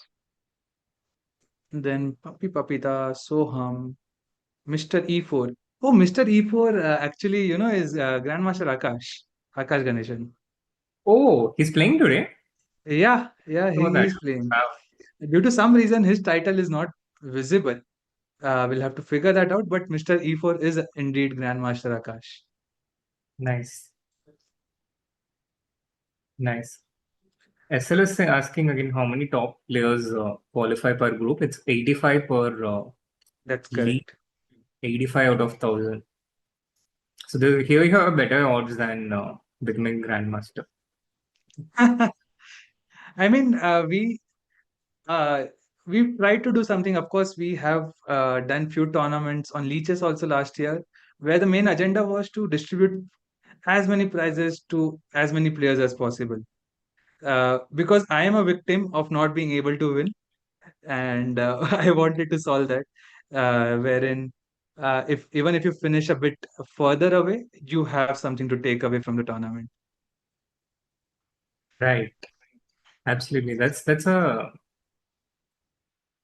best thing. I also like the Indian Open tournaments for the same reason that they have 30, 40 prizes. And in the end, it's always good to win a prize, no matter how much it is.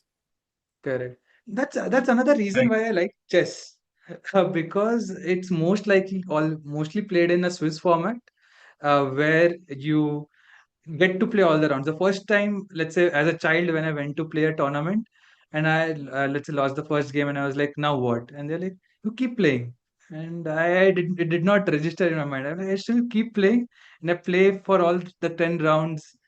And that was fun. I think probably that is another reason which kept me sticking to the game. And let's say even the online games, Arena is the most famous format, and Swiss, not knockout. So you get to play all the games. Yeah, I can totally relate to it. I think all the online tournament, all the knockout tournaments I've played in my life, I've been knocked out in the first round. And yeah, I've been beaten pretty badly as well with a 2-0 score. So it feels good. It feels good to have another chance, and you're not instantly knocked out. Right. It's certainly better.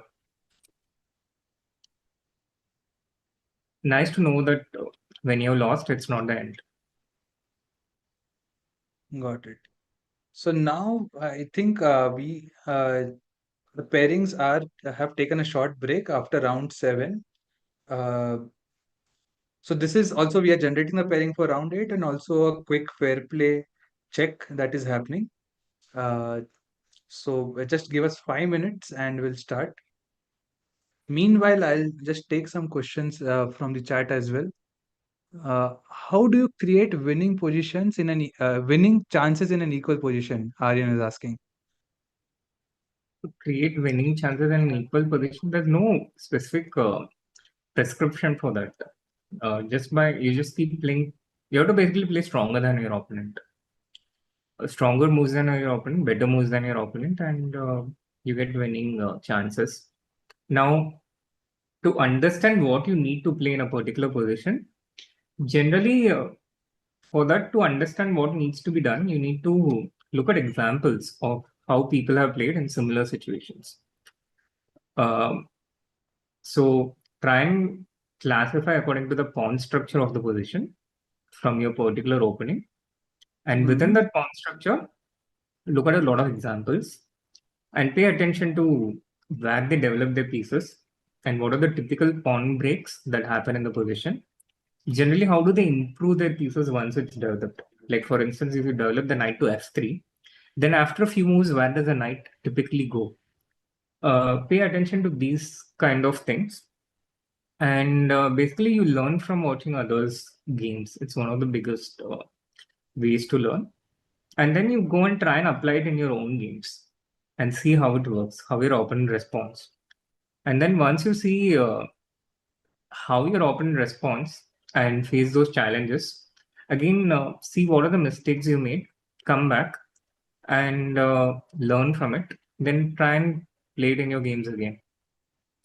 Got it. So this is a typical process. You need to play, you need to learn from your mistakes, you need to observe how others are played in those situations. This is the golden triangle. Do it and get feedback, observe others, and then go back, do it again. And this way there's also a universal application for learning anything. It's not just with chess, but any new skill that you want to learn or pick up, you have to do it extensively. You have to practice it by going and executing it. And then it's also important to learn from your mistakes so that you don't keep repeating the same wrong things again and again. Yeah. So there was, thanks for answering that, Srinath. There was one more question. I think I can take that. It was, what are the tie breaks? So the tie breaks are the standard FIDE tie breaks. That is Buckholz cut 1, Buckholz cut 2, and Sone Berger. I don't want to get into the details of explaining how these work, but these are standard FIDE tie breaks, and you can, these are very well explained on the Wikipedia page indeed. I have read through them and I have a good understanding. So let's take a few other questions. Please, everybody, by the way, please be assured that the tournament is resuming. We are on a 5 minutes pause, generating the pairings for the next round and also a quick fair play check. When are the finals? The finals are on 15th of August, that is Independence Day. So we chose a good day where a lot of who qualify will be available, as well as a lot of viewers will. We are planning a lot of different competitions. Like we had a contest today. That was at a short notice, but we will having much bigger involvement for all of you, even if you don't qualify on 15th of August. There's someone, how to know which group. So you will be able to see on top GSC tournament group, right? And what are the other questions? So Anupam Verma has one question. What's one habit you developed early that made the biggest difference in your long-term chess strength? Interesting. I really learned the importance of discipline and to go and be there every day. In the sense that it's really important to practice every single day. It's really important to go and regardless of how you're feeling or what your mood is, I think it's really important to have this habit of just going and being present every day and practicing your skill. And this is also something I think common across a lot of different sports people. I remember the cricketer Ravichandran Ashwin. He is a big chess aficionado. And a few years ago, he just randomly messaged me on Twitter. Okay, interesting. Asking about learning chess. So we had a few sessions back at that time. And one thing that I would notice in Ashwin's play is that he would, regardless of what he's doing, be sure to play a few games every single day. Whether he's playing in IPL, whether he's playing in a test match. Sometimes he would be on the team bus and he would be playing chess on his phone. So he found a way to practice every single day, regardless of what. And that really help them improve as a chess player as well. And you can clearly see these are habits which has been inculcated in him in his growth as a cricket player earlier in his career. So I think the importance of routine and discipline cannot be overstated. While it's very important to identify the things that you enjoy, incorporate them in your training, I think it's also very important sometimes to also be present and work hard, even if you don't enjoy that particular aspect, or if you're not quite feeling like it on that particular day. And I think, yeah, this is one of the biggest things that I learned, especially as a teenager, when I saw a lot of my competitors go ahead of me. And I had quite a bit of natural talent. So some of the initial successes came quite early to me. But there were certain people who worked harder and they were starting to go ahead of me. And it took me a while to understand how important hard work and discipline was. But it has stayed with me through my life. So now, if I go through any day without doing anything related to chess, I start feeling incredibly guilty, even though I'm not an active player anymore. Right. So consistency is the key. Yeah, consistency is the key. And it's better to do like 1 hour every day than to not do anything for 9 days and spend 10 hours on the 10th day. Right. Doing 1 hour every day is so much, because there's only so much you can take in one session or one day. So it's a bit like eating food. You cannot compensate not eating food for a few days and then eating it all at once. It's not the same thing. Your body cannot take in so much food, so many calories at one go. And building skill is also, I think, something similar. And I'll just have a follow-up question to this. What's more important, playing 2 games every day or analyzing 2 games every day? You need to do both actually, because Both. without playing, how will you get anything to analyze? No. So let's say, I mean, playing 2 games every day or playing and analyzing 2 games every day? Or, okay, So let me ask in a different way. What's better if I have half an hour? Is it better I just play 2 games and go away, or I play 1 game and analyze that game? So let's say if you have only like 30 minutes a day or 1 hour a day, in this case, it's important to divide your work across the week. That let's say you play one day, the next week you analyze those games. Then one day solve puzzles. So you have 7 days in a week, and you can portion and divide your work each day across those 7 days in the week. Makes sense. Makes sense. Which is what, again, which is something we do in a lot of other skills that we develop. Because unlike chess, we can't do something for 10 hours a day in other aspects. Right. But yeah, little by little. So I think the games are back. So the round 9 has started for few leagues. Let's have a look at this game where we have My terrible? Yeah, that's Peri Renato. He's an IM, right? From Peru. Yeah. He's a very strong IM. When I say when I see MI terrible, it evokes a lot of unpleasant memories and losses in my mind. Why is that? I'm sorry if I'm pushing some boundaries. No, I mean, he's just a very strong player, and I played him in quite a few online events. And although he's not a grandmaster in the FIDE Classical, in Blitz he's certainly, I think, stronger than most grandmasters and one of the top players out there. And this game also he's winning This is a completely. checkmate. This is a checkmate. Yeah. Yeah. So he wins that and he moves to 7.5 or 8. Yeah. Right. Adhiraj is still going on. Do you want to, or Akash Dalvi is also, I think, an international Yeah, he's master. also an excellent player. Yeah. Let's have a look at that. And he's paired against an FM Faith Selikal. I think Fatih Selikal, I think he's a Turkish title player. I think so. Oh, I wow. don't. Akash is a rook down, is it? And Yeah, but did I he think it's resign? timed out. Because It's the timed game. out. Yeah. this game is over. We Ah, were a okay. bit too late. So looks like round 9 is over for this league. Let's go So to my another. score against Terry Renato is 6.5 for me and 11.5 for him. Which is Oh, not okay. that bad. I have won a few games as well, but it's bad.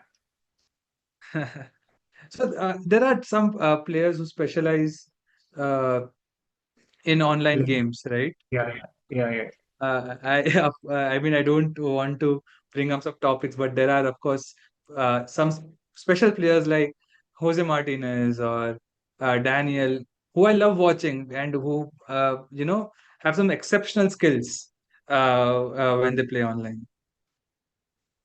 Yeah, they are, I think, in general, very good players. And there is also a different skill set required for playing Blitz as opposed to a classical player. We used to have this philosophy or school of thought that basically, if you're a good classical player, you'll automatically be good in all formats, which mirrors with the opinion in cricket that if your test cricket is good, you're probably going to be good across formats. But just as we have witnessed in cricket, where you have the proliferation of these 2020 specialists, the special skill set it takes for both a batsman and a bowler to excel at T20 has become quite different from what it requires in a test match. And of course, we still have classical all format players like Virat Kohli, which is going to be the same with someone like Magnus. Magnus is the best player across formats right now. But more and more so, as we are getting more and more blitz, as we get more and more players who take to blitz from a very young age, there is the emergence of more and more specialized skill set, particularly for blitz. So take someone like Daniel Naroditsky. He excels at short-term tactics. He excels at taking certain kinds of decisions which work very well in blitz, but doesn't work as well in a classical in the classical format.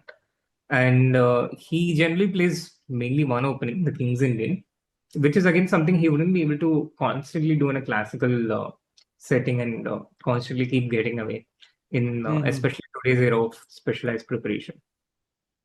So yeah, I think more and more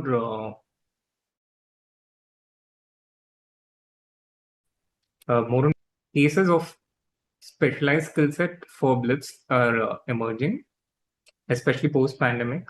And as the short form chess keeps getting more popular, I think it's going to be it's going to get even more. Got it. Got it. So I think we'll go on a short 5-minute break. I'll just update the chat on what's happening. So right now we are generating the pairings for the next round, and we had a few questions on qualification because as we are inching towards the final round, there are people are fancying their chances and they are wondering on how to qualify. So we have 12 leagues, 85 top 85 from each league qualify for the finals that happens on August 15. And the rest, so 4,000 total players, so approximately 410 players from each league will get a free ticket to the next prize money tournament happening on Circle Chess, which will be soon within the next 2 to 3 months. Definitely sooner than that, but the ticket will be valid within that period. So with that, I think let's go on a short break.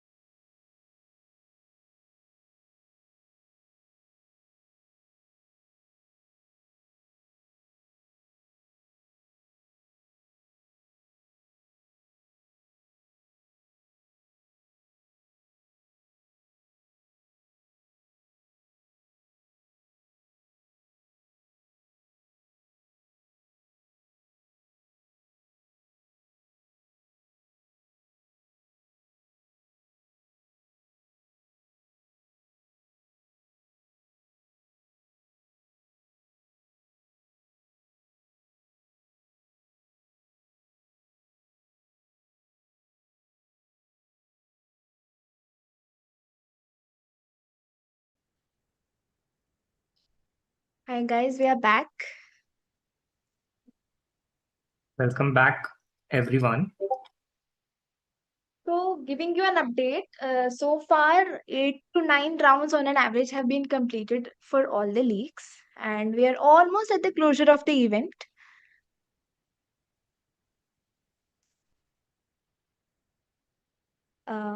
Maybe we can show the standings for Group 1. Yeah, and I see many pretty strong players here. As Hmm. Tarun was mentioning, I guess Rosodemo is a FIDE master, and just 2 players with 9 out of 9. Yeah. And I'm not quite sure who Papi Papita is, but Papi Papita and Rosodemo 9 out of 9. And then a host of players with 8 out of 9. Several people I recognize there, the Satvik Adiga, MI Terrible, who's Terry Renato, the international master from Peru. And then we also have Adiraj, who some of his games we spectated earlier. There's Yeah. Sandeep. And I guess there should be a lot of people with 8 out of 9. Yeah.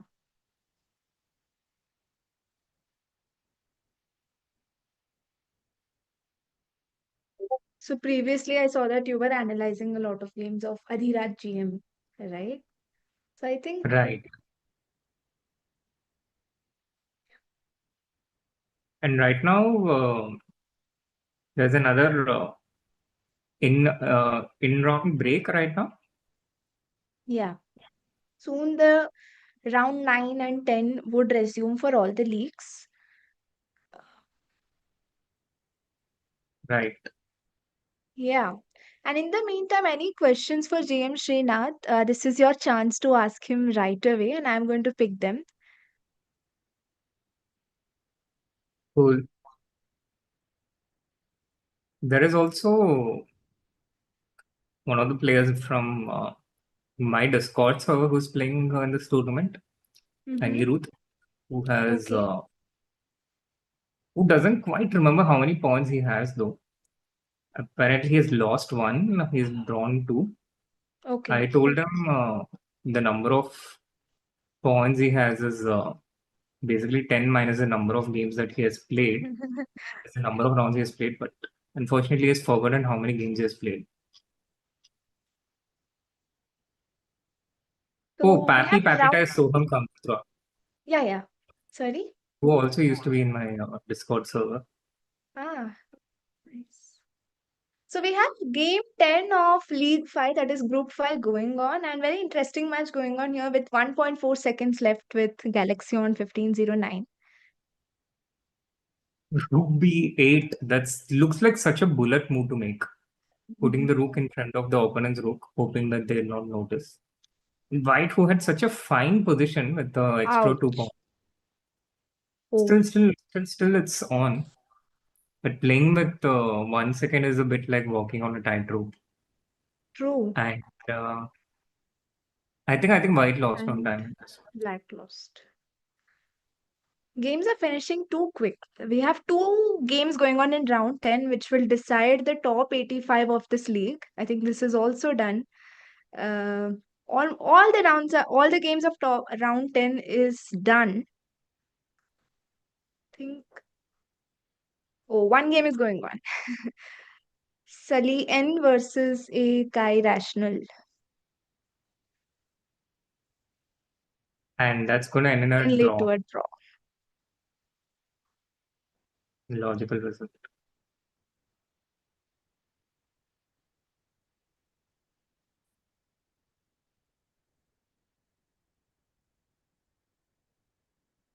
Let me quickly check other leagues. So I think League 5 will have the top 85 pretty soon now.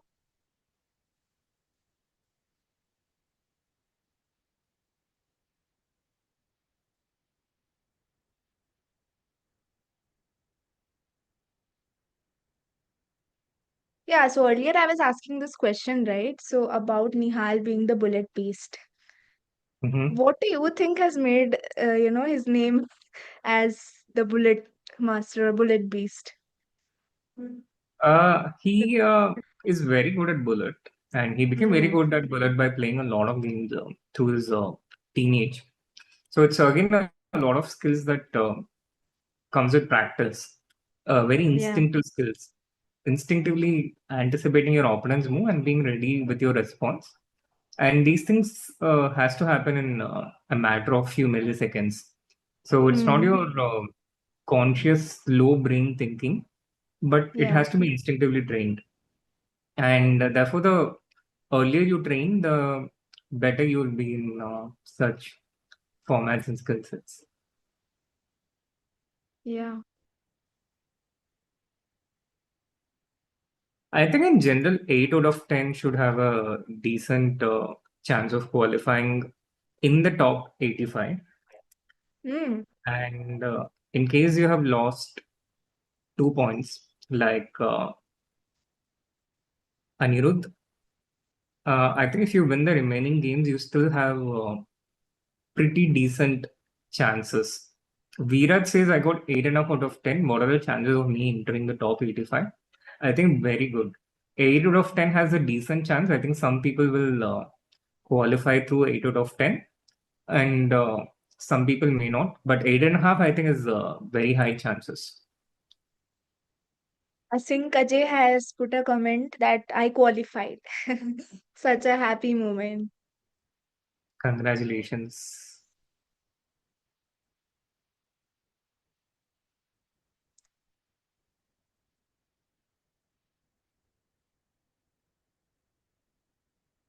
So 10 rounds is not completed in all the leagues, yeah? It has completed in some leagues, and in some leagues rounds are still going on. So we are now in one of the games of Group 6. King Khanna versus Taste Your Loss. A very interesting King's Indian position, where everything seems to be closed right now. Yeah. With not many prospects for a pawn break. With a pawn breaks a bit. Oh, why rook e8? Why didn't black just take with the f pawn? It's a very interesting and baffling decision by black. In general, I like black's position because now his pieces are a little more open. Yeah. The h5 pawn actually shields the black king. The black king can hide on the h file. So despite being a pawn down, I think black's chances are not bad at all in this position. That knight can go to g5 and block the g5.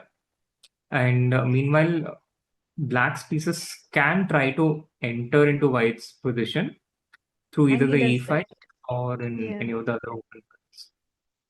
So you're asking something, Tina?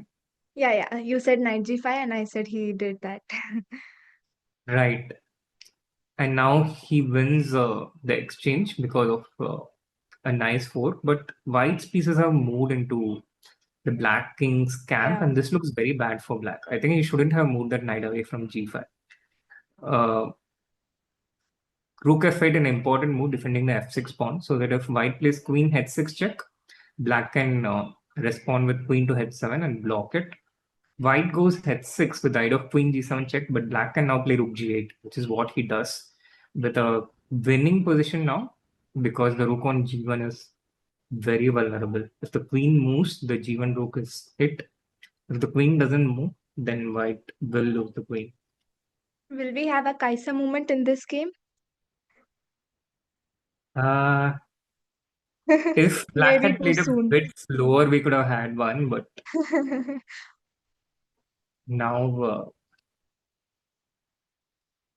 it all seems to have all these pawns, the close structure is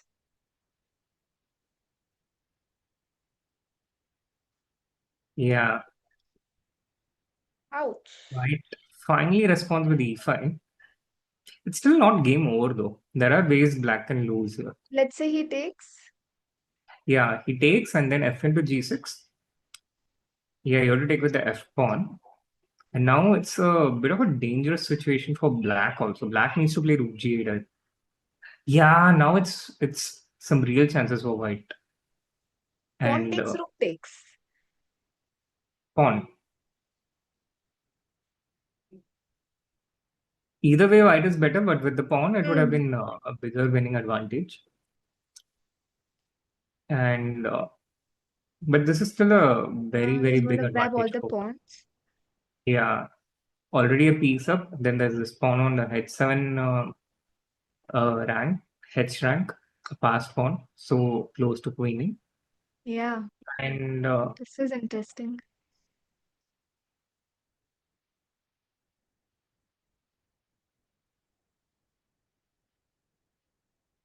finally, white takes one of the pawns. Now he needs to, yeah, he exactly falls for the one tactic. The king should have gone to c2 instead of c4. And because he went to c4, he ended up losing the extra piece that he had. Now white is up by just one pawn. Still a good position for white.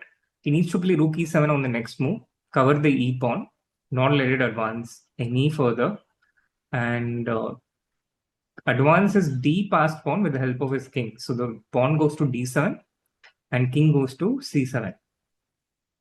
And black also has a very interest. Okay, he goes e1, which helps him win the d7 pawn, but eventually I think white should be winning here.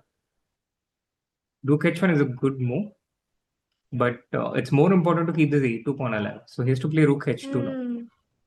It's the a pawn is very far from the black king, but with this it's basically a draw now.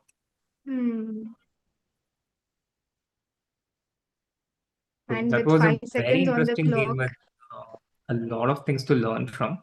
Here, black can even play just rook g6. Yeah, black can. Oh my god! This is what white was going for. Black was going for. And white Quickly ends just up go through losing the that last game. few moves. I mean, it went too quick for me. 1 second. So this was supposed to be a draw. So White king just had to g6. let black capture the Rook h7 g7. pawn and Yeah. trade the rooks. So king could have gone anywhere, but he took it to h6. He went for this. Yeah. King Khanna. So sorry. No, but these games are exciting, yeah. You never Too know good, what can too happen. good. You cannot just conclude this will be a draw and end of story. Yeah. So it's actually in a way more interesting than watching some of the top games. True.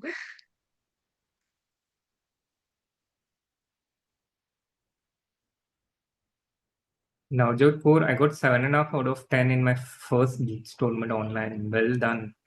Gurman Singh, 8 out of 10, rank 31. Will I qualify? Yes. If you're in the top 85, you will qualify.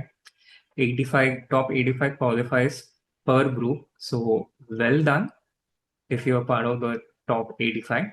And well done if you stayed patient and completed the tournament. Great job. Yeah. And We if you really. by chance are out of the top 85, it was still amazing practice, and I'm sure you'll keep improving, get better. And this is not your last tournament, nor will it be the last tournament Yeah. on this. And we have the finals on 15th of August. So you have some time to prepare and be the global star. Yep. In case your round hasn't begun, please be patient. The round will begin Yes. shortly. Probably the pairings are being done, or there is a brief anti-cheating check, or it could be the combination of both. But eventually the games will begin. So be ready and stay tuned. And when the games begin, Please don't panic, as Sir said. There might be few delays here and there for a particular round, but it will be started soon, right? right. So don't worry about that.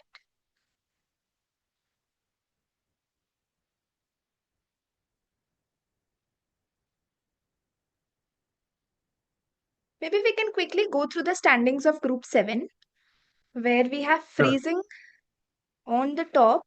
And as we mentioned, right, because a lot of users are new and their ratings are random, we see that 1200 rated is on the top. So we never know you're playing with a GM or not, right? So this is a good chance for you all to play with a titled player and you don't even know that. So yeah, Right, absolutely. Although I think it's unlikely, right? Because a lot of title players are verified and will have a title next to them, correct, but a correct. few Maybe might a few. have. Yes, most of their titles are visible with IM, GM, FM, NM, and so on. But a few players might not be visible. We will figure that out soon. Yeah. Yes, man. Top 85 from each group will qualify. We have not mentioned a couple of times. I think we mentioned about 20 times so far. But nevertheless, it's still very understandable that you're worried about your rankings towards the end of the event. So top 85 will qualify from each group. Each group of 1,000 players, the 85 will qualify. And Have in some navigated to group, group 2. Yes, sir, please go on. in some groups, the 10 rounds have ended, and in some groups, the rounds are still there's still a break in between the rounds. So in case your games haven't started, don't panic. It will eventually begin. I don't We know how have this game. Provin Yeah, sorry. chess, Pro in chess versus silent move. Yes, sir, go on. Yeah, I think it's Praveen Chess Acha, or oh, so yeah, sorry. yeah. Praveen chess. Yes. It's silent move 54, and Praveen Chess played b3 on the second move, which I see on the screen. Yeah. And yeah, interesting opening. In the live, he's gone for knight h5, ignoring his rook on a1 completely, threatening a checkmate, which is easy enough for black to defend. And he does so with f6. He's blocked the checkmate. White takes king into a1, and now I think black should probably try and use the a file to bring his rook and queen and try and create threats against the white king. Oh, queen h2 is also a very good move. The idea is queen to h1 or queen to g1, and then eventually the queen comes to a1 Yeah. to try and deliver checkmate. White prevents That that didn't from happen. happening, and oh, black has lost on time. Ouch. Praveen manages to win that game despite playing b3.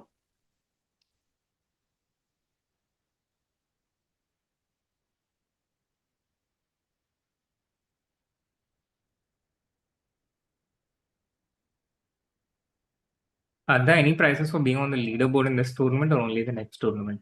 Only the next tournament. But as we mentioned, that prizes are for top 5,000 ranks, right? So top 1,000 ranked players will go to the finale, but the remaining 4,000 people will get a reward.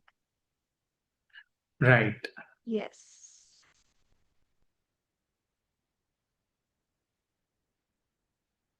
Meanwhile, Anshika in the chat with an update about the Women's World Cup, which is happening right now.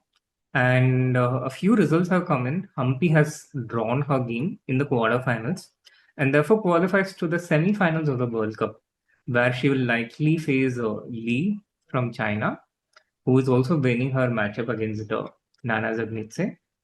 And in the game between Divya and Harika, that has ended in a draw in the quarterfinals and will therefore go to the tiebreak tomorrow. And there's also a game between Tan Zhongyi against Vaishali, which is still going on. Uh, pretty, uh, a pretty interesting, a pretty proud moment for us Indians in Yeah. 4 women being part of the 8 quarterfinalists in the World Cup happening Correct. now in And we were just talking about women in chess. yeah, in Batumi. And within that, Humpy has qualified to the semis. So it's basically 4 out of 7 Indians left in the tournament right now.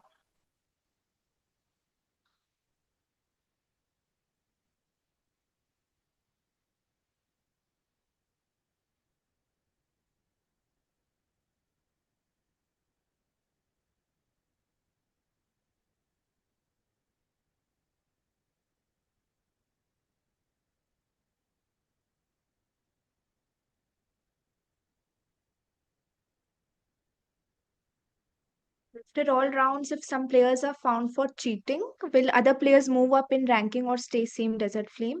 Of course, so first of all, we recommend if you feel anyone is, following any such actions, please report. But apart from that, we do have a cheating check. Within 24 hours, all the games will be scrutinized And regarding cheating. And if any player is found cheating, will be banned from CircleChess platform forever. Of course, that is one thing, and the rankings will go up.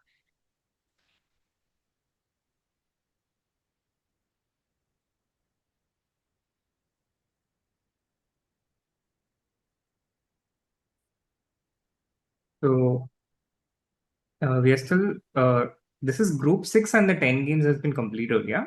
Yes, I just wanted to show the standings. Give me one moment.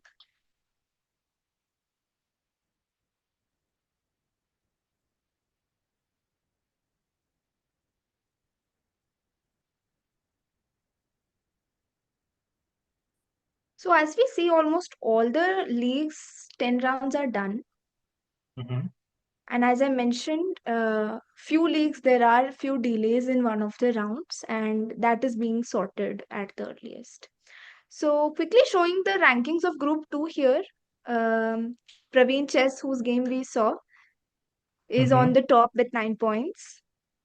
Chess Knight, 8.5, and there are a lot of people with 8 points. How did Mr. E4 do in group 1? Which league was he in? Group 1. Yeah. We quickly go to Group 1. Mr. E4 is Grandmaster Akash. Yeah.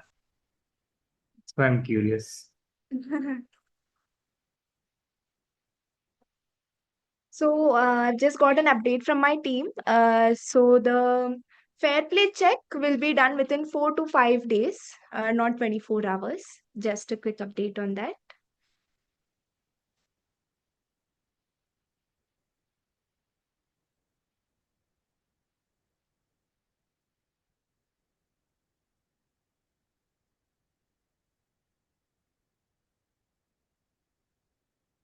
Yes, Krishna, 8 out of 10 is pretty good.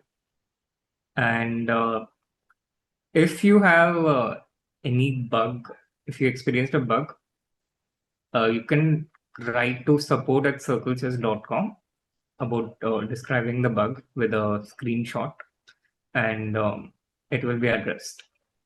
Also, you can report it via the platform. You can go to your account and click on report a bug option. Quickly showing the standings of Group 1. We were also curious of Mystery 4. Yeah. I don't see him in the top 8 for now. Maybe the next round he'll cover up. Mr. E4 is on 21st rank, as we saw a lot of people with 7.5, 8. Right, and 7.5 out of 9, yeah. So I think he, Yeah. if he wins the last game, he'll likely get Was this in. the last And game you I saw? think the last round has begun in one of the, at least in Group 1, it has begun. Yeah. That's the last game, correct? Yeah. Which you had on the screen.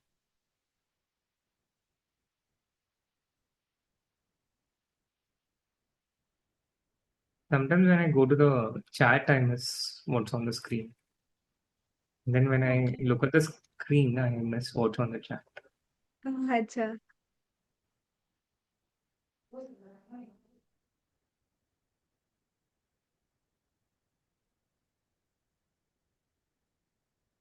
Yeah, this seems like the round 9 games still. Yes.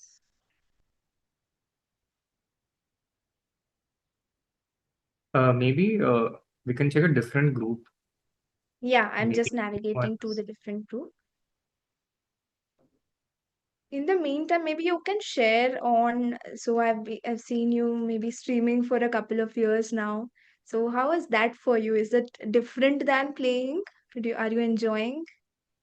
Yeah, it's very different from playing. I think it's very different from teaching chess also. Yeah. Because I feel it's quite different. You're not exactly a coach when you're streaming. The objective is not just to be. It's not just about teaching or being instructive. Yeah. Is what I learned, and requires. Oh, white has blended a very important pawn with that last move, knight to e2. War begins, leaving the e4 pawn unprotected, which I think is more important than the b2 pawn, because the b2 pawn you can pretty much win at any point, whereas the e4 pawn was there for the taking.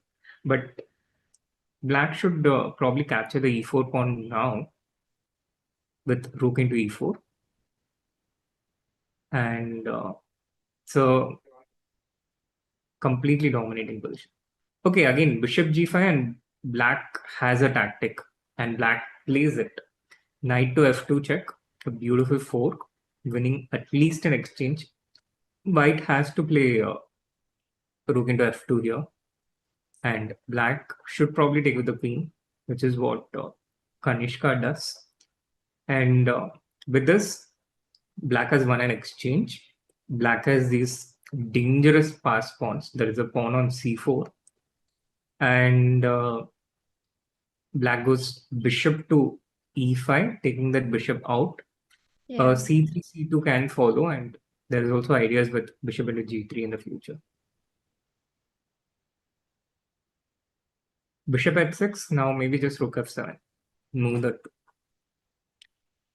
Bishop into g3 was probably not necessary. I would have liked to keep the dark square bishop as long as I could, because the bishop was protecting a lot of important points. Yeah. So that was not a necessary trade.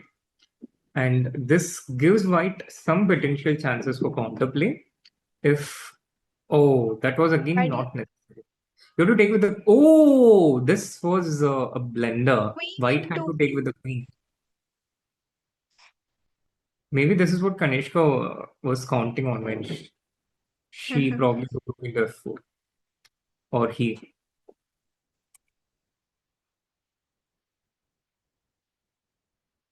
This match is done.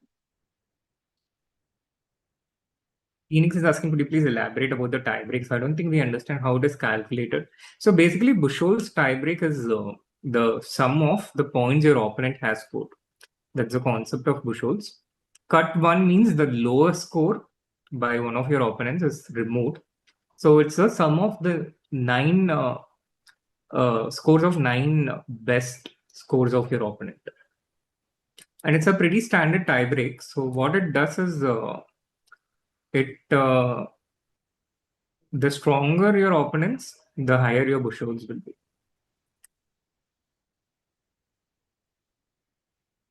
John Savage is like, I'm at 50th place in group 11. Yes, the top 85 qualifies John. So well done. Congratulations. Oh, white has a nice fork here, by the way. So it's a charge chance after g into f4. How can white increase their material advantage? Finally, we have a Caissa moment. Yeah, finally we have a Caissa moment. White still hasn't spotted it. And now black has I'm not going to defended it. show the arrow as well. So we want you to answer.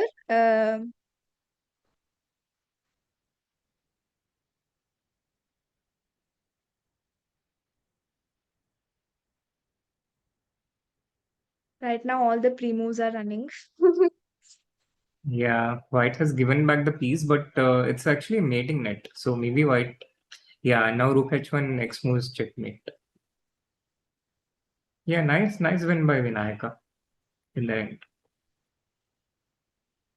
Kiran says, I got 76th place. Congratulations, Kiran. Anshika answers knight d6, which was also answered by 10 BHFC and Kokila Patel. But I think Anshika was probably the first to answer in the chat. I have a quick update from my team. So 9 leagues have been completed with all the 10 rounds. and 3 leagues are pending, and round 10 is starting now. So if you have come out of the app, quickly go to the tournament page. Your round 10 pairing is out. And if it's not, it's going to start soon, so don't miss it out. And the group 2 round 10 is what we are watching now. Quickly, if we can, acha, this one we have seen.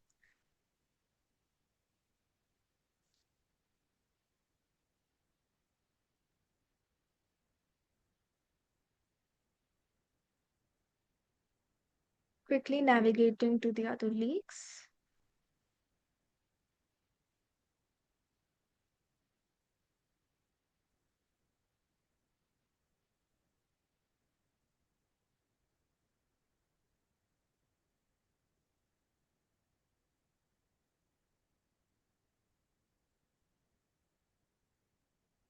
A very interesting game going on in group 2.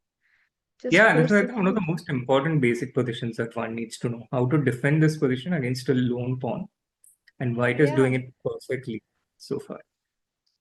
Even though they have only 6 seconds remaining, very good defense. The king has to go to g1 so that when the black king comes to f3 or h3, and I think that's a draw by repetition.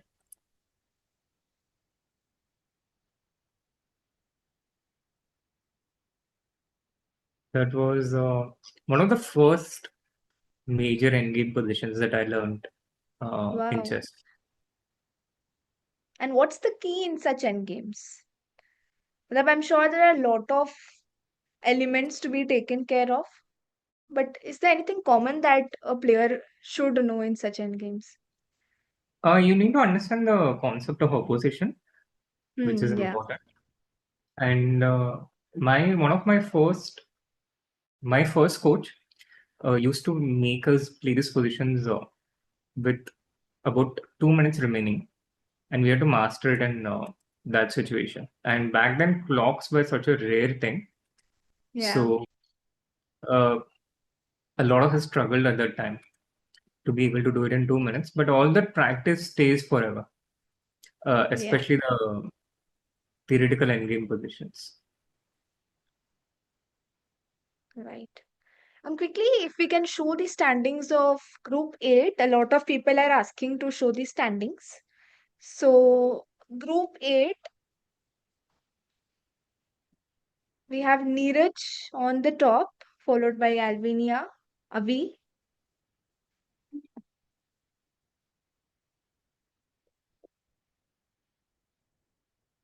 Somehow it seems like all the title players got in Group 1. Yeah. It seems so because all the title players I saw, they were all in Group 1.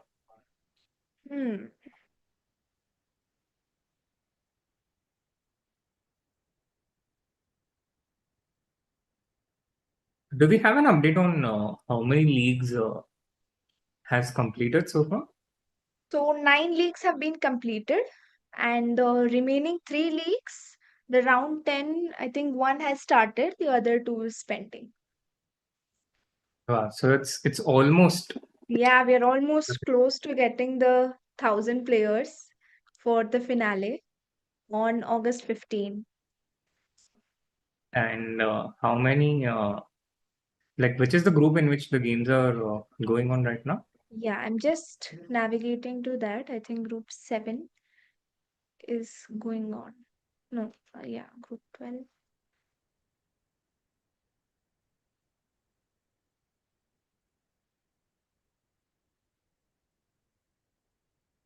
Wow, Anirudh from my Discord has also qualified. Well done, Wow, Anirudh. congratulations. Group 2.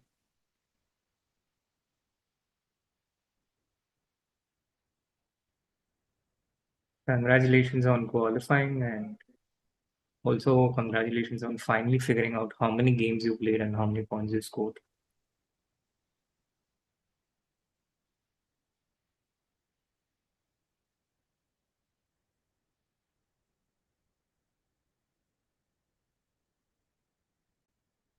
Also, one of our digital partners, our Lion Gate Play, And in the previous contest where Tarun hosted, we also gave out a few subscriptions. So they have launched this new series called Rematch, and most of them would know that Gary Kasparov had a match with AI, and then there was a rematch, right? So it's based on that. So have you had a chance to go through such, earlier videos of Gary Kasparov with AI and IBM, Deep Blue, and so on? Actually, I've read extensively about them, but I've not watched the videos themselves so much. Yeah, yeah, I guess because YouTube was not such a big correct. thing back those times. But yeah, I've read those, read a lot, many times about them.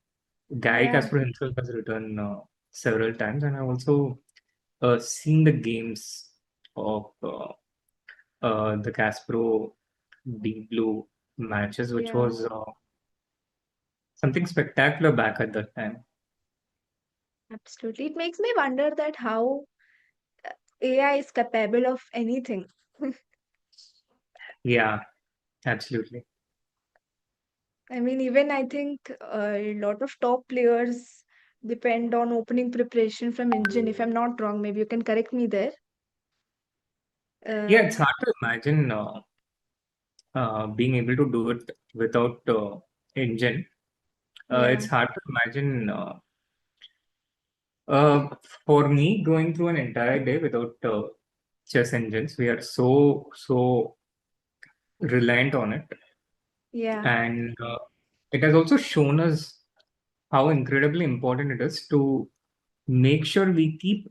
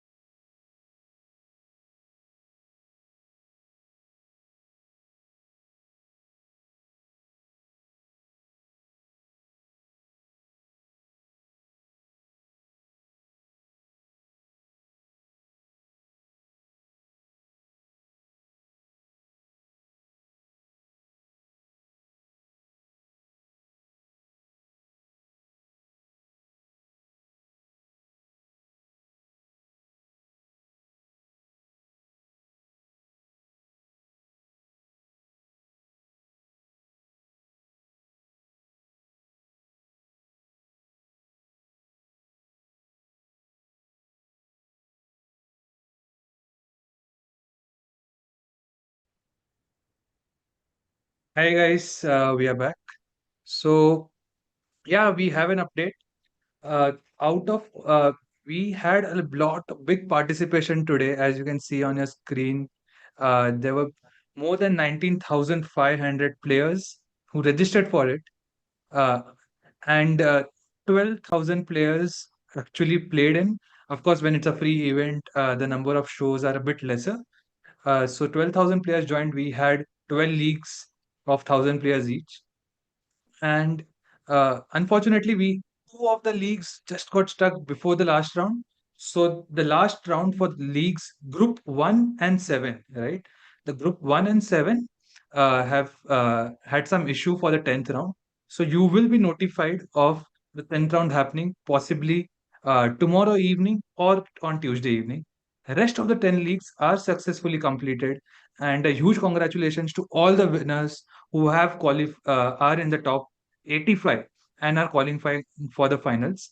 Just ensure that we will be doing a thorough fair play check of all the games in the next 2 to 3 days.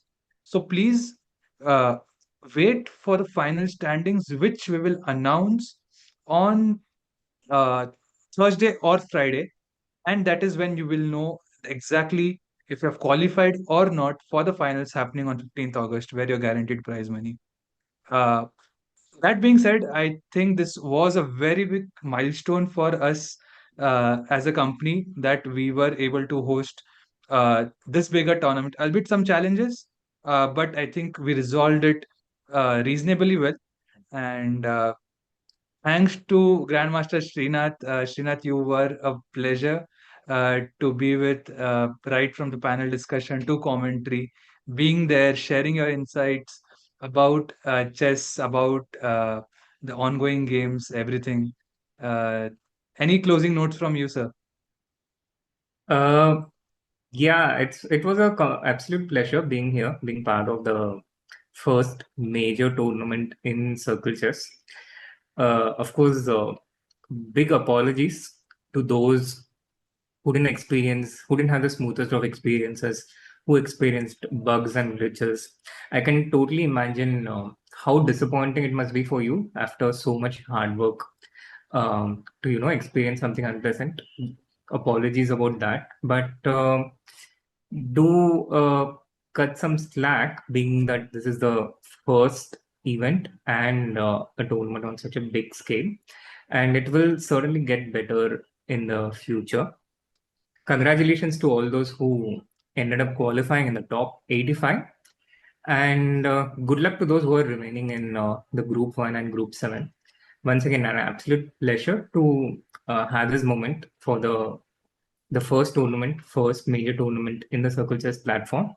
And I'm really looking forward to having many more events here. It started working. Oh, okay. Sorry, we just have another update right now from the tech team that the Group 1 and Group 7, the 10th round has started. So I think we'll not continue to comment it, but please, if anybody in the chat is still there from Group 1 and 7, please go ahead and finish your games and do that last chance to qualify for the finals. And yes, just adding a few more closing notes to this. So, guys, uh,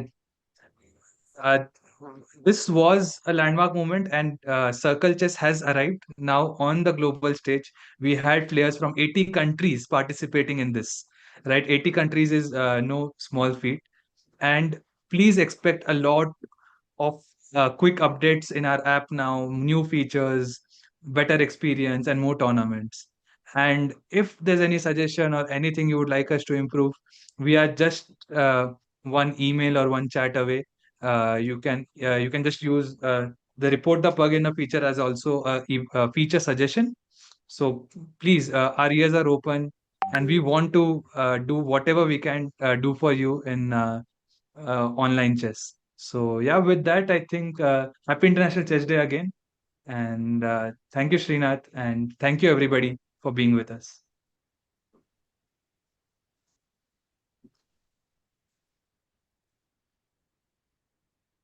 Shivam?